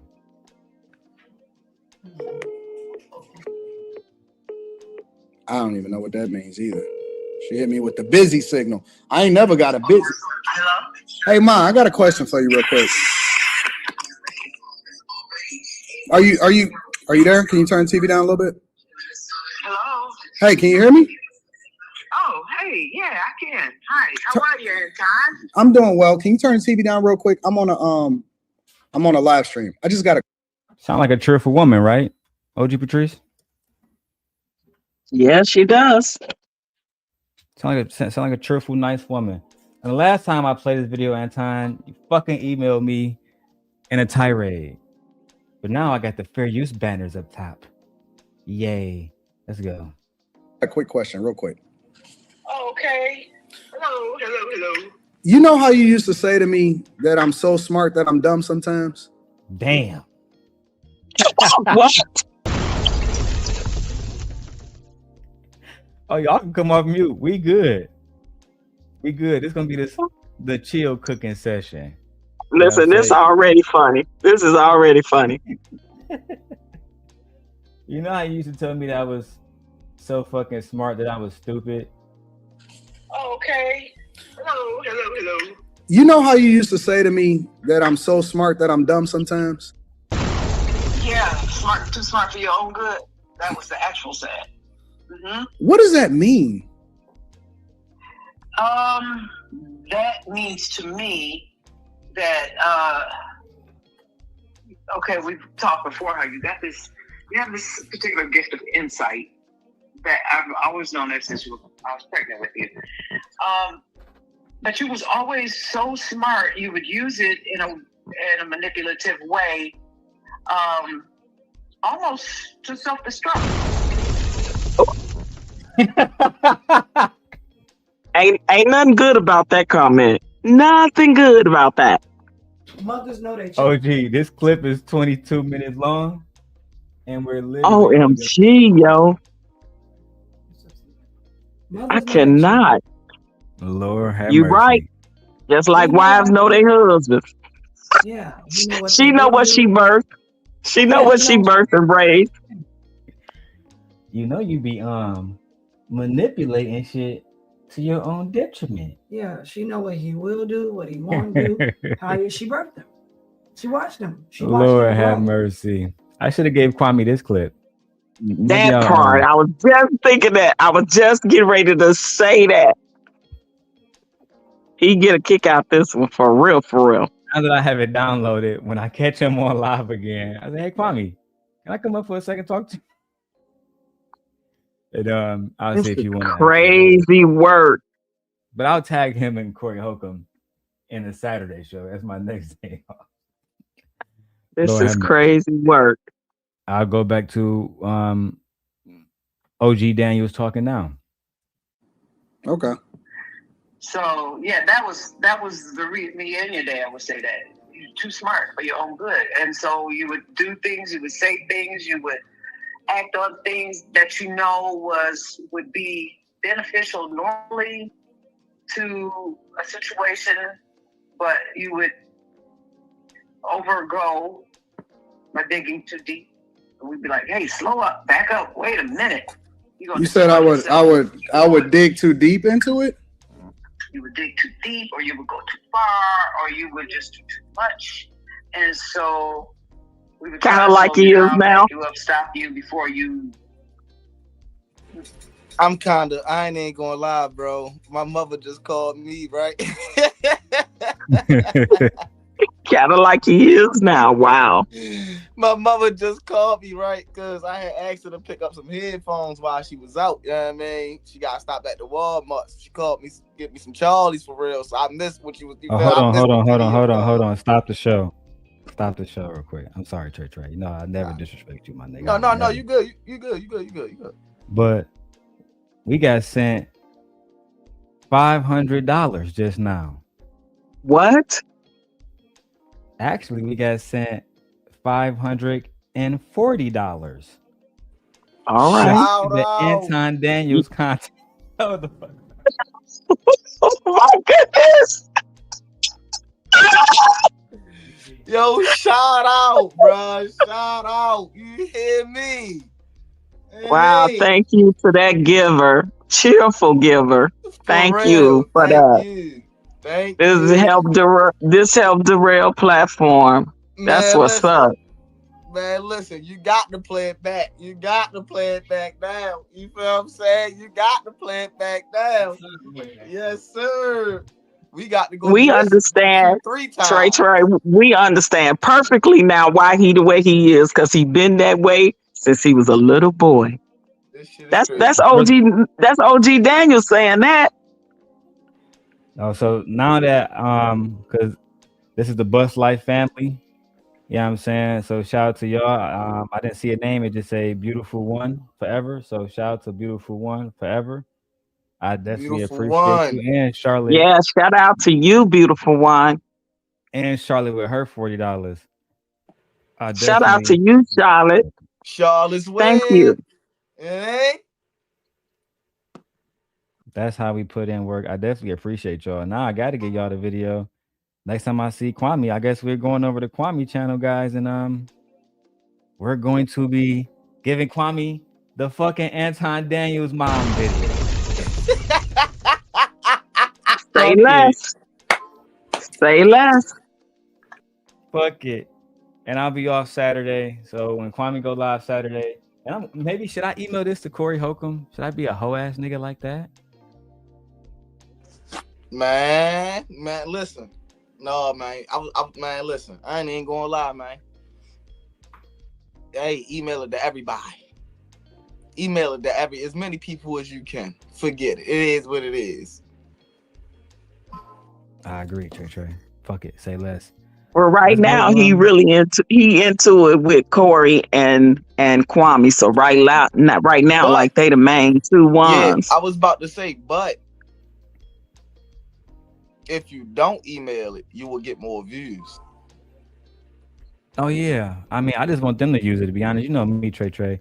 Like me and Anton's never been on good standing. So I just wanted to always expose the person that he was. I don't gotta get rich doing it. I'm an honorable man. Truth be told, like, on some super humble shit, I got everything I need. Like I feel blessed all the time. All the time, yeah. Man, so much is contradictory is coming back to bite him in his derriere. Like this is crazy work right here. Yeah, I want to finish playing what OG Daniels is saying. You want to hear what Mama Daniels had to say? I'm ready for Mama Daniels. Oh shit! All right. Can you play it back to yourself?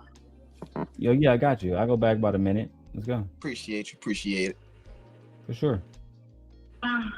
That means to me. Hey, how are you, Anton? I'm doing well. Can you turn the TV down real quick? I'm on I'm on a live stream. I just got a quick question, real quick. Okay. Hello. You know how you used to say to me that I'm so smart that I'm dumb sometimes? Damn. Yeah, too smart for your own good. That was the actual saying. Mm-hmm. What does that mean? That means to me that okay, we've talked before how you have this particular gift of insight that I've always known that since I was pregnant with you.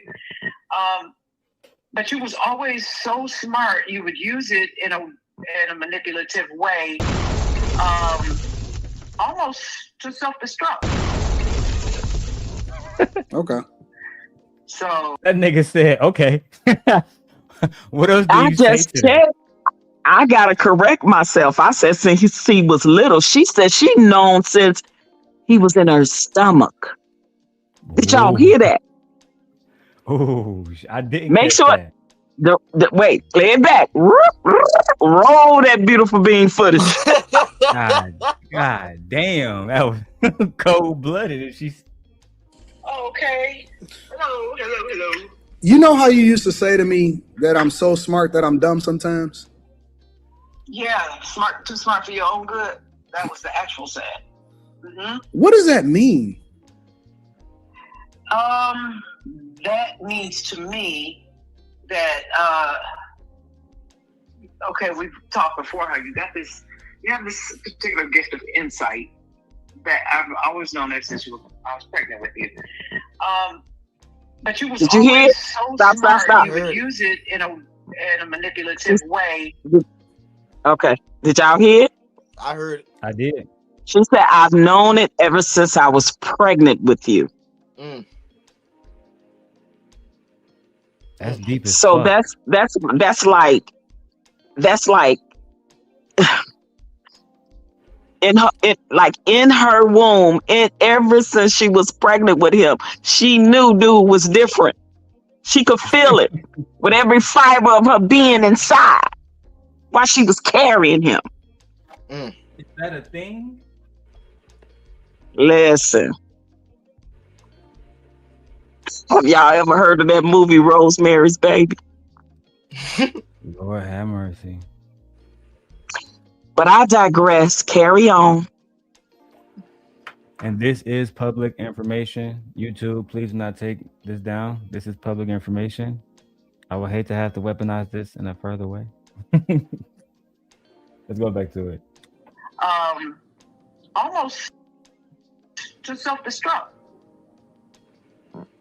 Okay. So yeah, that was me and your dad would say that you're too smart for your own good, and so you would do things, you would say things, you would act on things that you know would be beneficial normally to a situation, but you would overgo by digging too deep. And we'd be like, "Hey, slow up, back up, wait a minute." You said I would dig too deep into it? You would dig too deep, or you would go too far, or you would just do too much. And so we would try to slow you down, back you up, stop you before you cause a detriment to yourself. Like, do you think that it's applicable in politics? Like for me diving into politics? Absolutely. 100%. Well, she ain't never lied about that because that's what politicians do. That's why they so diabolical. Anton, she basically saying, you know what the fuck that you're doing. Babe. Anton mother. So they push the envelope, they go too far, they manipulative, they're liars. So she's saying all of that. And he's talking about it as far as going into the political realm, which means he will be like your typical politician, a liar, a thief, a manipulator. Right? But my wife just got back, OG Patrice. Can you break down to me what Anton mother said and what it means to you? Because basically, Well, I what she said was listen. should I? You know what? I'll play it again. Fuck it. She just came Yeah, back. That's yeah. anyway. You got to hear it for yourself. You know, I was being a mom and all, you know. She was being a mom. One of them incubators. Yeah, shout out to baby. And my wife Aegon. said, Shout "Thank out you to guys for baby the Aegon. 500 awesome." You know, baby Aegon around that house, man. That ain't y'all house, man. That's his house, man. That shit hilarious, Trey. Let's keep going. I'm gonna let you hear it, I babe. got a question for you real quick. Are you there? Can you turn the TV down a little bit? Hello. Hey, can you hear me? Oh, hey, yeah, I can. Hi, how are you, Anton? I'm doing well. Can you turn the TV down real quick? I'm on a live stream. I just got a quick question, real quick. Okay. Hello. You know how you used to say to me that I'm so smart that I'm dumb sometimes? Yeah, too smart for your own good. That was the actual saying. Mm-hmm. What does that mean? That means to me that okay, we've talked before how you have this particular gift of insight that I've always known that since I was pregnant with you. But you was always so smart. She said that she had that particular insight that he was manipulative since she was pregnant with him. What does that mean? I mean, it sounded like she had a demon seed, but I don't know. Like, what you mean? A demon She seed. seemed like a woman of faith, so you know, it's probably based on some type of biblical. I just said, I just referenced the movie Rosemary's Baby. Demon seed. There we go. We women that have been pregnant and carried children feels everything, you know, inside of us when we are carrying a child. Not just only when they kick or whatever. We have feelings when we know something is wrong. And if you were the type of mother, because I know, like for me, I used to read to my son when I was pregnant. I would hold my belly and hold the book in one hand, and I would read him stories. And when I tell you, my son is one of the most avid readers and highly intelligent, it's unbelievable. So obviously, she felt something different was happening to her in her body when she was pregnant to him. Let me show you the rest, She knew. Play that back again. She said she knew it ever since she was pregnant with him. That speaks volumes about the kind of person he will always become. Yeah, let's hear it. I'm on a live stream. I just got a quick question, real quick. Okay. Hello. You know how you used to say to me that I'm so smart that I'm dumb sometimes? Yeah, too smart for your own good. That was the actual saying. Mm-hmm. What does that mean? That means to me that okay, we've talked before how you have this particular gift of insight that I've always known that since I was pregnant with you. But you was always so smart. You would use it in a manipulative way, almost to self-destruct. Okay. So yeah, that was the end of the day. I would say that you're too smart for your own good, and so you would do things, you would say things, you would act on things that you know would be beneficial normally to a situation, but you would overgo by digging too deep. And we'd be like, "Hey, slow up, back up, wait a minute." You said I would dig too deep into it? You would dig too deep, or you would go too far, or you would just do too much. And so we would try to slow you down, back you up, stop you before you cause a detriment to yourself.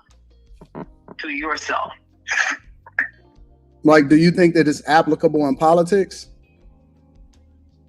Like for me diving into politics? Absolutely, 100%.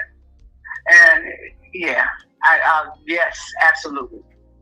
She's trying to tell him, and eventually she will have a conversation with him about how him diving into politics and his takes on politics is why they had to lead their separate lives.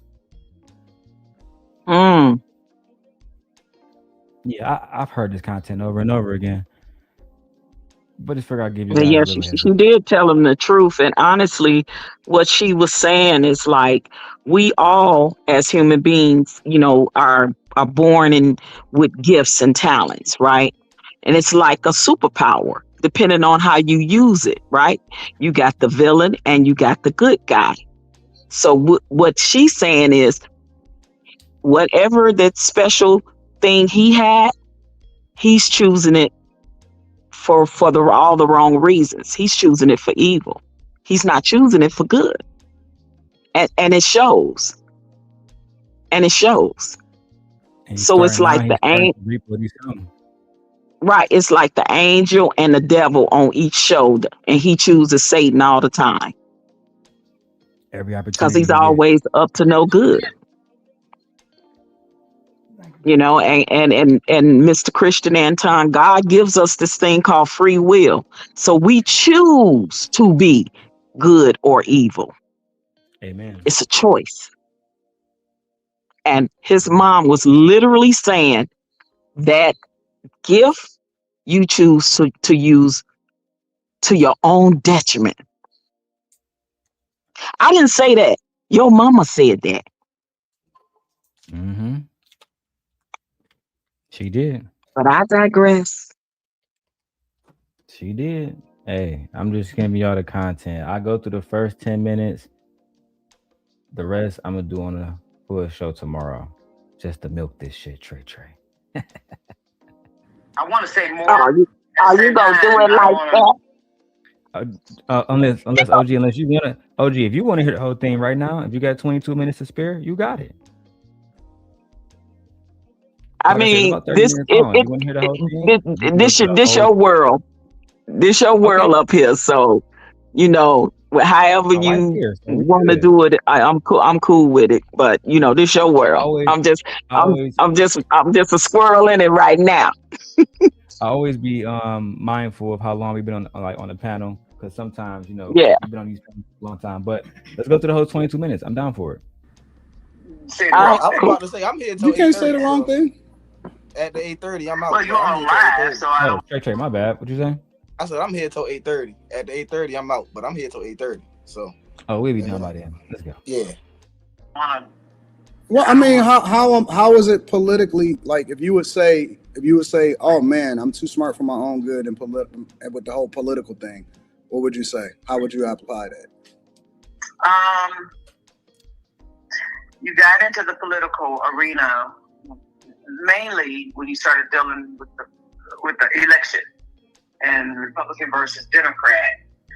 Instead of you like balancing your views or your opinions regarding Republicans versus Democrat and who was running for whatever office, you went too deep, and it's almost like now you can't.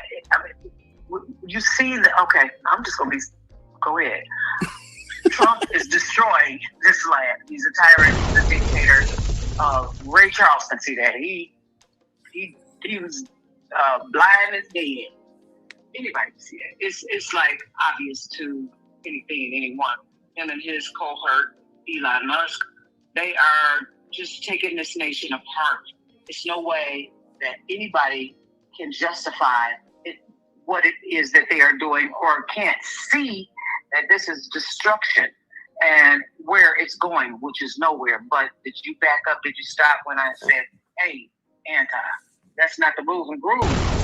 You went deeper, you went further, and it's like, so, and I kind of watch you on a daily and your, what you talk about, and you still have a tendency to justify and find something where there's justification for the destruction of this nation through Trump. Nigga. You just read that nigga for filth. His mama didn't raise him like that. She didn't do that. No, she didn't raise him like that. He chose to be like this. Yeah. Yeah, that's what I said, choice. But see, she said she had a feeling. She knew it ever since she was carrying him. She knew that her son had this particular gift, right? But what he chose to do with it is what she's talking about. Hmm. Some wizards you just have to take out. Some wizards you can't let them grow to be adult wizards. Tom Riddle. I agree. She allowed this nigga to blow him out of control, and now we are here. Now we here, man. I'm just showing y'all the facts, bro. That's all I am, man. I'm just a young nigga showing y'all all the facts. That is it. She sounds like she's disappointed, though. She does. She sounds like she's disappointed that I gotta talk to you like this, and I feel like I put so much into you to raise you better than this, or whatever. And he didn't give her pushback when she said I was pregnant with you. He didn't get no pushback. You should have said no, I came from my father. That nigga kept the conversation going. Lord have mercy. Go ahead, Trey Tracy. You came off mute. You good? Oh no, I wasn't really trying to say nothing for real. I was just going to make something. I was just going to make a little, you know what I mean? But it ain't really had nothing to do with nothing. All right, let's get back to the video then. Well, look, somebody birthed Hitler. We can't say that name, Shitler. That's the way we say it. On What, man? Somebody birthed the convicted felon, twice impeached in the White House. Facts. Somebody birthed Mona Lisa. What's his name? Mona Lisa? Or what is it? Mona? How you say it? Mussolini. Mussolini. Yep. Somebody birthed him. Somebody birthed Yeah. Napoleon. Jeffrey Dahmer, John Wayne Gacy, Ted Bundy. Right. So you know they coming into this world. Yeah, this is true. We all come through the same canal. Exactly. Every single one of us. Coming through this world. Let's hear more. Did you say that? Do you think that he's done anything good since he's been in the office? In your opinion? Just one thing good that I can see. Only one thing? And I'll even stretch it and say two. Number one is he got some control over his trans and homosexuality. He's put the foot down, and they were out of control. They was just doing too much. They're getting more attention than the normal people, the regular people. They got 5 genders. I'm a them and I'm a they. No, you're not. You're one person. You're still a. So they share homophobia. But his is different because he got a little secret. I kind of share that same ideology, not the way they share it. I feel like I have better reasons for it, but I don't believe that people should not be able to be who they are. I don't believe that they should be stuffed out and stuff like that. I don't believe in that. I just have a different take on it, but I'm not homophobic at all. But they're talking about No, rights. neither am I. I think she's talking about with the labels, you know, the labels that they have so many labels. I think that's more so what she's talking about. You know what I mean? Like the he's say they she's and the she's say they he's type of things, Yeah. and or whatever. I think that's basically what she's talking about. And the label. But she also brought up rights. She said that they have more rights than regular folk, which that's diabolical, because again, we're talking about a marginalized group of people who have done anything that they could to fight for the rights that represent what they identify as. Right. Literally. I get it. Yeah. Do I think? Yeah, I'm interested in more what she's gonna say to him. But what's the second one? I know she said that was one, but she said I'll stretch it and say two.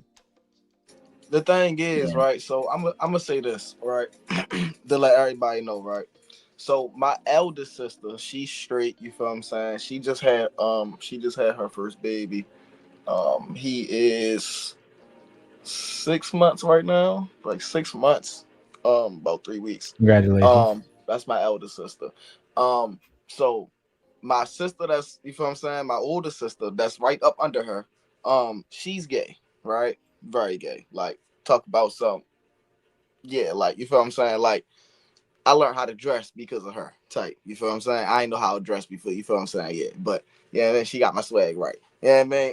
So I'm not homophobic at all, right?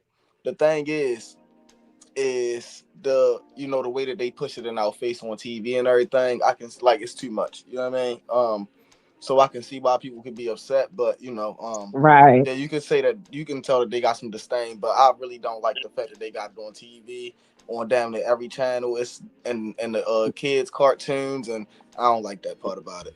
Yeah, I agree. I agree with that. I stopped watching certain movies or television It's shows and hard to stuff watch TV because of it. nowadays. Especially as much as I was trying to support Tyler Perry, but I had to watch. I had to stop watching a lot of his. I just couldn't no more.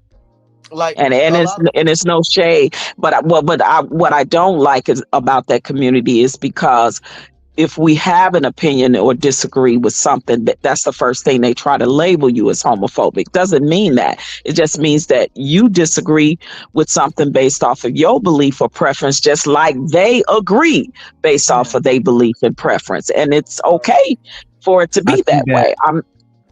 before I keep going, I'm gonna say this, right? I think that because my wife feel the same way y'all feel, and she knows I feel the opposite way. I went to an art school, you know what I'm saying? I had a lot of gay friends growing up, and that's just what it was, especially in high school, males and females. But I would say this: a person can have a homophobic ideology without being homophobic. If you believe that a marginalized group of people do not deserve rights on any level of conversation, whether it's they shouldn't have more rights than regular folks. What is a regular folk? You know what I'm saying? So these different things to me have even though it might not I know define a person. she means straight heterosexual people. She just said regular folks, but that's what she means. No, I got what she said. I understood she meant heterosexual, but that don't mean that you're normal, right? A lot of Donald Trump is heterosexual. He's not normal. Right. Jeffrey Epstein, That we know of. That we know. But y'all get on point when we having to go down that lane. So how many heterosexual men were just not regular folk? It was not normal. They was abusers. They was rapists. All kind of shit. Yeah, you know what I'm saying? So, and facts that just to say your other point, we're not saying that they don't deserve rights like anybody else, because they do. We're saying if I say based off of my preference or belief, whether it be religious belief or just traditional belief or just the way I was raised, if I say, okay, I don't subscribe to you saying, as maybe if you're trans, that I should call you a woman, a female. If I feel that you wasn't born that, if I feel that you were born now, can you have a surgery to change your private parts? Absolutely. But can you have a baby? Can you have a menstrual cycle? No. Can milk come out of your breast to breastfeed a child? No. So that's my point of view of when I say something like that. And it doesn't make me homophobic. That just make me believe in what I believe as far as science, as far as, other things like tradition. It could be religious belief. People have they things based off of all those things, right? Ideologies or beliefs, right? Just like Jehovah's Witnesses, they don't believe in blood transfusions. So people can have that without being called a homophobic, if that makes sense. Because I absolutely believe they should have rights. I got these same people in my family, so I'm not saying they shouldn't have rights. I'm just saying I don't have to be homophobic to say I don't believe a certain thing. That's all I'm saying. I agree. Let's keep going with the anti-mom footage. Ciao. Man that's trying to be a woman, period, point blank. And what was the second thing that you was gonna say? The second thing is immigration and immigration for criminals. What he is doing and how he does what he's doing is is criminal. What do you mean? He's a criminal. You said you like the fact that he's getting these illegal migrants out of here, but you don't like the way that he's doing it? No. And then this new thing where he's trying to take over Gaza and telling the people that live in Gaza that's coming back to their homes since the war ended in their country, he said they can't come back. So they got to find somewhere else to go. These are their homes. So he's just overstepped everything. And it's just, I can't wait for Before I keep going through the clip, just to add some context, Anton is very conservative and supports Trump wholeheartedly. So while this was going, his audience was basically saying, "Hey man, your mom, she don't know what the fuck she talking about. Nigga, we team Trump around this bitch." You know what I'm saying? They was on her top. That's another reason why they had to put the video down. Obviously, we would have people like Freezy and others using. I'm pretty sure Freezy is gonna say, "I the one who fought that nigga Anton Mama video, man. It was me, man." No cat. You are so funny. Yo. That nigga Freezy crazy, dog. Bro, that shit yo, oh my God. I will say that I do agree with her on the immigration part, right? Like, but like she's saying, it's criminal now how it's being done, right? Because I believe that no illegals should come over here to the United States of America and gain all of the funding and resources. And then we are tax-paying American citizens born and raised here, and we barely can get a loan to buy a house. So I agree that at that part of it, right? Like they shouldn't come over and get all the resources that they were getting, like the housing and all the cards with thousands of dollars on it and all of this and that, and they're not even documented. You know, they don't even have jobs established, right? And then they're coming over and getting things that we as taxpayer citizens can't even get, and we're born and raised here. So I agree with that part. But the way they doing it, I don't agree with it. This whole thing with ICE and things of that nature, no, I do not agree with the violent criminal behavior of that. And we talking about a 33, 34 count felony criminal that's sitting in the White House right now. Yeah, so I understand what her point on that. All right, let's keep going. For God to kick in and destroy this man before we are completely wiped off the map. And I'm not talking about a particular race, creed, or color, but in every entity, every way possible, financial, political, economy, everything that he touches turns to mud. He is a demon in disguise. He came in as a criminal, and it was just okay to do. He came in as a convicted criminal. He overruled all of his convictions.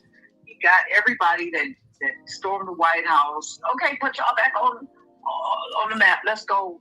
Y'all be my backup. And so they feel obligated, of course, now to they were already. He invited the Klan to the White House and entertained them. Hello, what are we doing? Are you serious? Anton, you're not going to get all political with your mom like you do with the rest of these women? She said Donald Trump invited the Klan to the White House. Lord have mercy. Yeah, she did. She said that. He ain't going to say nothing to mama. Mama he gets humble in front of mama. Mm-hmm. He know how to talk to black women in front of mama.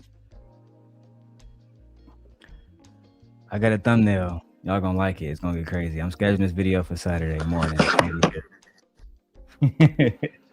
Who can justify that? How did you justify that?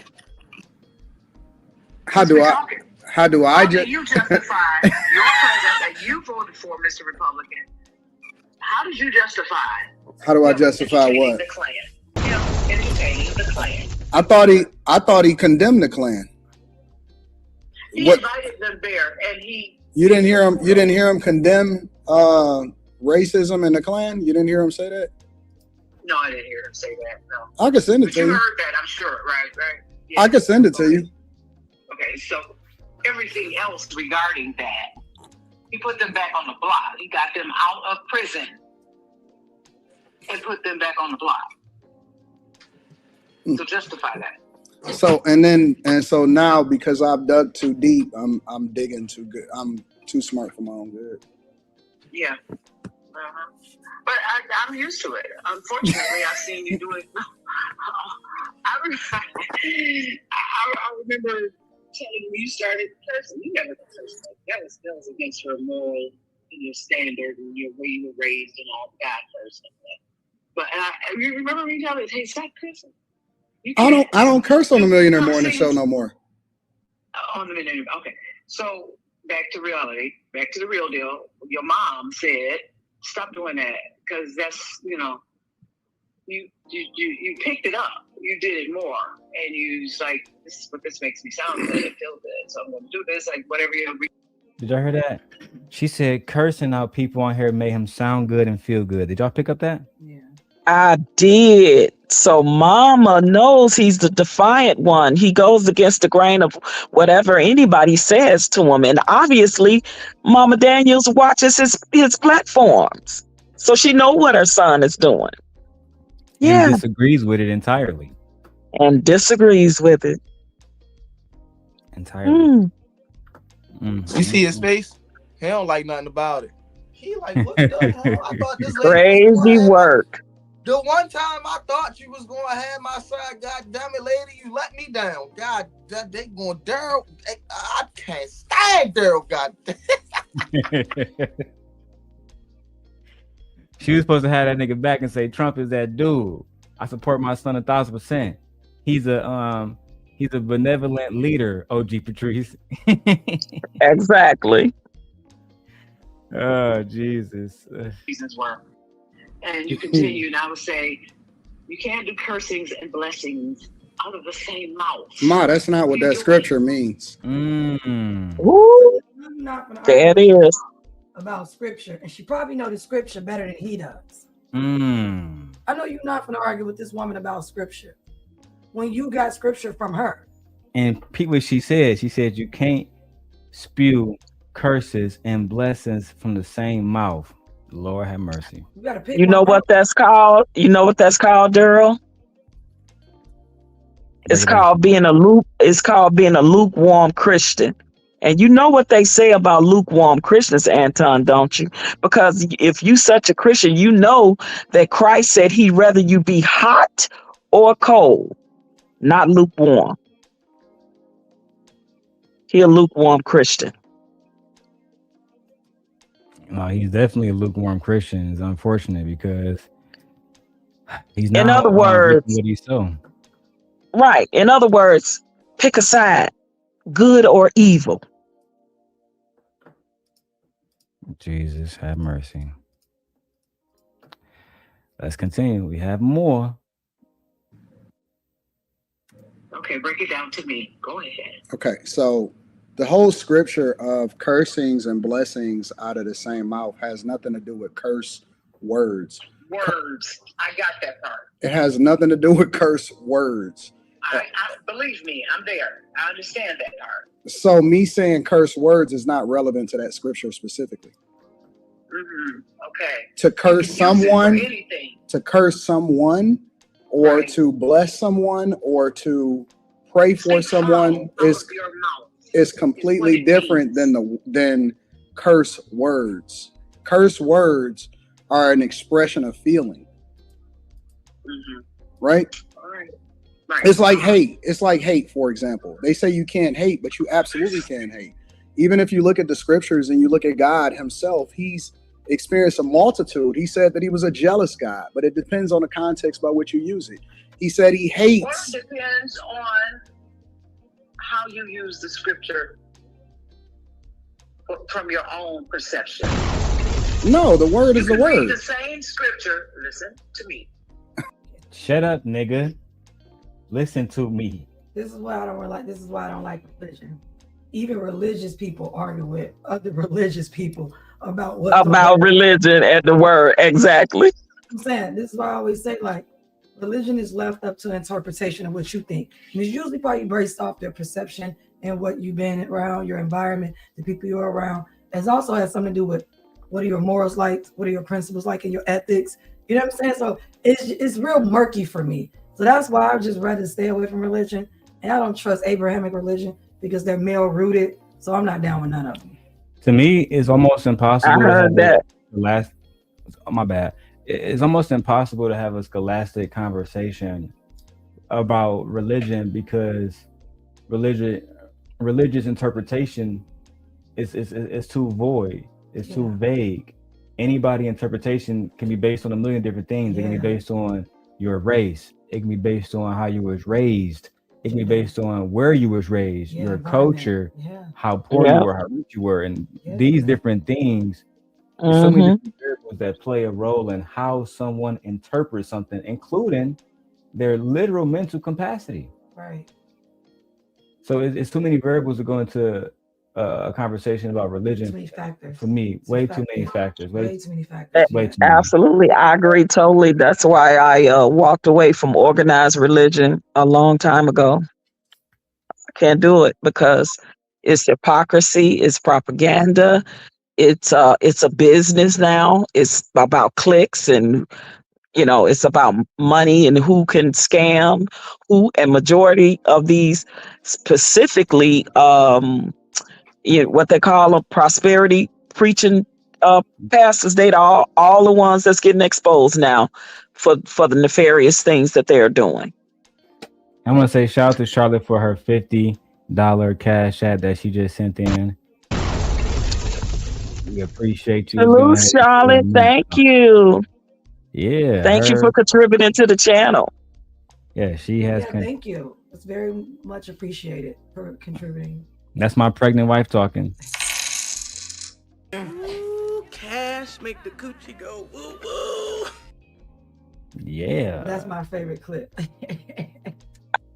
I know mine too. Yeah. I forget her name, but I know you're talking about. I used to really think she was literally. I still think she fine as hell, but I used to really think that woman was fine as hell. I can't think of her name though. Oh my God, what's her name? You right. She's real good friends with Sherry Shepherd. Yeah, she is. Yeah, they all are. I knew she's a comedian. That's where I know her from. Let me go. She's a comedian. H or something. It's on Netflix. I watched this. Her, Tisha Campbell, and I forgot the other woman. Somebody else on Kim Whitley. Yeah. Kim Whitley. That's her name. Yep. Kim Whitley. Boy, nigga, she had work for days back in the day, and she's a Delta. Child. Delta? Okay. Yes, she is. Yes, she is. She used to date. She used to date. Darrel Levert. Back in the day. Her and Monique. Her and Monique. I just found that picture of them right now. Her and Darrel Levert. Yeah. Yeah, this was a she was a looker. That's all I'm gonna say. I'm a married man now, but Lord have mercy. Everybody who know me know I like big boobs. So that's all I'm gonna say. Let's keep going. You can use the same scripture, and every time you look at that scripture, more is revealed from it. You can look at it 100 times, and it's still 200 more perceptions that you can pull from 3 words. Ma, come on, you know you off That's on fine. that one. I'm not going to argue with you every time. I know who you are. It's all good.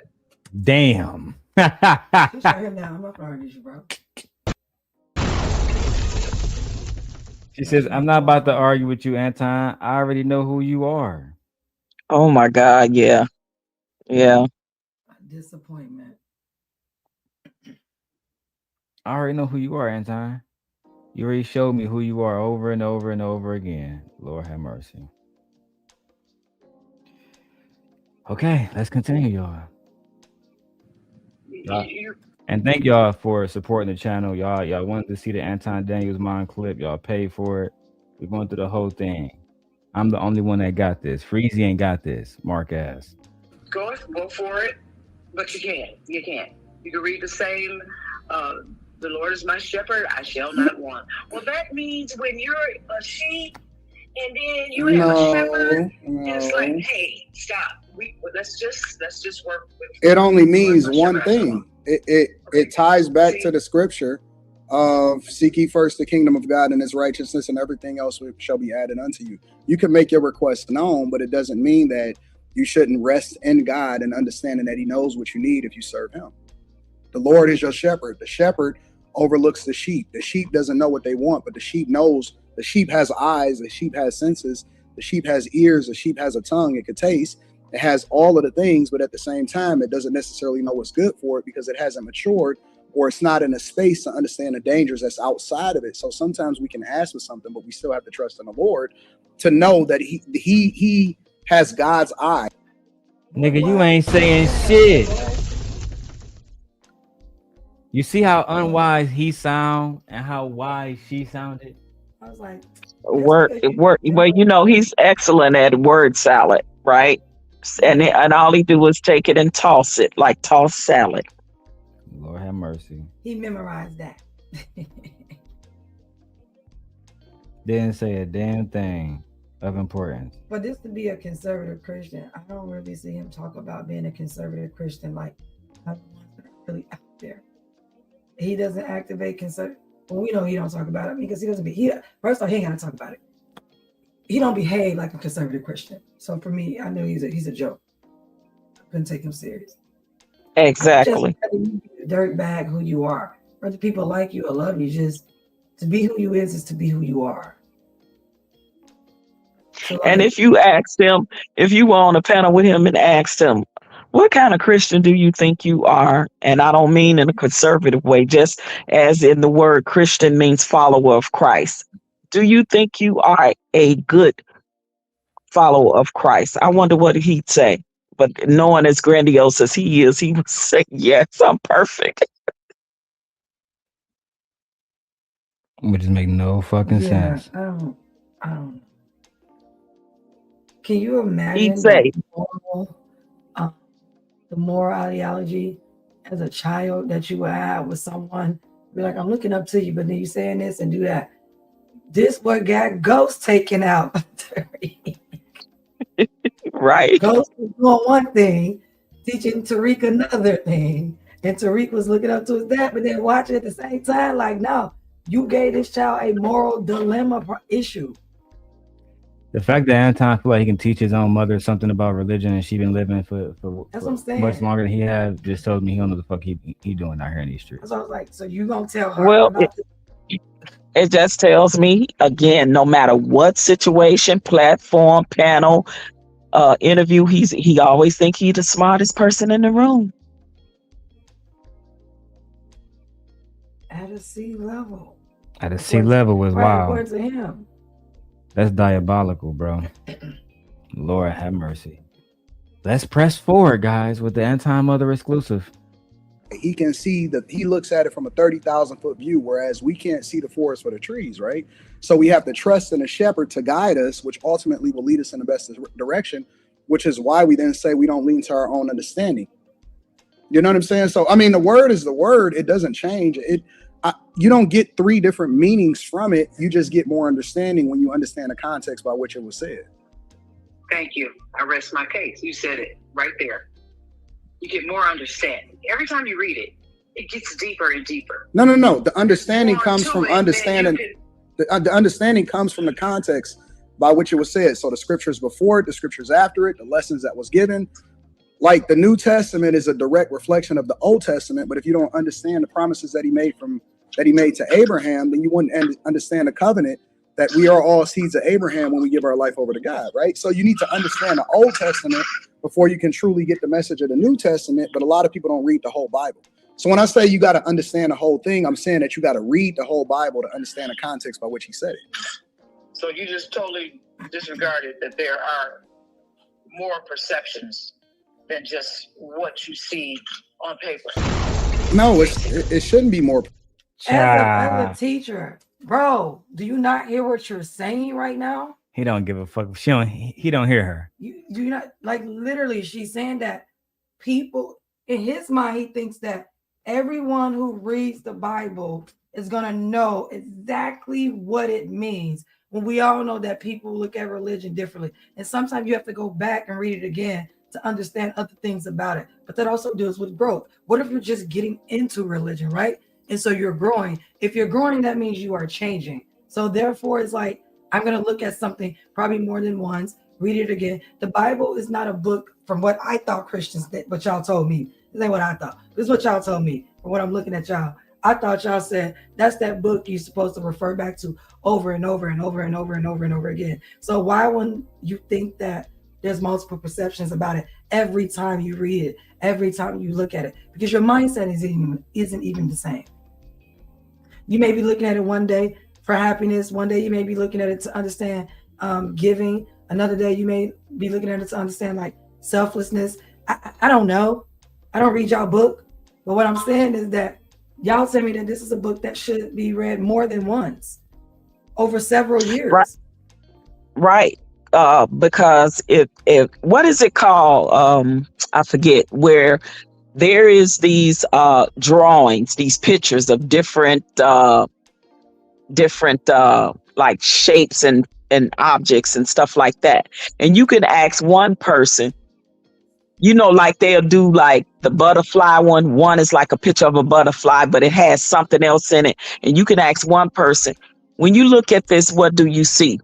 They'll say a butterfly. And then you ask the next person, when you look at this picture, what do you see? And they'll say, I see a 4-leaf clover. And it's actually both things in that picture, but it depends on the person's view and perception of what they see with their eyes. Of objects, yeah, and shapes, yeah. Of it and shape, right? Yeah.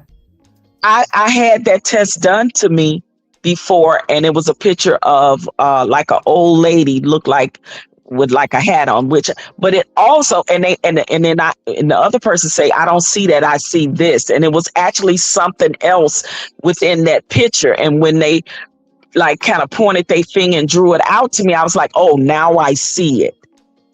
But I didn't see it before. So you can read something and get one thing out of it and then reread the whole nother book again and get a whole nother perception out of it, or a whole chapter. You look at it differently than when you read it the first time. It's the same way with the Bible. That's basically what his mother is saying. And everyone gets different meanings from the Bible. What y'all told me. And Gore said, OG Patrice, what you and my wife is talking about is called the Rorschach test. Oh, okay. Thank you. Thank you. Yes, that's it. Yeah. Thank you. I would never would have remembered that name. Yeah. I was like different shapes and like yeah. Yes, me the child. I would have never remembered that name. But I took that test before. When I'm such a nerd, when I think about Rorschach, I think about the Watchman, that guy who had the mask, all the different fucking things on his face and shit. You know what I'm talking about? Do y'all watch DC Comics? Yeah. I'm such a fucking... No, I don't watch DC Comics. Yeah, Rorschach, he was a crazy, like psychological type villain / hero. It's weird. But you can keep going with perceptions. But there are more revelations deeper than the surface. Okay. Yeah, it is. It is. But you got the gift of gab, and I don't take that from you. I give you kudos on it. I love it. But listen. At the same time, listen. She right. He got the gift of gab, just like a preacher and just like a politician. Just like a con man and a scammer and a hustler. That part. Exactly. They got a gift of gab. You got to give them that. But they the most crooked, scammers, shyster, charlatan, drifters ever.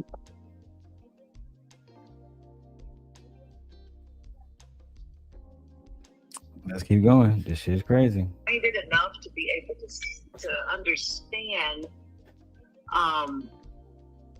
where you can actually be wrong. Who, me? Yeah, you, Anton Daniels.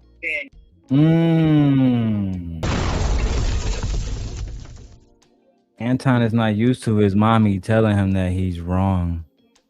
Yeah, yeah, exactly. He's wrong. Some of the most greatest orators were these preachers like your Jim Joneses that fooled all of those people into drinking the Kool-Aid. He's very intelligent when it comes to manipulating people. His mother said he's manipulative, so he's very good Oh at yeah, she said that earlier, and a master manipulator. Yeah, and she literally said he chooses to use it for darkness. Like, shout out to Mama Daniels. Yes. You can't, yeah. But, you know, after 40-something years and me being who I am, I know what to do with you, how to do it, and when. Let him roll. Just leave him go. Anton's wife said it takes a special type of woman to deal with him. Lord have mercy. I don't want to be that special. I don't want to be special at all. He said after 40 years, I know how to deal with you. After 40 years. Yeah, that's how old her son is. That part. A mother knows the son she bore, just like the wife knows the husband she marries. Mm. I'm just saying though, this is sad. So, Mr. Daniels, who raised you?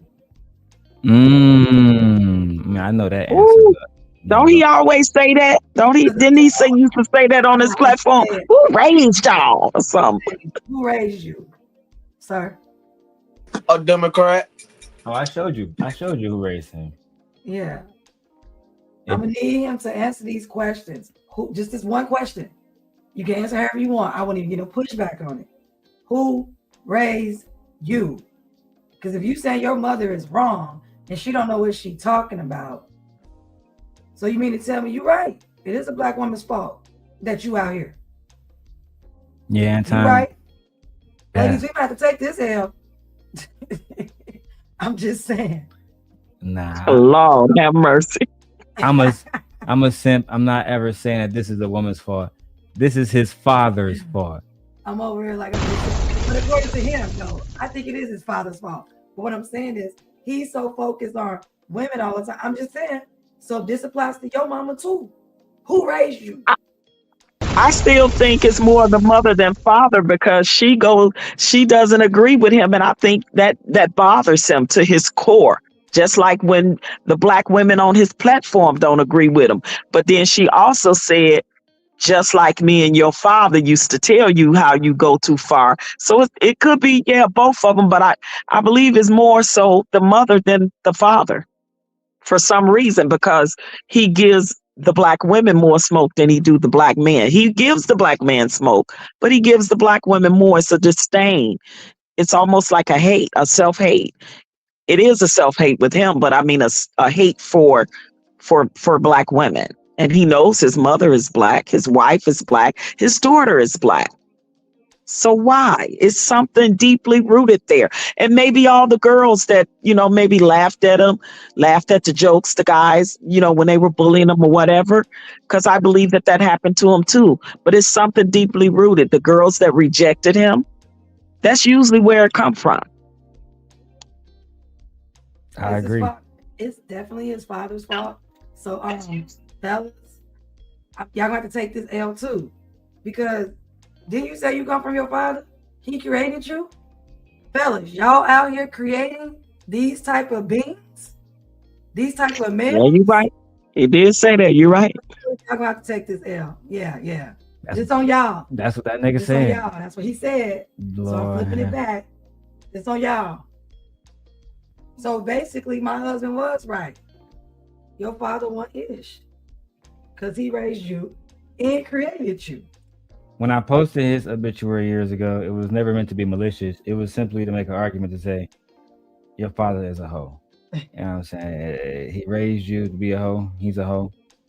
And then, that's just what it is. In the streets, we would say, your father was a mouse, so he raised a rat. It is what it is. Yeah. We can never trust you. Go fuck what you talking about? What you got going on? How much motion you got? How much money you got? How much money you can put in my pocket? It literally don't matter. I can't trust you. But I'm not gonna get into his father. Not here at least. His mom sounds lovely though. She does sound lovely. I believe his father was a decent man too. I will say that. She sounds lovely though. She really does. I believe where his father went wrong is raising him in Waterford, Michigan, around all them white folk. But you know what? Let's keep going. Oh, wait a minute. He grew up in a predominantly white neighborhood. Oh, you don't? Yeah, I forgot. You're not from Michigan. So, do you mind if I show you on a map, OG Patrice? Yeah, I didn't know that. That would kind of explain it too. The reason why he caters and panders to whites because he wants the white acceptance. I showed my wife the obituary, unfortunately, and OG Patrice, all the information is in there, but I can't show you that on YouTube. You have to wait until the show ends. But what I can show you is this. All good. Google Maps. I can show you Google Maps.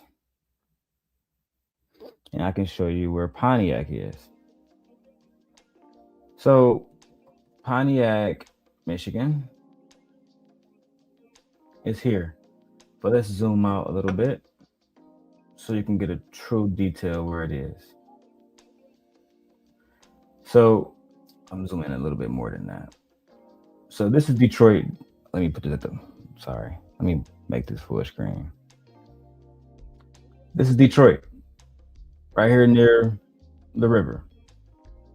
Fucking Pontiac is all the way in the north. It's all the way in the north. In order to get to Pontiac, you got to go through Bloomfield Hills, Birmingham, Lathrop, Oak Park, and then eventually you'll get to Detroit. Okay. So it's a good little ways from Detroit. Now I've heard of Pontiac. Now is that the same place where what's the place? Is it at the same place where Clarissa Shields is from? She's from Flint. Oh, Flint. Okay. Yeah, Flint the hood. Flint. Yeah, Flint the hood. I was getting ready to say. Yeah. Okay, then Pontiac is like night and day. Yeah. Okay. I was about to say, Flint. Pontiac is the hood outside of Waterford. So if you guys maybe Trey know who he is, maybe you know who he is too, OG Patrice. But it's a young man named DDG. He is the baby daddy to Haley Bailey. He is yes. He is from Pontiac, Michigan. And somebody just put this in the chat. I'm about to confirm this on Gemini. Because this is actually a fact. That people don't know. I went to jail in Oakland County, and I found this out when I was in jail. Jail looked like motherfucking palace. But she says Oakland County is one of the richest counties in America. That's a fact. Really? Wow. That's Gemini. So Pontiac is considered Oakland County. Let me see. Is Pontiac, Michigan in Oakland County? Yes, Pontiac is the county seat of Oakland County, Michigan. Would you like? Is Oakland County, Michigan one of the richest counties in the United States of America? While Oakland County is consistently the wealthiest in Michigan, or second depending on the year, it is not currently among the top 20 or 30 richest counties in the U.S. National ranking. It typically ranks within the top 10% of all 3,141 U.S. counties, but sits outside the elite top 50, which is dominated by suburbs of Washington, D.C., New York City, and San Francisco. Income. As of 2026, its median household income is approximately $95,000 minus $98,000, significantly higher than the Michigan average, but well below the $150,000 plus seen in the nation's wealthiest counties like Loudoun County, Virginia. I think you guys get the point. Yeah. It's always the wealthiest county in Michigan, and they said it's every year is in the 10% of the richest counties. So right. So it's sort of like the Orange County in California, right? Mm-hmm. Yeah. Okay. I would agree. Kojak says Oakland County is the fourth richest county in the country. The richest county in Michigan. Yeah. This is where Anton is from. His father grew up there. I try to tell people all the time, he's from Waterford. I mean, I would be happy to grow up in Waterford. You know what I'm saying, like, growing up in Detroit was rough. Mm-hmm. Yeah, growing up on the south side of Chicago was rough. So I know what you're talking about. You from Detroit? My wife says, why does he claim from Detroit? So let me tell you this. I didn't realize that this was happening really until I went to Central Michigan, all the way in Mount Pleasant, 2 hours away from Detroit. And it was niggas up there that was from Waterford, Berkeley, everywhere, claiming Detroit. Because, like, when you, I guess, trying to look cool to some people, you can't say, like, hey, bro, yeah, I'm from Royal Oak, Michigan. Nobody know the fuck that at. Nobody care. It's like the only city that people care about in Michigan sometimes is Detroit, which is crazy because Detroit is one of the poorest cities in Michigan. Yeah, but so like stuck. It's absolutely insane. I've seen Black people like Anton do that, like you said, to try to be cool or relevant and claim Detroit, because most Black people I've met that grew up in the wealthy suburbs in Illinois, like Inverness and all those places, they would say, I'm from Inverness, Illinois, right outside of Chicago. But the Black people will say, I'm from Chicago, but they really grew up maybe in Naperville. You know what I mean? So that's the difference. Yeah, and in Michigan, we really take that kind of stuff seriously. We don't like people, you know, saying you from the city and you're not really from the city and saying you're doing stuff for the city. Like Anton would say, man, I'm doing all this stuff for Detroit, but then Highland Island Girl Q, she not from Detroit. Hire fucking Quentin, he not from Detroit. Hire Team Portugal and Ali, them niggas are literally not even from America. Hire Jay Prince, that nigga from Milwaukee. Hire the little Clover from fucking Las Vegas. Like, do you understand what I'm saying? You never see this nigga with nobody from Detroit ever. Exactly. I mean, Eminem can claim Detroit because he's from 8 Mile. That's Detroit. And the thing about it, and Kojak knows this, being from Detroit, and I can pull up plenty rapper videos. Sidebar about Eminem real quick. A lot of niggas didn't respect Eminem. Let's keep it 100. A lot of Black, like, real street niggas, they couldn't relate to Eminem. I feel like the only reason why I could is because I was a little bit more artistically developed more than some of these other guys that I was around. They wasn't really trying to understand, you know, the music that Eminem was making, because it wasn't like trap music. You can't just get in the car and bang it. You can't get in the car and have girls twerk to it. It is literally thought-provoking music, or what some people would consider hate music. Yeah, and I would say that they came around with Eminem on that because when they realized he was from 8 Mile, and the fact that he was a poor white kid that lived in a trailer. So that's why people was able to relate more to him, and he hung around. Most of his friends were Black. Is because of the social and lower economical place where he lived, where he came from. Black people can relate to that, right? So that's why he was able to move in the spaces that he moved in until he, you know, met up with a Dr. Dre that said, I'm gonna get his, you know, the white boy from the hood a chance.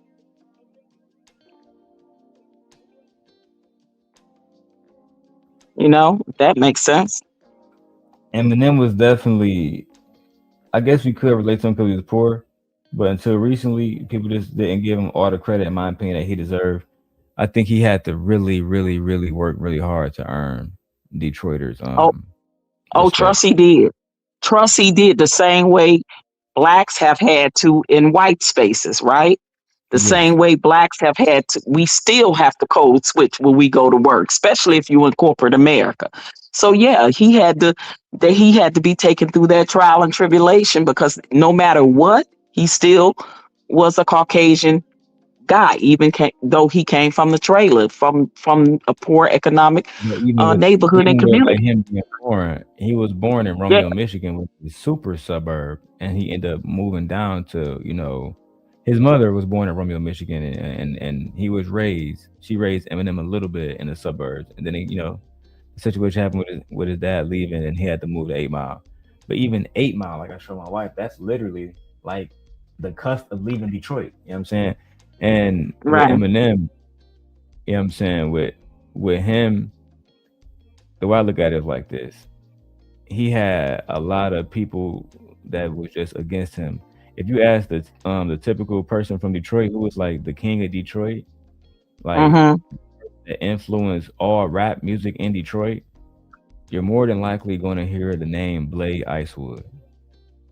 That's just the fact. Okay. And people, I say this too, for people who want to go to Detroit, this is a very serious warning. I couldn't be more serious. Do not go to Detroit and say anything bad about Blade Icewood. Now, who was he? A rapper? Yeah, even Kojak. Oh, he was a. So. Oh, he was Blade Icewood. He was born on the east side of Detroit, and he was basically a hustler. After Big Meech, he was the biggest hustler like in Detroit history. You know what I'm saying? He had Maybachs, he had his own private jet. Some would say he came after Meech. Big They Meech was around the same time. So Meech got arrested in Okay. 05. Blade died in 05. Oh wow. So they had that's what I'm saying. A lot of OGs would say Blade had more money because he wasn't on a federal radar like how Meech was. You know what I'm saying? It was two dudes from the same city, getting a lot of money. You know what I'm saying? Not a little bit of money. We talking about these niggas buying $3 or $4 million jets. And the Feds. So now, did somebody unalive him, or did he? What happened? The story goes like this. The first time Icewood got shot, he was in a house with his family. Similar to a house that I took you to, Michi, for the Christmas situation. Yeah. He was with his family, and they bust down his door, and they shot him 7 times with an AK-47, and he ended up this Blade dude, the Blade dude. Yeah, they shot him 7 times AK-47. He ended up right in front of his wife and kids. They didn't harm the wife and kids. I hate to say it, but those guys just came in, did their job, you know what I'm saying, whatever, and they didn't harm the kids. They had a code back then. It was a code back then. That's why I said children and women was off limits. They stuck to the code. Correct. And Blade survived that. Blade survived that situation. What? He ended up being in the wheelchair and going through therapy. The reason why this whole thing is known because even when he was going through therapy, this nigga made a rap album dissing the niggas that shot him. Oh my God! So wait a minute. Have they done a biopic or a story on his life like they did the whole BMF thing? His son is like the spitting image of him. To answer your question directly, no. But I think eventually they will. I think eventually they will because eventually the leader of the other crew, his name was Wipeout, he ended up getting deleted. And then after that happened, and Blade was making songs about it and stuff, he was in his Range Rover and he was at his car wash. And when he was coming out of his car wash, somebody shot the car up. Obviously, like I just said, he couldn't drive because he was, he was in a wheelchair. So they shot the side car up. The driver ended up getting hit too, but Blade passed away that day on 7 Mile and Southfield in Detroit, Michigan. Wow, that's an interesting story. I knew about, certain people in Detroit, the BMF story and all of that. And there was some other people names I heard. I never heard of this Blade dude. That's why I was like, okay, I'm kind of fascinated about stuff like that. Yeah, I'll take a quick moment before we go back to Anton Mother to show you Icewood. and I'm pretty sure they have videos. His son had a new video, but this is the song that he's known for in Detroit, and I'm not gonna play the whole video because of copyright issues. But this Blade Icewood rolling around in Chevy SS's and brand new Corvettes. What up, though? Your man Blade Icewood. Welcome back to Detroit. About now, y'all thumbing through the inside of the CD. Yeah, looking at the inserts and shit. Yeah. Doing it like that. That cheddar way. Putting it down that real cheesy, baby. That's the Maybach with the spinners on it, child. And with the spinners. This is 03 type shit. yeah, that's what I was asking. What year was it? Yeah. Wow. I remember Okay. watching these dudes, you know what I'm saying, growing up, going to Belle Isle, everybody stunting, everybody had women. That's what I'm trying to tell Anton. You didn't grow up how we grew up. I really grew up watching players, you know what I'm saying, and being around nothing but hustlers. And that's why, even though I'm not in that lifestyle, I kind of take the effort that it takes to get successful in that lane. I kind of put the effort into this lane. That's why I appreciate when people support it. They send like $500. I take that as a blessing. My wife was very happy about it too. I sent her $200. Yeah, absolutely. He was Anton was far removed from this period. So, growing up in the neighborhood, hanging out with, he did none of that. You see, Blade used to have heli cheese. He used to floss money. He used to flex on niggas. He used to take niggas' girls. Nah, it's time to boss up, man, and put this boy up, man. You know what I'm saying? Boy, good All job. these rappers rapping about how they got that work. How the fuck you niggas working when you always at work? We just real street niggas. You know what I'm saying? Like to a T. They had girls on their side, you know what I'm saying? He had his own studio in the city. You know what I mean? They'd pull up in the videos. And back in the day, these are real hood videos. They had their own cars. Let me take the music off.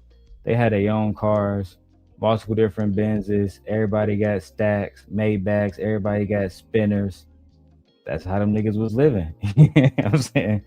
So, and this was like I tried to tell Anton a long time ago, OG Patrice. This was way before niggas had a Patreon or YouTube to talk about black women. You had to get it how you lived back then. You know what I'm saying? So, hey, it is what it is, man. You know what I'm saying? Oh yeah, I know it. The same. I grew up with that same in the same era in Chicago with certain hustlers back in the day. Yeah, the thing about Chicago, I don't know too much about y'all music scene back in that day, but I do know about the Larry Hoover situation and the BDs and the GDs, and then I even learned that and my wife told me this, but I couldn't believe it until I got here. And I still haven't drove to that area because I'm not sure if it's safe. But the Latino Which gangs one? in Chicago, child. Oh yeah, that was the Latin Kings. That's what they call the one of them, the Latin Kings. On Yeah. lock. Yeah, the Latin Kings I know was a big one. Like they be on Definitely there. in Chicago. But They yeah, be having BDs, cars. GDs.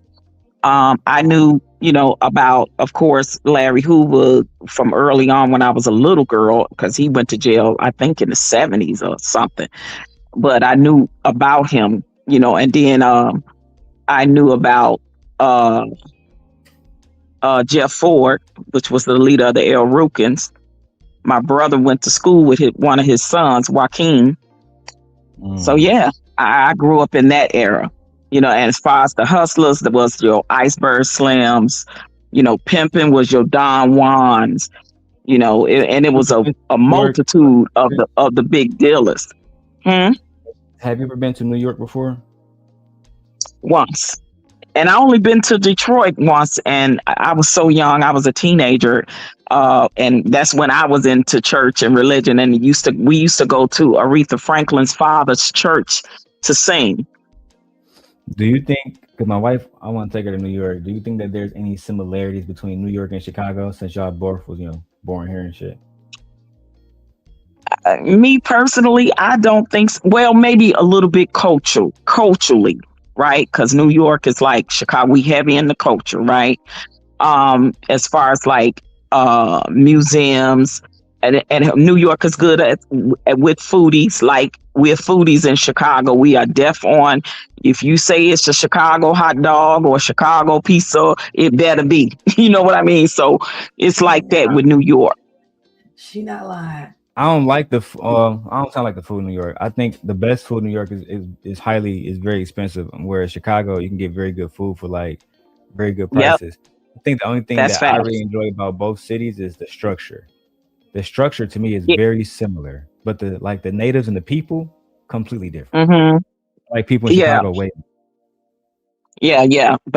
And that's what I missed about living at home is the culture and the food. Those are the main two things that I missed about living there. That's it though. Right now, we be on your side of town because my wife is forcing me to. I'm playing. She love the West Coast. Forcing you to what? Love the West Coast. It's dope. Oh yeah, y'all talking about moving to the West Coast? Well, I used to live on the West Coast for like over 20 years. We're moving to Vegas this summer. I used to live in Vegas for over 20 years. Yeah. Well, I just left there, Anton. You know, I ain't there no more.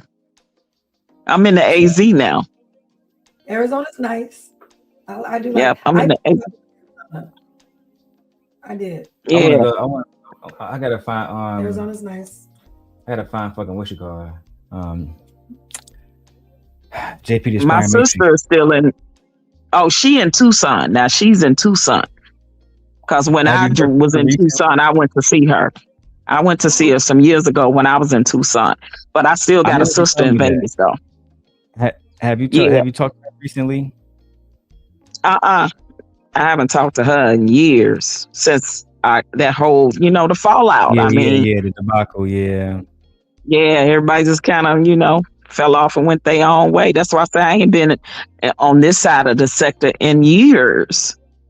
But of course, this type of stuff has a way of getting into the other sectors, because I actually got in like more of the black tea sector. I would go over there and then I would get in, because I was a part of the Angie Stone thing, because my girlfriend actually sang background with Angie Stone. So when they was doing the Angie Stone thing, I was over there, stuff like that. But before I get back to this video, I remember you. I remember your situation with Nathan Daly, and I remember what was the other? Oh, you talking about the cop that got drugged? Yeah, I remember that, and I remember them. It was something else. I'm so high. It was just on tip of my brain. Oh God, I remember that, but it was another situation. Whatever happened. Yeah, whatever happened to her name? What was her name? Just early things. I got a video queued up for her. Kaya, something. Just Kaya. Whatever happened to her? Is she still a content creator? I hope not, but I don't think. Talking about cooking with Kaya? Oh, no, not cooking with Kaya. No, not cooking with Kaya. I think she went by Just Kaya or something like that. Oh, yeah. I don't know nothing about none of that. Yeah. But after that, I left and I fell back for a while, and then I went over to the black tea sector, and now the black tea sector then turned to the beef sector.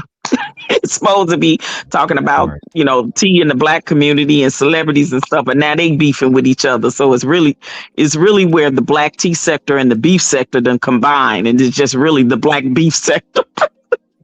Man, I was about to say, I ain't gonna lie. I gotta go. Go ahead, Trey.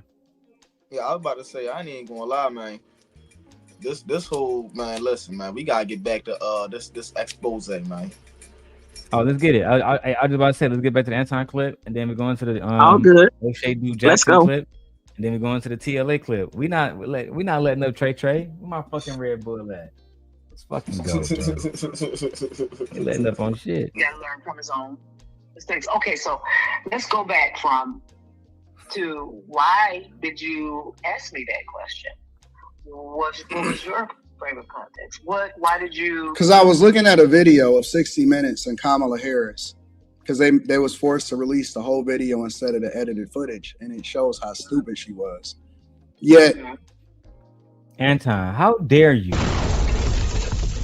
say that VP Vice President Harris is stupid when you never even went to college. Listen, when y'all niggas used to get on this panel and angry man, I'm gonna name you too.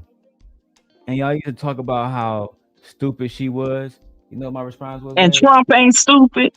Trump ain't stupid. Not even about Trump, right?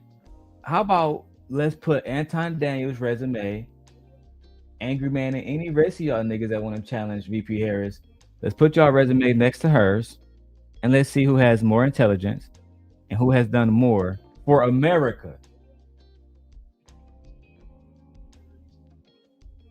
Come on now, man. This is not even a fucking conversation. Yeah, don't make no sense. The disrespect towards VP Harris got to be stopped. Let's keep going. People will still justify why she should have been president of the United States of America. And so what? Go ahead. No, I was just going to say, I never felt like she was justified to be the president of the United States of America. Never did. But guess Well, what? Ma, you I voted for it. Why did you vote for her then? I voted for her anyway because I didn't want the devil in sheep's clothes to a criminal.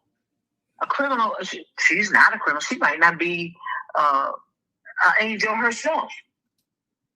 But she's not a criminal. She's not a convicted criminal. She's not a racist. She's not a lot of things that Trump was. Trump developed 2025 and he is hitting every letter of that manual. Every letter. She sound like you, Because he is, though. We told y'all.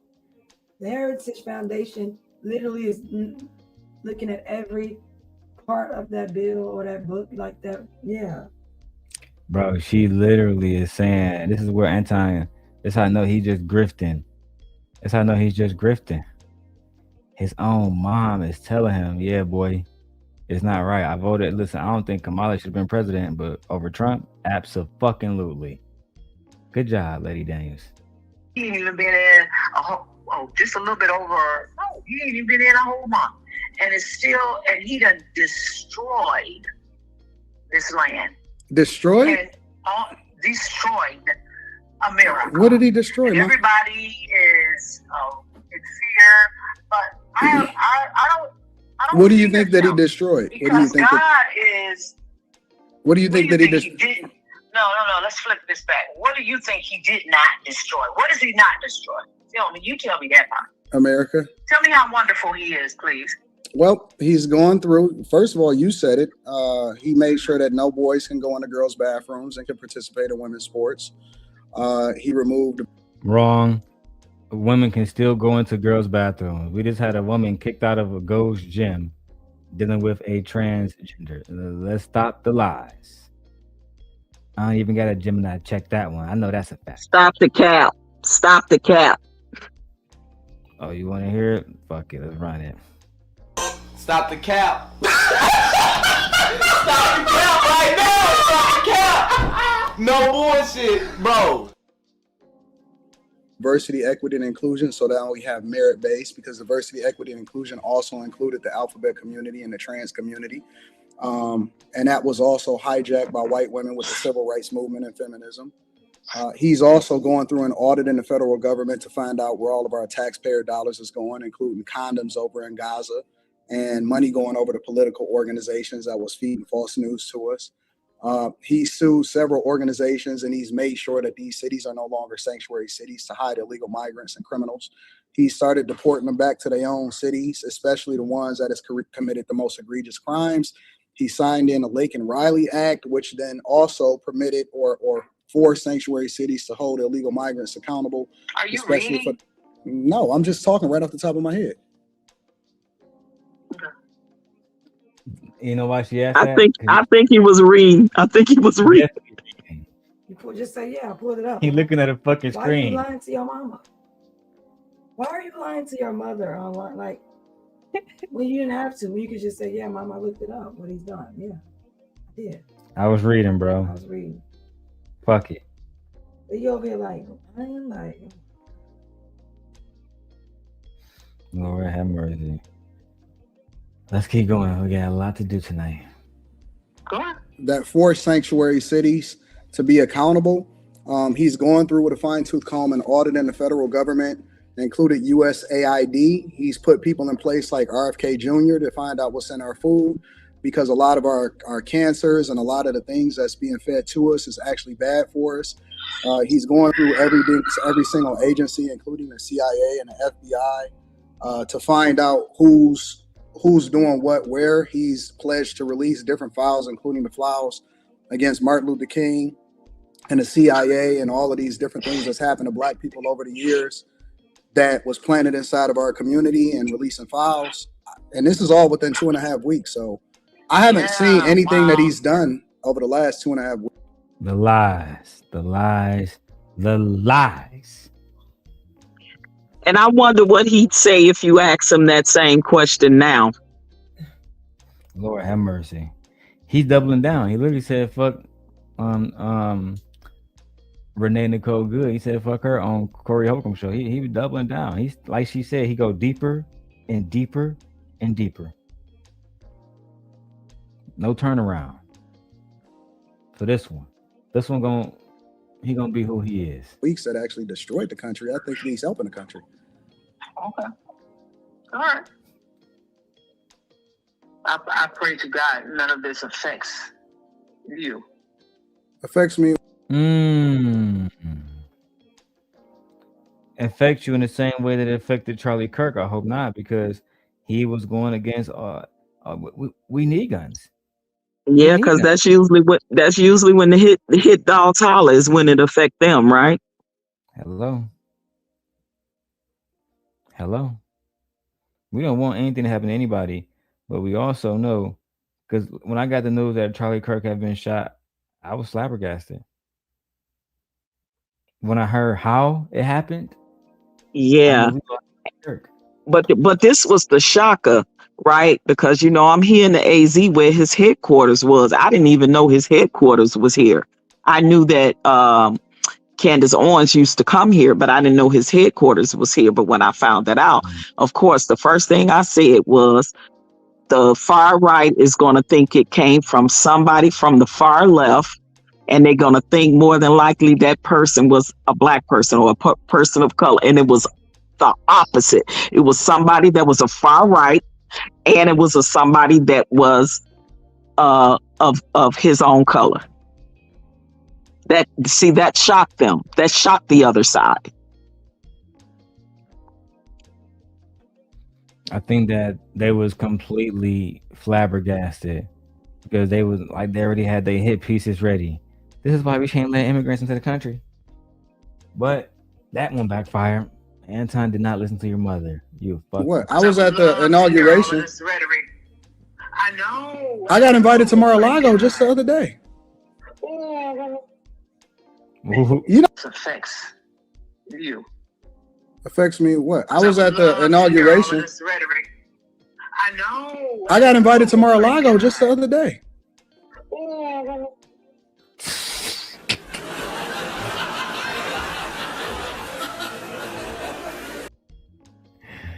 He said, I got invited to Mar-a-Lago the other day. She said, ooh, oh. Well, why didn't he go? Did he go? Because I would have known he would have been all over with his. Well, maybe they don't let you do your phone and go live on there. I don't know. But my girlfriend went live on there. She was down with Trump for a while. And that's Angela Stanton King. That's my sis. So I know she was at Mar-a-Lago. I was going to tell you, did you see her? Tell her, like, yeah, because she went live and got pictures with him, with Trump and all of that. So did you go to Mar-a-Lago with that invitation? Because I would think somebody of your grandiose stature would want to, if you want to get into politics. You have to go and kiss the ring.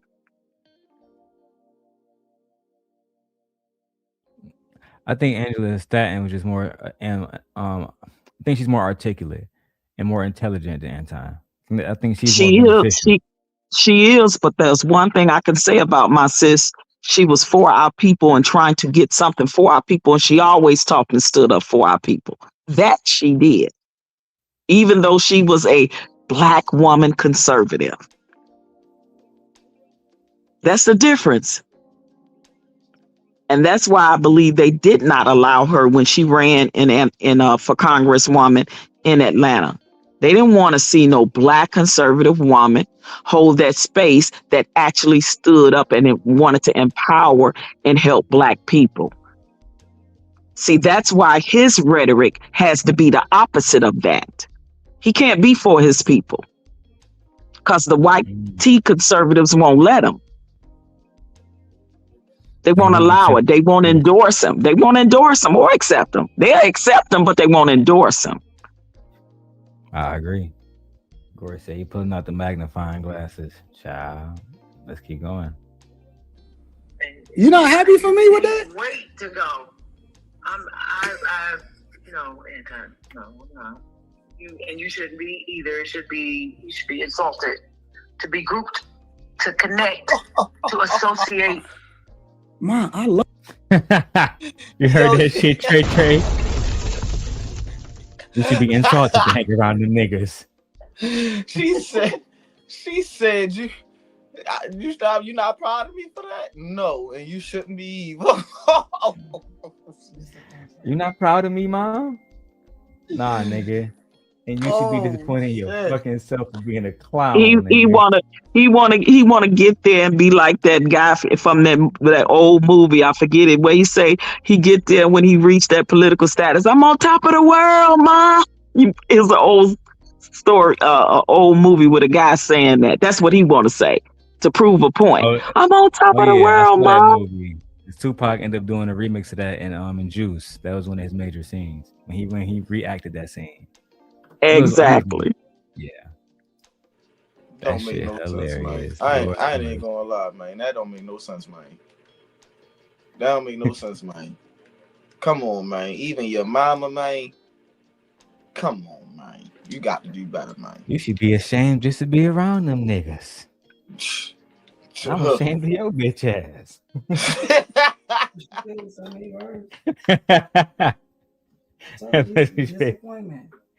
Okay, my bad. Time, dog. Let's go. And the CIA and all of these different things that's happened to Black people over the years that was planted inside of our community and releasing files. And this is all within 2.5 weeks. So I haven't seen anything that he's done over the last 2.5 weeks that actually destroyed the country. I think he's helping the country. Okay. All right. I wonder if he would really be honest. I wonder if he would really be honest when answering that question when we talk about how he wants to remove Martin Luther King's birthday as a national holiday, how he went to all of our Black cultured museums and things in Washington, D.C., the National African American Museum and the Smithsonian wants to take all of our Black culture and Black art out of there that was actually stolen by people that look like him. I wonder if he would be honest with answering those questions. I tapped out after you said, I wonder if he'll be honest. That part, I know, right? Tap out. I had to protect my peace. Of course, this nigga not gonna be honest. This nigga said recently that the Black Panthers did absolutely nothing for Black people. And we know that's not true. But you know what? Lord have mercy. Thanks. You. Affects me what? I was at the inauguration. I know. I got invited to Mar-a-Lago just the other day. Ooh. You not happy for me with that? Wait to go. Anton, no. You shouldn't be either. You should be insulted. To be grouped, to connect, to associate. Man, I love this country. To be a part of. I love this country. You don't act like it. Okay. All right. I'm still praying for you. I pray for you every day. Every single day. You don't like none of the stuff that I said that he did? Let's talk about this maybe 6 months. I'll say 6 months down the line. All right. Yeah, and it's everybody's worried and fear what it was going to affect all the federal employees that's been fired, and forced to be let go. Just the whole government just is.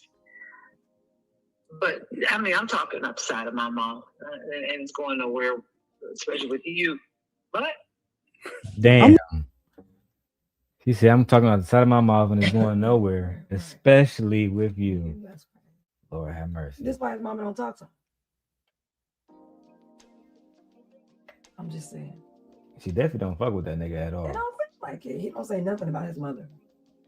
Nothing at all. I mean, what can you say about your mom?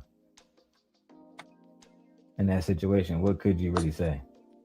Man, listen, man. Fuck you, black women, man. Y'all black women ain't shit, man. My mother tell me I ain't shit all the time, so you niggas ain't shit, man. I can't stand you, motherfuckers. Yeah, Right, Trey. Right. That's how they feel. Yeah, Trey took it to the next level immediately. All right, let's keep going. Shout out to Mama Daniels. Listening. No, you're not. How am I not listening? Yeah, have you ever listened? You're not listening. I do. I listen, and I take the information, I analyze it, and then I try to figure out where it makes sense and where not. Where it makes sense to you. You're probably the only one that's like that. You know, trying to figure out where I'm trying to figure out where it makes sense too. I'm still figuring it out, trying to figure out how in the world do you make sense of Honestly, this? I'm gonna be honest with you, black people, they need to get that hate up out of their heart. They gotta let it go. No, seriously, they She said, "Oh, you heard that shit." She just as passive as he is. I like it. I did. Yeah, I did. Man, listen, and excuse me, but when have black people have been so hateful? We've had more hate towards us than any other race. So where is he getting this from? It's like he's delusional. Purposely obtuse. Literally. man, this shit is crazy, bro. I'm not gonna lie to you, like, this is crazy, bro. Like, this is wild, like, bro, like, and the stuff that you push and the stuff that you say is crazy, like. Do he want to be a Jesse? Do he want to be a Jesse Peterson 2.0? Is that who he want to be? Yes. Oh, or Jason Whitlock 2.0? No, he already. Or the male version of Candy Owens 2.0? He's Jason Whitlock with a little bit more swagger and a Rolex. Like they're the same fucking guy. Wow. Yeah, he's delusional. Yeah, I was about to but carry on. My Dukes though, man. My Dukes a real one. You feel what I'm saying? Yeah, shout out to her. My Dukes do not fuck with her son at all. She said, "Oh, we don't like you either, motherfucker." You not proud of me? Not exactly, my nigga. I still gotta pray. You know her son's zesty. He's super zesty. Man. Hey, what? This shit always have me dying when I watch it, bro. Every single time. 10 different personalities. I seen zestiness like too much on this panel tonight. I'm not gonna lie, and it's only been a couple hours. I was watching you ever since you was talking to when you brought him up at his job and all that. Zesty work right there. Zesty work. Darrel, what's that officer guy that's always talking this crazy rhetoric too? The officer Tatum. What's Tatum? Yeah, that's who he remind me of too. Yeah, he got a rude awakening recently too. Really? I have no beef with Tatum. Hopefully he'd have no beef with me. And I can let him carry on with his rhetoric.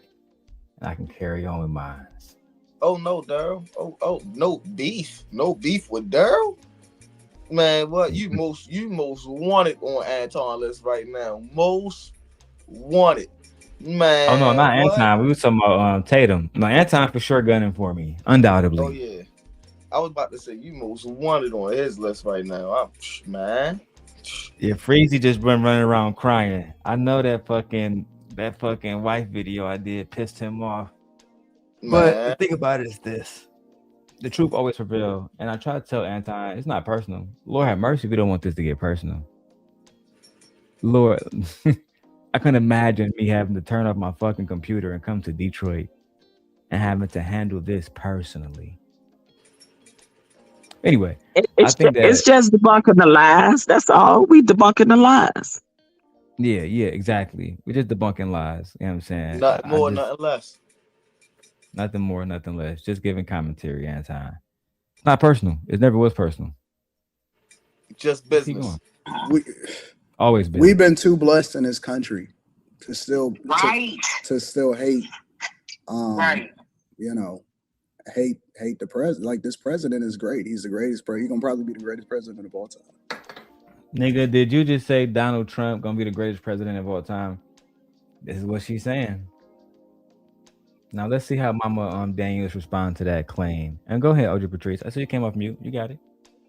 No, I was just gonna say this is just unreal listening to this. But this, unfortunately, this is the talk that I hear talking, and now we got people like Nicki Minaj is even talking it. Like, I'm so over these type of people, these type of black people. A fucking undocumented illegal alien teaming up with Donald Trump is irrelevant. That's why she getting so close to him, because she want him to hold that power to not have her deported. She's through, but even for him, if I was on his side, let's like this is Game of Thrones type shit, I would say, yeah, my lord, she's not. I know she need to be through. I know she need to be through as far as with the people supporting her music now, because she turned on the very people like Nicki Minaj have more people from the LGBTQIA plus community almost than any rapper, if not any rapper. That's what I said, but now she's going against the grain of that. Yeah, she's through, but the fact that Trump thought that aligning with her was going to get him what he wanted is just shows how incompetent he truly is. You got to definitely pick your allies much better. And I say this too. I listen, I don't know who's running next, but if Gavin Newsom runs and he runs with Stacey Abrams, I will be signing that ticket immediately. Let's keep going. That's all I'm gonna say about that.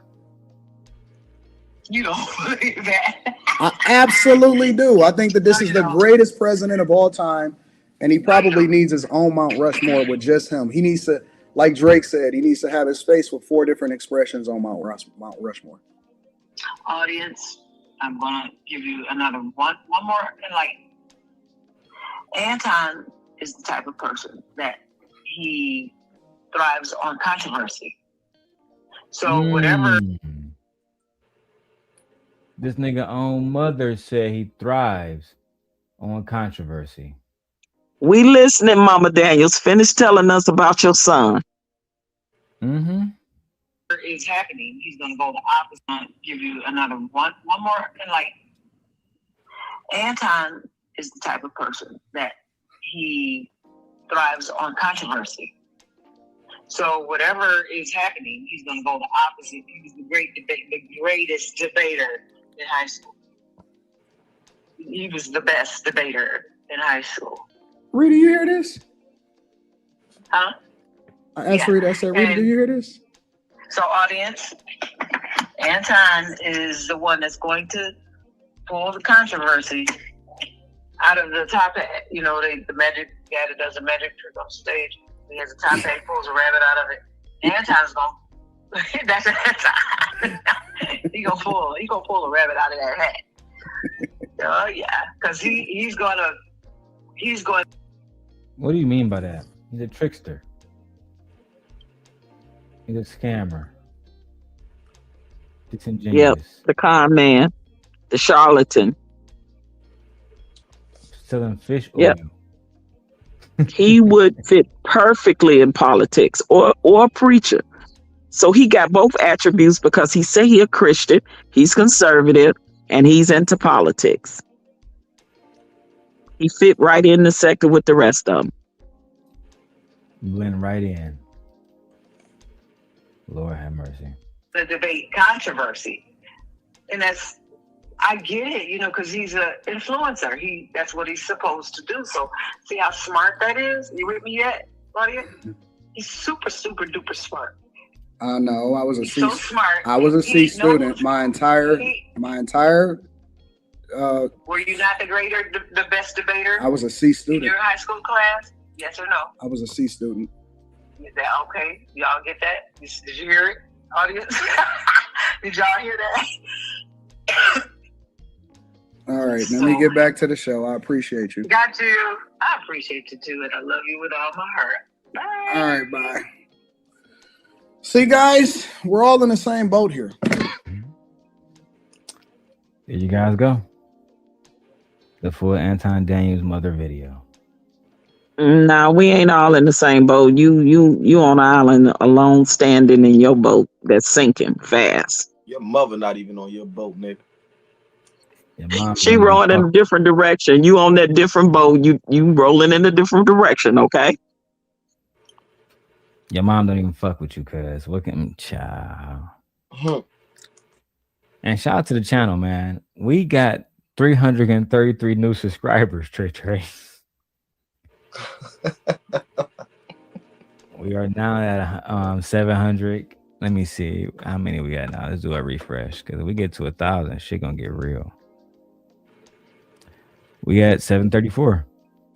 734. What I tell you, dog? All right, congratulations. I'm trying to tell you, dog. Man, listen. You know how I bring them numbers up, bro. Yeah, man. Man, listen here, man. Ain't nobody do it like Darrel Long, man. Ain't nobody do it like Drip Nation, man. Darrel Long and the Drip Nation, man. I'm trying to tell you, man. Man, listen. Yeah. Man, I want to get Drip on a new show I'm working on, a new project I'm working on. You know what I'm saying? I need 4 to 5 men, 4 to 5 women, and we're gonna essentially have a Lapeef knockoff show, but better. Just man, listen. Have you ever heard of? Come Friday, man.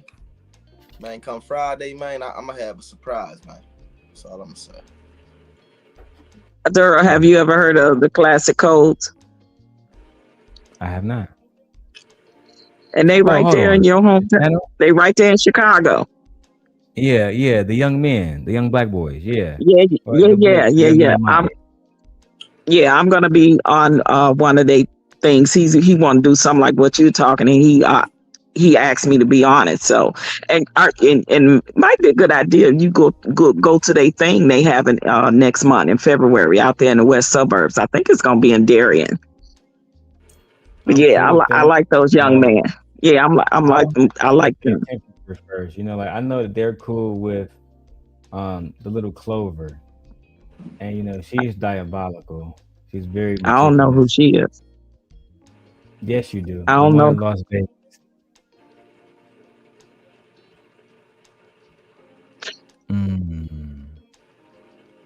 She in Las Vegas.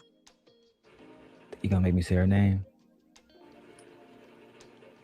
Okay, I know two content creators. It's female, right? The one that I used to talk to a few years ago, skinny young lady. Oh, okay, all right, okay. Yeah. I didn't know that. Yeah, they're close with her. Oh, really? I did not know that. I remember, I wouldn't mind tapping in with them, but I just would like to check the temperature first. That's all. Right, I feel you. But I'll work on that in the back end. Next, we had to stretch our arms out. We've been here for almost 9 hours, and we made almost $700 today, guys. God is good. God is great. Thank you so much. Yeah, that's dope. I done worked the whole 8 hours and got been off and on your platform with you. I done worked the whole 8 hours and only get paid $200-300 working at Amazon. So this is much more suitable for my back. Tight. Now that I'm an old man, so I know that's right. Hair. Next we have to go to the legendary Oshay Duke Jackson. Whew, apparently he has fallen out with Anton Daniels. This is what I was getting ready to ask you. Now, aren't these all content creators and people that we used to be down with him? You know, I did some research, as I always do, OG Patrice, and I was able to discover the truth of the matter. So What's let me give you that? some context. Oshay Duke Jackson was beefing with Fresh and Fit. As you know, Fresh and Fit is hosted by Myron Gaines and his co-host Walter, also known as Fresh. Yeah, those a-holes. Yeah, I remember those a-holes. They were beefing with Oshay Duke Jackson, and Anton was caught in the middle. So Anton had to choose a side, and he chose well, first, just to give full context, from a perception wise, he didn't choose anybody. But recently he was invited to Fresh and Fit, where he gave him an apology for not choosing a side. And he felt like he gave Fresh and Fit an apology. Yes, he did. I have that video queued up. I'm gonna get into that after we watch the OC one, because it gives more context. But he gave Myron and Fresh an apology. He said that, you know, he didn't say Oshay's name, but he said when all that beef stuff was happening between you and them guys, I should have definitely had y'all side, because you know, like that guy don't really support me. And Oshay is just very objective. He doesn't support anybody. He just does videos about everybody. That's just the facts. But Anton didn't like that. I felt like, for example, when Oshay did this interview with Freezy, and we know what type of shit Freezy on right now. You know what I'm saying? This is the kind of shit that Anton was like, yeah, Oshay, this is the type of shit that you be on. You doing interviews with niggas that's fucking ops. Yeah, I haven't watched that yet. Let's proceed. We got people that. Oh, let me do my Freezy voice. Let me drink some. Okay.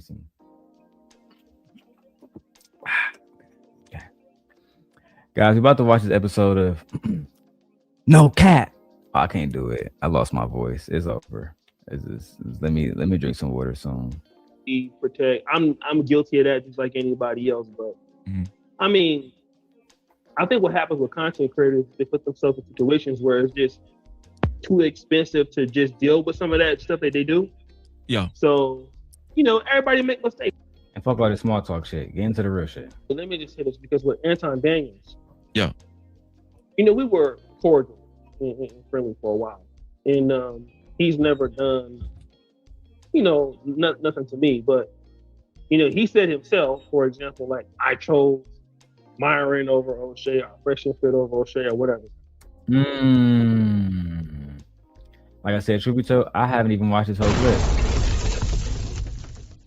because I was tired as fuck last night. But I will say this: I did watch Fresh and Flick's stream with Anton while I was combing through every Anton clip I can find on the internet, and I found the clip where he apologized to Myron, which led me to the full live stream, which led me to understanding their point of view, which is Oshay is ugly. He don't have no hoes. He's a fake doctor. He's a gossiper. His whole channel is about celebrity gossip. So he's not really an alpha male. He's more like a celebrity woman wrapped in a man body. He's basically Tasha K. At least that was what it was given in their argument. Anton didn't defend Oshay at all. And I thought that was crazy because Anton was really close with Kevin Samuels, and Kevin Samuels, he defended Oshay Duke Jackson every opportunity that he had, literally. So I thought that was very interesting. For those who know, you know, I'm giving y'all a history lesson, niggas. Let's go. Which that's his personal decision.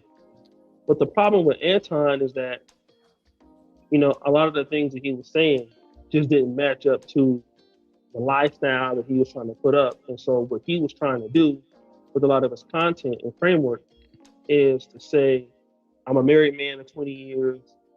I'm a Christian. You know, these are some of the same talking points you see with some of the black conservatives or white conservatives, you know, on the, you know, the middle right and even the extreme right, you know, so far as, you know, Nick Cage and the alt-right. Right. And so when he says something like that, and then you come back and say, well, I got 5 hoes and my wife, you know, knows what I'm doing and I'm doing X, Y, and Z. then you can't come back and then at the same time point black people as being dysfunctional. You can't come out and point out to black Democrats are dysfunctional, because in the reality you're dysfunctional just like them. Right. And for example, he put out this new video, or because what he does for his content strategy is he basically does a live stream and he'll just clip, a lot of the reactions and kind of repost. He was saying the reasons why his daughter was attacked was because she was dark skinned and the wife was dark skinned. Which Okay, so let's break that down real quick. OG Patrice, have you seen the video of Anton saying that his wife and daughter was attacked because black men hate dark-skinned women? Yes, I saw it. I saw a little clip of it. All right, good. I mean, we don't got to go to it. Whew, thank you, God. Okay, good. So you saw it. So Anton went on his channel, ladies and gentlemen, and he told his audience that Corey Holcomb attacked his daughter because Corey Holcomb hate dark-skinned women. And he never said Corey Holcomb attacked my family because I attacked Corey Holcomb. Never once. The lack of accountability here is at an all-time zero when it comes to Mr. Daniels. An all-time zero. Let's get back to the show, guys. completely was exonerating. He's trying to exonerate himself for being involved at all in the beef with Corey Holcomb, as if he played no role. Any truth in that? I think that there is some truth to dark-skinned women in the Black community, having issues. Yeah, of course. But there is no, he's trying to conflate that idea to exonerate himself from what he did. So you cannot take the colorism problem with Black women and then try to marry that to why people don't like you, because Gotta give it to Oshay. He was cooking in your ass, Anton. Trying to use the problem of colorism of Black women to exonerate you for your guiltiness of going at Corey Holcomb is diabolical work, my brother. Yeah, and I would agree with O'Shea's point of view in that I ain't too crazy about him either, but when you right, you're right. I'm just for right. Whether I like you, I'm down with you or not. When you right and got a point, I can admit that, right? He got a point because he literally was trying to use that. And you can't conflate one thing with another, which is what O'Shea said he was doing, because he basically didn't say anything about her skin color. But that's what Anton got out of it, because again, I keep telling y'all, I think Anton probably had an issue with people talking about his skin color. And that is very prevalent in within our own race of people. I'm a chocolate girl myself. So I've experienced going through that as well. But that wasn't what that was. I'm smart enough to know that that wasn't what that was. Oh wow! I just got a. Sorry. Oh, go ahead. I just got a sidebar thing. Something that said that Ray J said he got 1 month to live.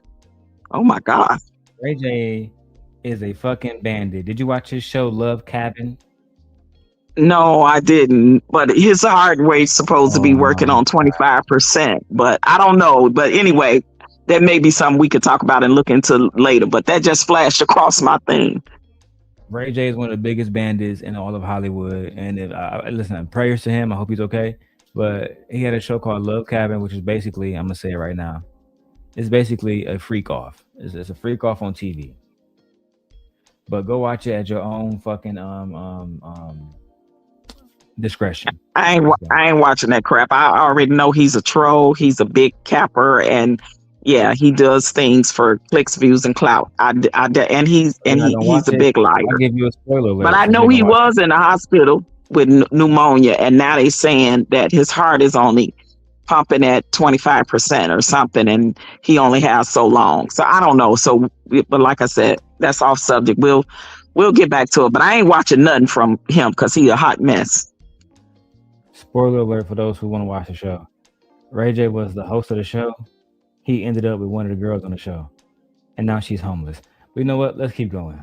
If you look at Mika, well, Mika's everything but a dark-skinned Black woman. So the women that you really attracted to are not even dark-skinned right now, because maybe at that particular time you didn't have the financial prowess you have now. So now that you got money, almost everybody that we would see you with, they look nothing like your wife. But you want to go ahead on and try to say that, you know, these dark-skinned Black women are being affected and all this and that. But the reality is that you don't want to take any level of accountability for your behavior in the last week, and you going on stream talking about you whip this man's ass and all that. And then at the same time, you'll come back on your channel and tell Black people that they got to be accountable, that they're stupid, that they're emotional, that they have problems. And then you try to absolve yourself from those same things. And so when we look at that, then we look at you as a person that's not intelligent. We can look at you as a person that's not intellectual. We can look at you as having the same issues that you're talking about everybody else having. And so that's when it doesn't make sense. And so when you put that out there, he'll try to say, you know, Oshay is using his feminine mindset because his fans, you know, are telling him what to say. That's another straw man's argument, but he don't want to really deal with what I'm talking about. Damn, man, this nigga going off on, man, these Manosphere niggas are fighting. Kevin Samuels would be disappointing you niggas. Where my Kevin Samuels drop? Where is it at? God damn it! You can't make this shit up.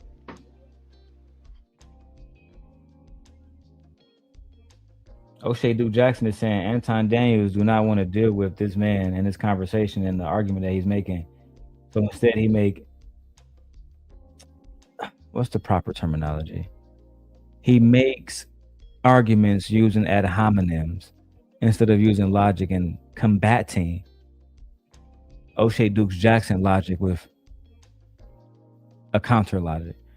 Instead, he chooses to go to Maslow's lowest form of communication, which is insults. Insults. Every single time. Yeah, which is exactly what politicians do. That's why when his mother said he won the best debater, I can see that, because that's what they do. They go below the belt. Hold on, but you gotta come on camera, bring this up. Come here. Yeah, they go below the belt with it, so I can see that. Right, you know, like I was just downstairs making dinner. Like, dang, everybody in the house ate today. Like, come on now. I gave the kids their food first. Brought me a plate of food, Michi. Yeah, and make sure you use both of them. Don't make a mess in here. Like a good submissive wife. Make sure you use both of the fork and the spoon. Submissive, what's the playing with me around? Nobody been submissive over here. All right, give me a guess. Look at you. There's so many steps. It is. It's so long. It takes so much time. All right. Ooh, I got dinner. You niggas never could relate. Y'all never get submission, especially if you listen to Anton Daniels, Mark asses. Sorry, OG Patrice, I didn't mean to interrupt you. No, I was just saying, you know, that I forgot what I was saying. I don't know. I forgot where I was, the last thing from that clip. But, I was saying, yeah, about the politician talk, the debate type of thing with insults. If you ever watch the politicians debate when they run it and they have debates against each other, that's what they do. They do the below the belt type of tactics. So that's where he's getting that from. He's studied or studying and learning how to be that type of debater. If he's going to ever run for politicians, he got to hit below the belt all the time. So that's why he do it on his platform. He'll never win. And he using Black women, Black culture to do it.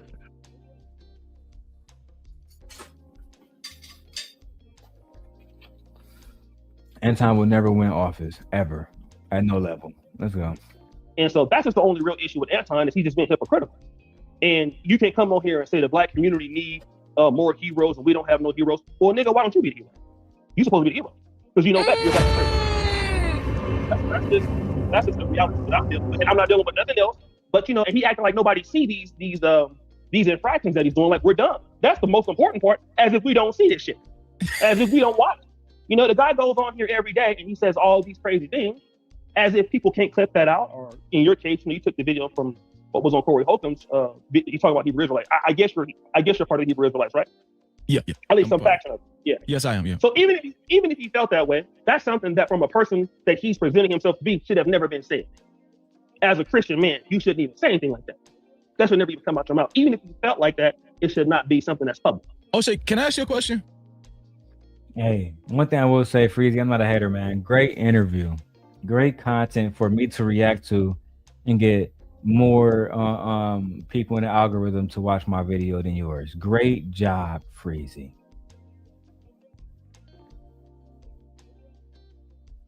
Yeah, and to Oshay's point about Anton saying that, you know, the black people and the black culture need a hero. Anton will never be that because it won't benefit him in any way.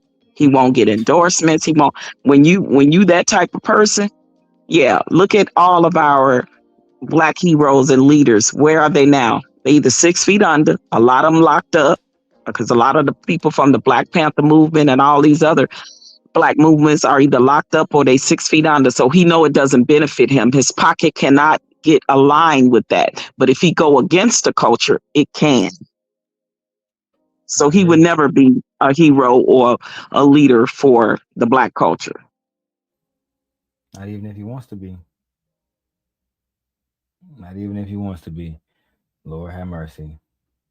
That video that I did, the original video where, you know, I exposed Anton talking about Israelite wives and kids, right?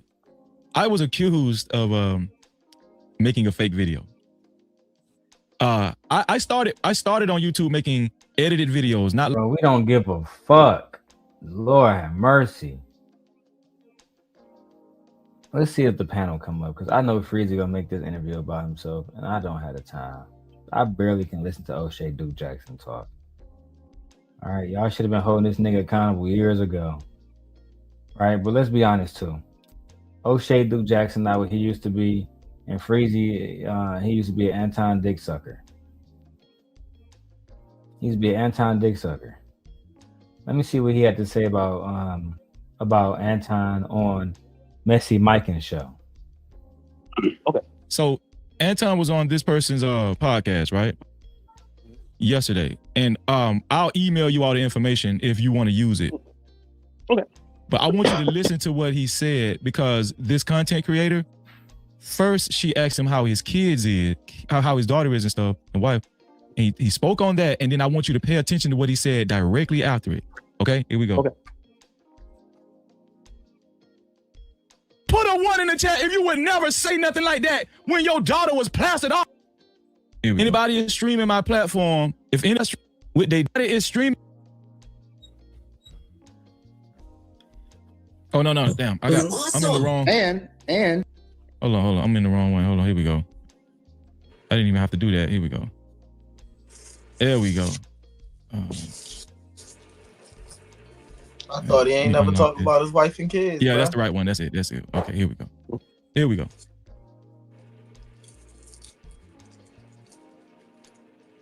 I thought he ain't talk about wife and kids, bro. I thought you didn't either. Nigga's a fucking liar. I thought he was a true Israelite. No, bro, they don't fuck with that nigga Anton. Man, I thought jealous. I thought that was that man man's for real, man. That man mad because he didn't say his name. Cause you say my name, dog. Say my name, dog. It's in Big Blue. No cat. Mark ass nigga, man. I can't believe this. I was sick, man, and you ain't hit me back. I was sick, man. You ain't even get well. I can't believe this nigga, bro. And my wife felt some type of way too, cause you said something about us Israelites and us being dirty. And yeah, all type, man. What, man? Man, this shit crazy, man. I love that nigga Freezy start talking in third person, and he be like, Freezy don't need you, Anton. Freezy got his own businesses, Anton. Nigga, Freezy get money too. You ain't the only nigga getting money, Anton. The fuck you thought? That should be having me die. Keep going. If my daughter was a report them right now. Go and You're awesome. And if my daughter was a little light-skinned girl, it don't matter about her accomplishments. It don't matter about where she's going. It doesn't matter about her background. It doesn't matter that is a standard by which we're supposed to raise our daughter. None of that matters. The only thing that matters is that she's a little dark-skinned girl. And she's mine. So the content creator asked Anton, how was his family? How was his daughter doing since the whole thing? He's responding. And so that's reason enough to change your standards from, oh no, we don't go after kids, to, well, you know what? That's what we do. Ain't no rules no more. So he sounds like he cares right there, like he's, he cares about his daughter and stuff. And I want you to see how he responds in 1 second. So are you gonna sue? So, he just got through expressing himself about his daughter, right? And, as if he cares. And listen, I'm not saying Anton does not care about his daughter. Of course he cares about his daughter. But let's listen some more. Let's listen in some more. Here we go. Well, I can't really talk about that. My goal right now, Messi, is to assess, what is going on with my daughter. And then I play it from there. How is your daughter? She figuring it out. She figuring it out. As a person, she's great. And so luckily, I have the resources to do everything that I can to ensure that she's protected as much as possible. But I can't control the internet. You know what I'm saying? Of course not. Can you confirm that she is or is not a minor? She is a minor. Okay. So he's telling us about his daughter. And Freezy, what point is your he's looking. He's doing a good job with. Can anybody break down what this nigga point he trying to convey to the audience? I don't know. I don't know. I was trying to see, was he going to elaborate? I'm trying to figure it out. Niggas leave He this didn't to say no nothing fucking yet. where. I'm just trying to say that's his daughter. Oh, there we go. There we go right there. There we go right there.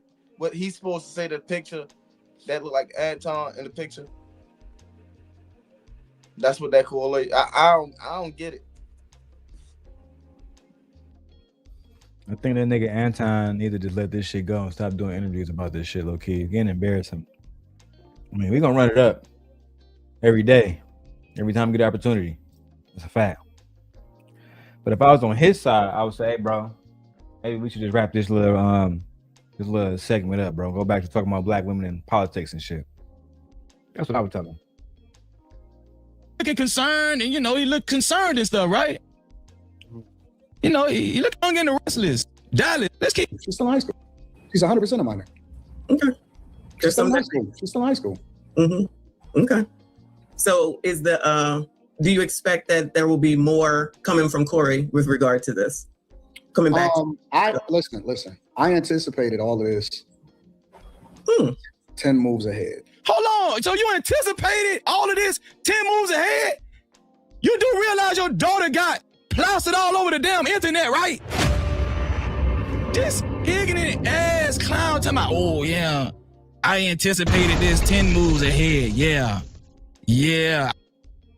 That's a good point, Freezy. That's a good point. What are y'all thoughts? Yeah, I was going to say if he did, then he would have known that this was going to happen to his daughter. It's sort of like these prophets that say that they can foresee things, but when it comes to certain things, you'd be like, well, why you didn't see that one coming? You know what I mean? So if he was 10 moves ahead, what does that really mean? Because I don't think you saw that coming. I mean, man, listen. My man said he was 10 moves ahead, but we all know that he was 10 steps behind. You feel me? So we ain't, yeah, man, like you can't believe nothing you're talking about. He can twist his mother already said he a master manipulator. So he gonna make any situation sound in his favor, regardless. He gonna make it seem like he the smartest man in the room. Oh, I knew this was going to happen. Ain't nothing going to shake me. Words don't make or break me. Man, your mother was hurting your heart, man. She was hurting your heart, man.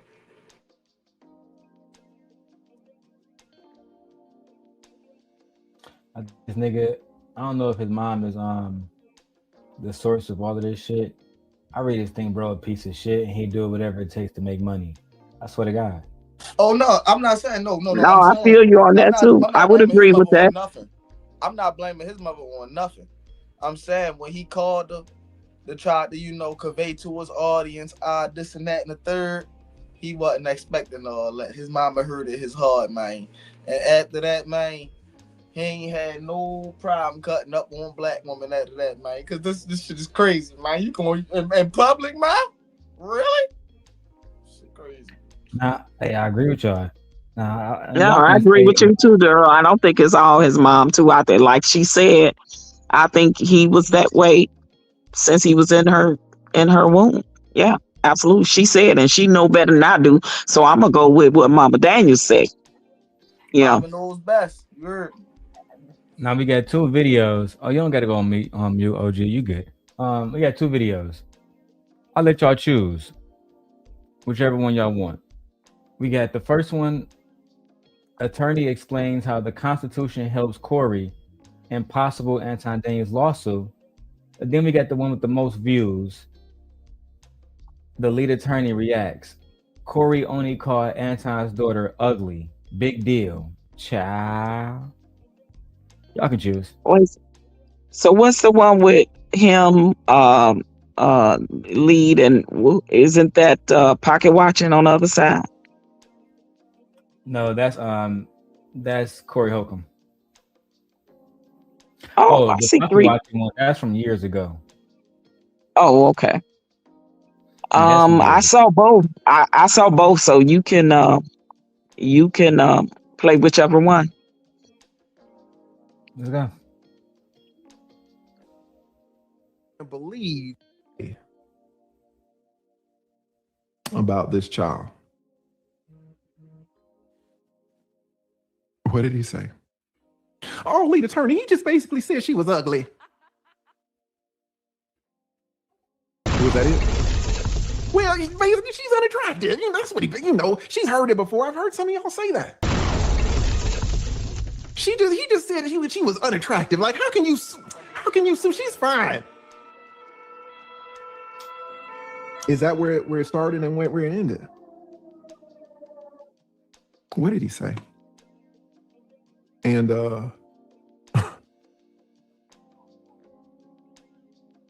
just for respect, I'm not. Listen, hold on. I don't want to talk about Anton's daughter being ugly. I want to see the Constitution one. I want to learn something. Bam. I want to see the lead attorney talk about how the First Amendment might protect Corey Holcomb. Let's get into that one. The First Amendment. All right. The First Amendment. This is the first thing. It's the first thing. It's the first thing that should come up. It's like, man, I can say what I want to say, goddammit. If Anton pissing me off, Anton. If his wife pissing me off, her too. Shit, if the kid, don't he got a kid? I can say what I want, right? It's the First Amendment. Numero uno. Right? Shout out to Simon said, well, I would fail law school. No, yeah, this is y'all's first day. All right, your first day on law school. First day in con law. This is what we call con law, constitutional law. It's the First Amendment. The First Amendment of what? Of the Constitution. All right. So important stuff to know. It is one of the most important protections in America. Gives you the right to criticize others. Was Anton critical? Was Corey critical? You can speak harshly. Were these brothers speaking harshly? Expressing unpopular opinions. Blue was like, hey man, I don't really like what Corey was saying. However, but he said he didn't like it. And based on the First Amendment, you have the right to offend. Offend. Was what Corey was saying, was it offensive? Right? Now, this is really the critical part right here. It says you get to challenge power without fear of government punishment.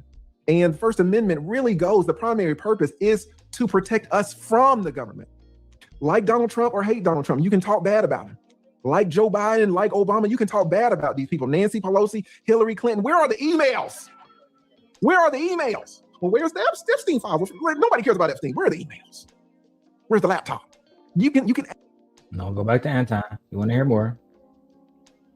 Things got testy. Were Corey's comments that were directed at Anton, that were directed at the wife, that were directed at the child, were those words against a government, or were there those words against particular members of the community or the community, since they are all Black? The First Amendment has limits, okay? It doesn't mean that you can say anything about anyone with no consequences. You can say it, but there might be consequences. You can say it, but you are not necessarily immune, protected from civil liability. All right, speech cannot be evaluated for harm in private disputes. All right, so listen, the Constitution gives you a right to free speech, but guys, just remember, it is not a free pass. It is not a free pass.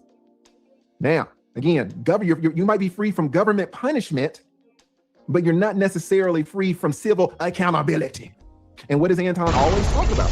He always talks about holding people accountable. He even said that on this speech. Typically no, because of the First Amendment, but civil law. Did this speech cause legally cognizable harm to another person? And this is where we at. Did the speech cause legal harm to another person? I don't think so. I don't think his daughter saw the video. I think he's lying. And I don't think he have a way to substantiate that her cognitive is entirely messed up due to Corey Holcomb. I just don't think he has a case here. His daughter head messed up because of him, not Corey, and we all know that. His mother done told you that he was a demon coming out the womb. She already said that. She said that he was the worst thing since sliced bread. I'm just saying. I ain't saying, you feel what I'm saying? I ain't saying nothing that she ain't say. Shout out to my Dukes, you feel what I'm saying? Yeah, man. Amen. Well, I would agree with the fact that anybody can sue anybody don't mean they gonna win, right? Don't mean they gonna have enough receipts, or the judge or the jury or whoever is deliberating and passing judgment on the case is gonna agree with his side or the other side, right? It just means that if it get taken there, somebody's gonna lose and somebody's gonna win, because anybody can sue anybody. I'm not going to lie to you. I would take this. agree with, my bad. the part where can you hear me? It's breaking You was up breaking up a little bit, but I hear you now. Can you hear me? I hear you. Oh, okay. Yeah, for so far the lead is right. Yeah, we have free speech, but now free speech is costing us. You can be sued depending on what it is you say about somebody, right? And to the depth of it. Right. But the thing is, the hypocrisy for somebody like Anton that would sue a Corey is Corey should have plenty of receipts to pull up on where Anton is doing the same thing about what he's accusing Corey of doing. Oh, he did. You know what I'm saying? So I can see, right. So I can see this possibly, if he do sue, I could see it possibly getting thrown out. Honestly, that's just my personal opinion. I can see it backfire. Getting thrown out, getting dismissed, however you want to look at it. I just, you know what I mean? Because just as well as Anton can try to say, my daughter had to have therapy, this, that, and the other, it's going to be broken down and dissected and analyzed. And then when Corey come with his receipts, well, Your Honor, he says this, but look what he does for women and children. Look how, and here's the proof. All you got to do is pull up some of Anton's old videos. That's it. And the judge is going to say, y'all two men, y'all should have kept it two men business and left the women and the children out of it. Grow the F up. Case dismissed. Because he could see both sides. I'm glad that's just my opinion. Yeah, it's like I can see the judge, listen, I can see the judge actually saying that, because I don't believe that it's done much damage, if any damage at all. Like you said, Darrell, depending on if his daughter even saw the video. Was she up at 11 o'clock at night watching it, and then it really upsetted her to the fact, did she lose sleep? Did she lose any time off from school? Did she, it's a lot, right, that he would have to prove on his side. I agree. And then, like you said, Corey's going to come and say, Your Honor, look at some of the things that this man has done. The very thing he's accusing me of, he's done the same thing, Your Honor. He is Exhibit A and B and C. Right? Yeah, I agree. I think it could have eventually exposed what kind of person he is in his household, because his wife said that he can be a million different kind of people. So I don't think he wants some of that stuff to come out and spill out into the public, especially where we can just pull up the receipts and read what happened. You know what I'm saying? And the court stuff. Yeah, he don't want that. Yeah, it can go both ways. That's why I said, and in a case where the judge would look at it in that sense, he would definitely tell them you should have kept it with two men, dealt with it as two men should have dealt with it. But in the interim, both of y'all need to grow the F up. Case dismissed. I couldn't agree more. You know what, guys? That's where I kind of see it going, but but so far, lead attorney got a point on what he's saying. We all know there's freedom of speech, and people like to say that so freely. I can say what I want. It's freedom of speech. Yeah, but it can cost you too. So it's both sides of that coin. Child. Let's keep going. This is where things start to break down. Now, there's a fundamental thing that I need you guys to know. Y'all are all my law students. This is first year con law, constitutional law. Welcome. Have a seat. No one has looked at this case like we're looking at it today. This is on the back channel, and there are 3,000 people, so I got a big class. I was not going to put this ninja stuff on my regular channel. We're on the back channel. This is a lot more. I thought there was going to be like 50 people. So we're here today. You guys need to know something very important about the law, all right? You guys are private figures. Maybe you got a little Instagram account with 50 members. Maybe you got a little Facebook, 2,000 people, but y'all aren't huge influencers. Y'all aren't like me. Y'all aren't like Classy Beats. Y'all aren't like Instructor Mike. Y'all aren't like Anton. Y'all aren't like Corey Holcomb. Y'all don't put yourselves out there. Y'all go to work, come home, take care of your family. Maybe you go and party, maybe you drink, but you're not trying to get into the limelight. You're private. You get extra protections. People like me, y'all say wild shit to me, I gotta take it. Y'all say wild shit about Corey, he's a public figure, he has to take it. Shannon Sharp, we were saying a lot of stuff about that damn white girl that got it for 20 million. Shannon's gotta take it. Shannon took it. Girl hit him for 20 million and got his $100 million contract canceled. He took it. He's a public figure. Public figures get treated differently. It's by law, it's just harder for us to show the harm. We put ourselves out there. What did Blue say? I'm not gonna be able to find it, but he said, you know, if you don't want people to talk about your kids and your wife on the internet, don't show your kids and wife on the internet. What is Blue saying? He's saying, you know, you've got your wife and she's behind the camera and you're kind of moving her towards a public figure. You're moving her towards the screen. You got this kid. I didn't even know he had a kid. But some of y'all are saying, yeah, he hasn't talked about the kid in a while, but he would talk about the kid. You're moving the kid towards the camera. He's definitely brought the kid into the public light, but I'm not even gonna lie. Some guy got to get some rest. My wife is tired. We got to take care of the baby. So we're going to do closing thoughts. And I'm going to have to wrap this up on Saturday when we do the Anton Mother stream, and I'll show y'all some more footage. Yeah, sound good. All right. I love y'all. Thank y'all for donating today. Trey, you got any final thoughts before we get out of here? Man, great show as always. Thanks for having me. You feel what I'm saying, man? Keep on the grind, man. And you feel what I'm saying? Just keep doing what you're doing, man. You feel what I'm saying? Let's keep it clean. You feel what I'm saying? And let this channel grow. Because you feel what I'm saying? It's time that the real niggas shine, man. Time to get these F boys offline. You know what I mean? And that's just what it is, man. I couldn't agree more. I second that notion. My closing thoughts is, Darrel, you and I was supposed to debunk a lot of things years ago when you was exposing this fool, right? So I'm glad that these full circle moments is happening, and everything is about timing. And now I think that this incident that happened between Anton and Corey has brought out a lot of other things. And I think, for the most part, intelligent, smart people are really seeing the truth and know the truth. And I think it's going to make a difference, but it'll never hit, certain people, because it's still certain people that want to be down, right? So, and with that being said, we'll see where this goes, because he's either going to sue or he's not, right?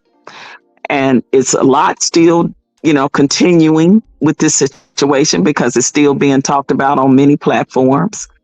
I don't know if Anton went silent, maybe if he has any legal advice and they told him, to be silent. He's going on interviews. I see you just showed that, but he's literally saying, I can't talk about it. And usually, you know, that's what happens when you get legal advice or something like that. So that could be the case. So yeah, this to be continued, but great show. Great show. And thank you to the people that donated to the platform and the support. Y'all keep giving him the support. Hit that like button, subscribe, and share. And tell somebody to tell somebody about Darrel Long Simp God podcast. That All right, being Darrel. said, we are out of here. See you guys later. Peace. And thank you for Peace. watching. Peace.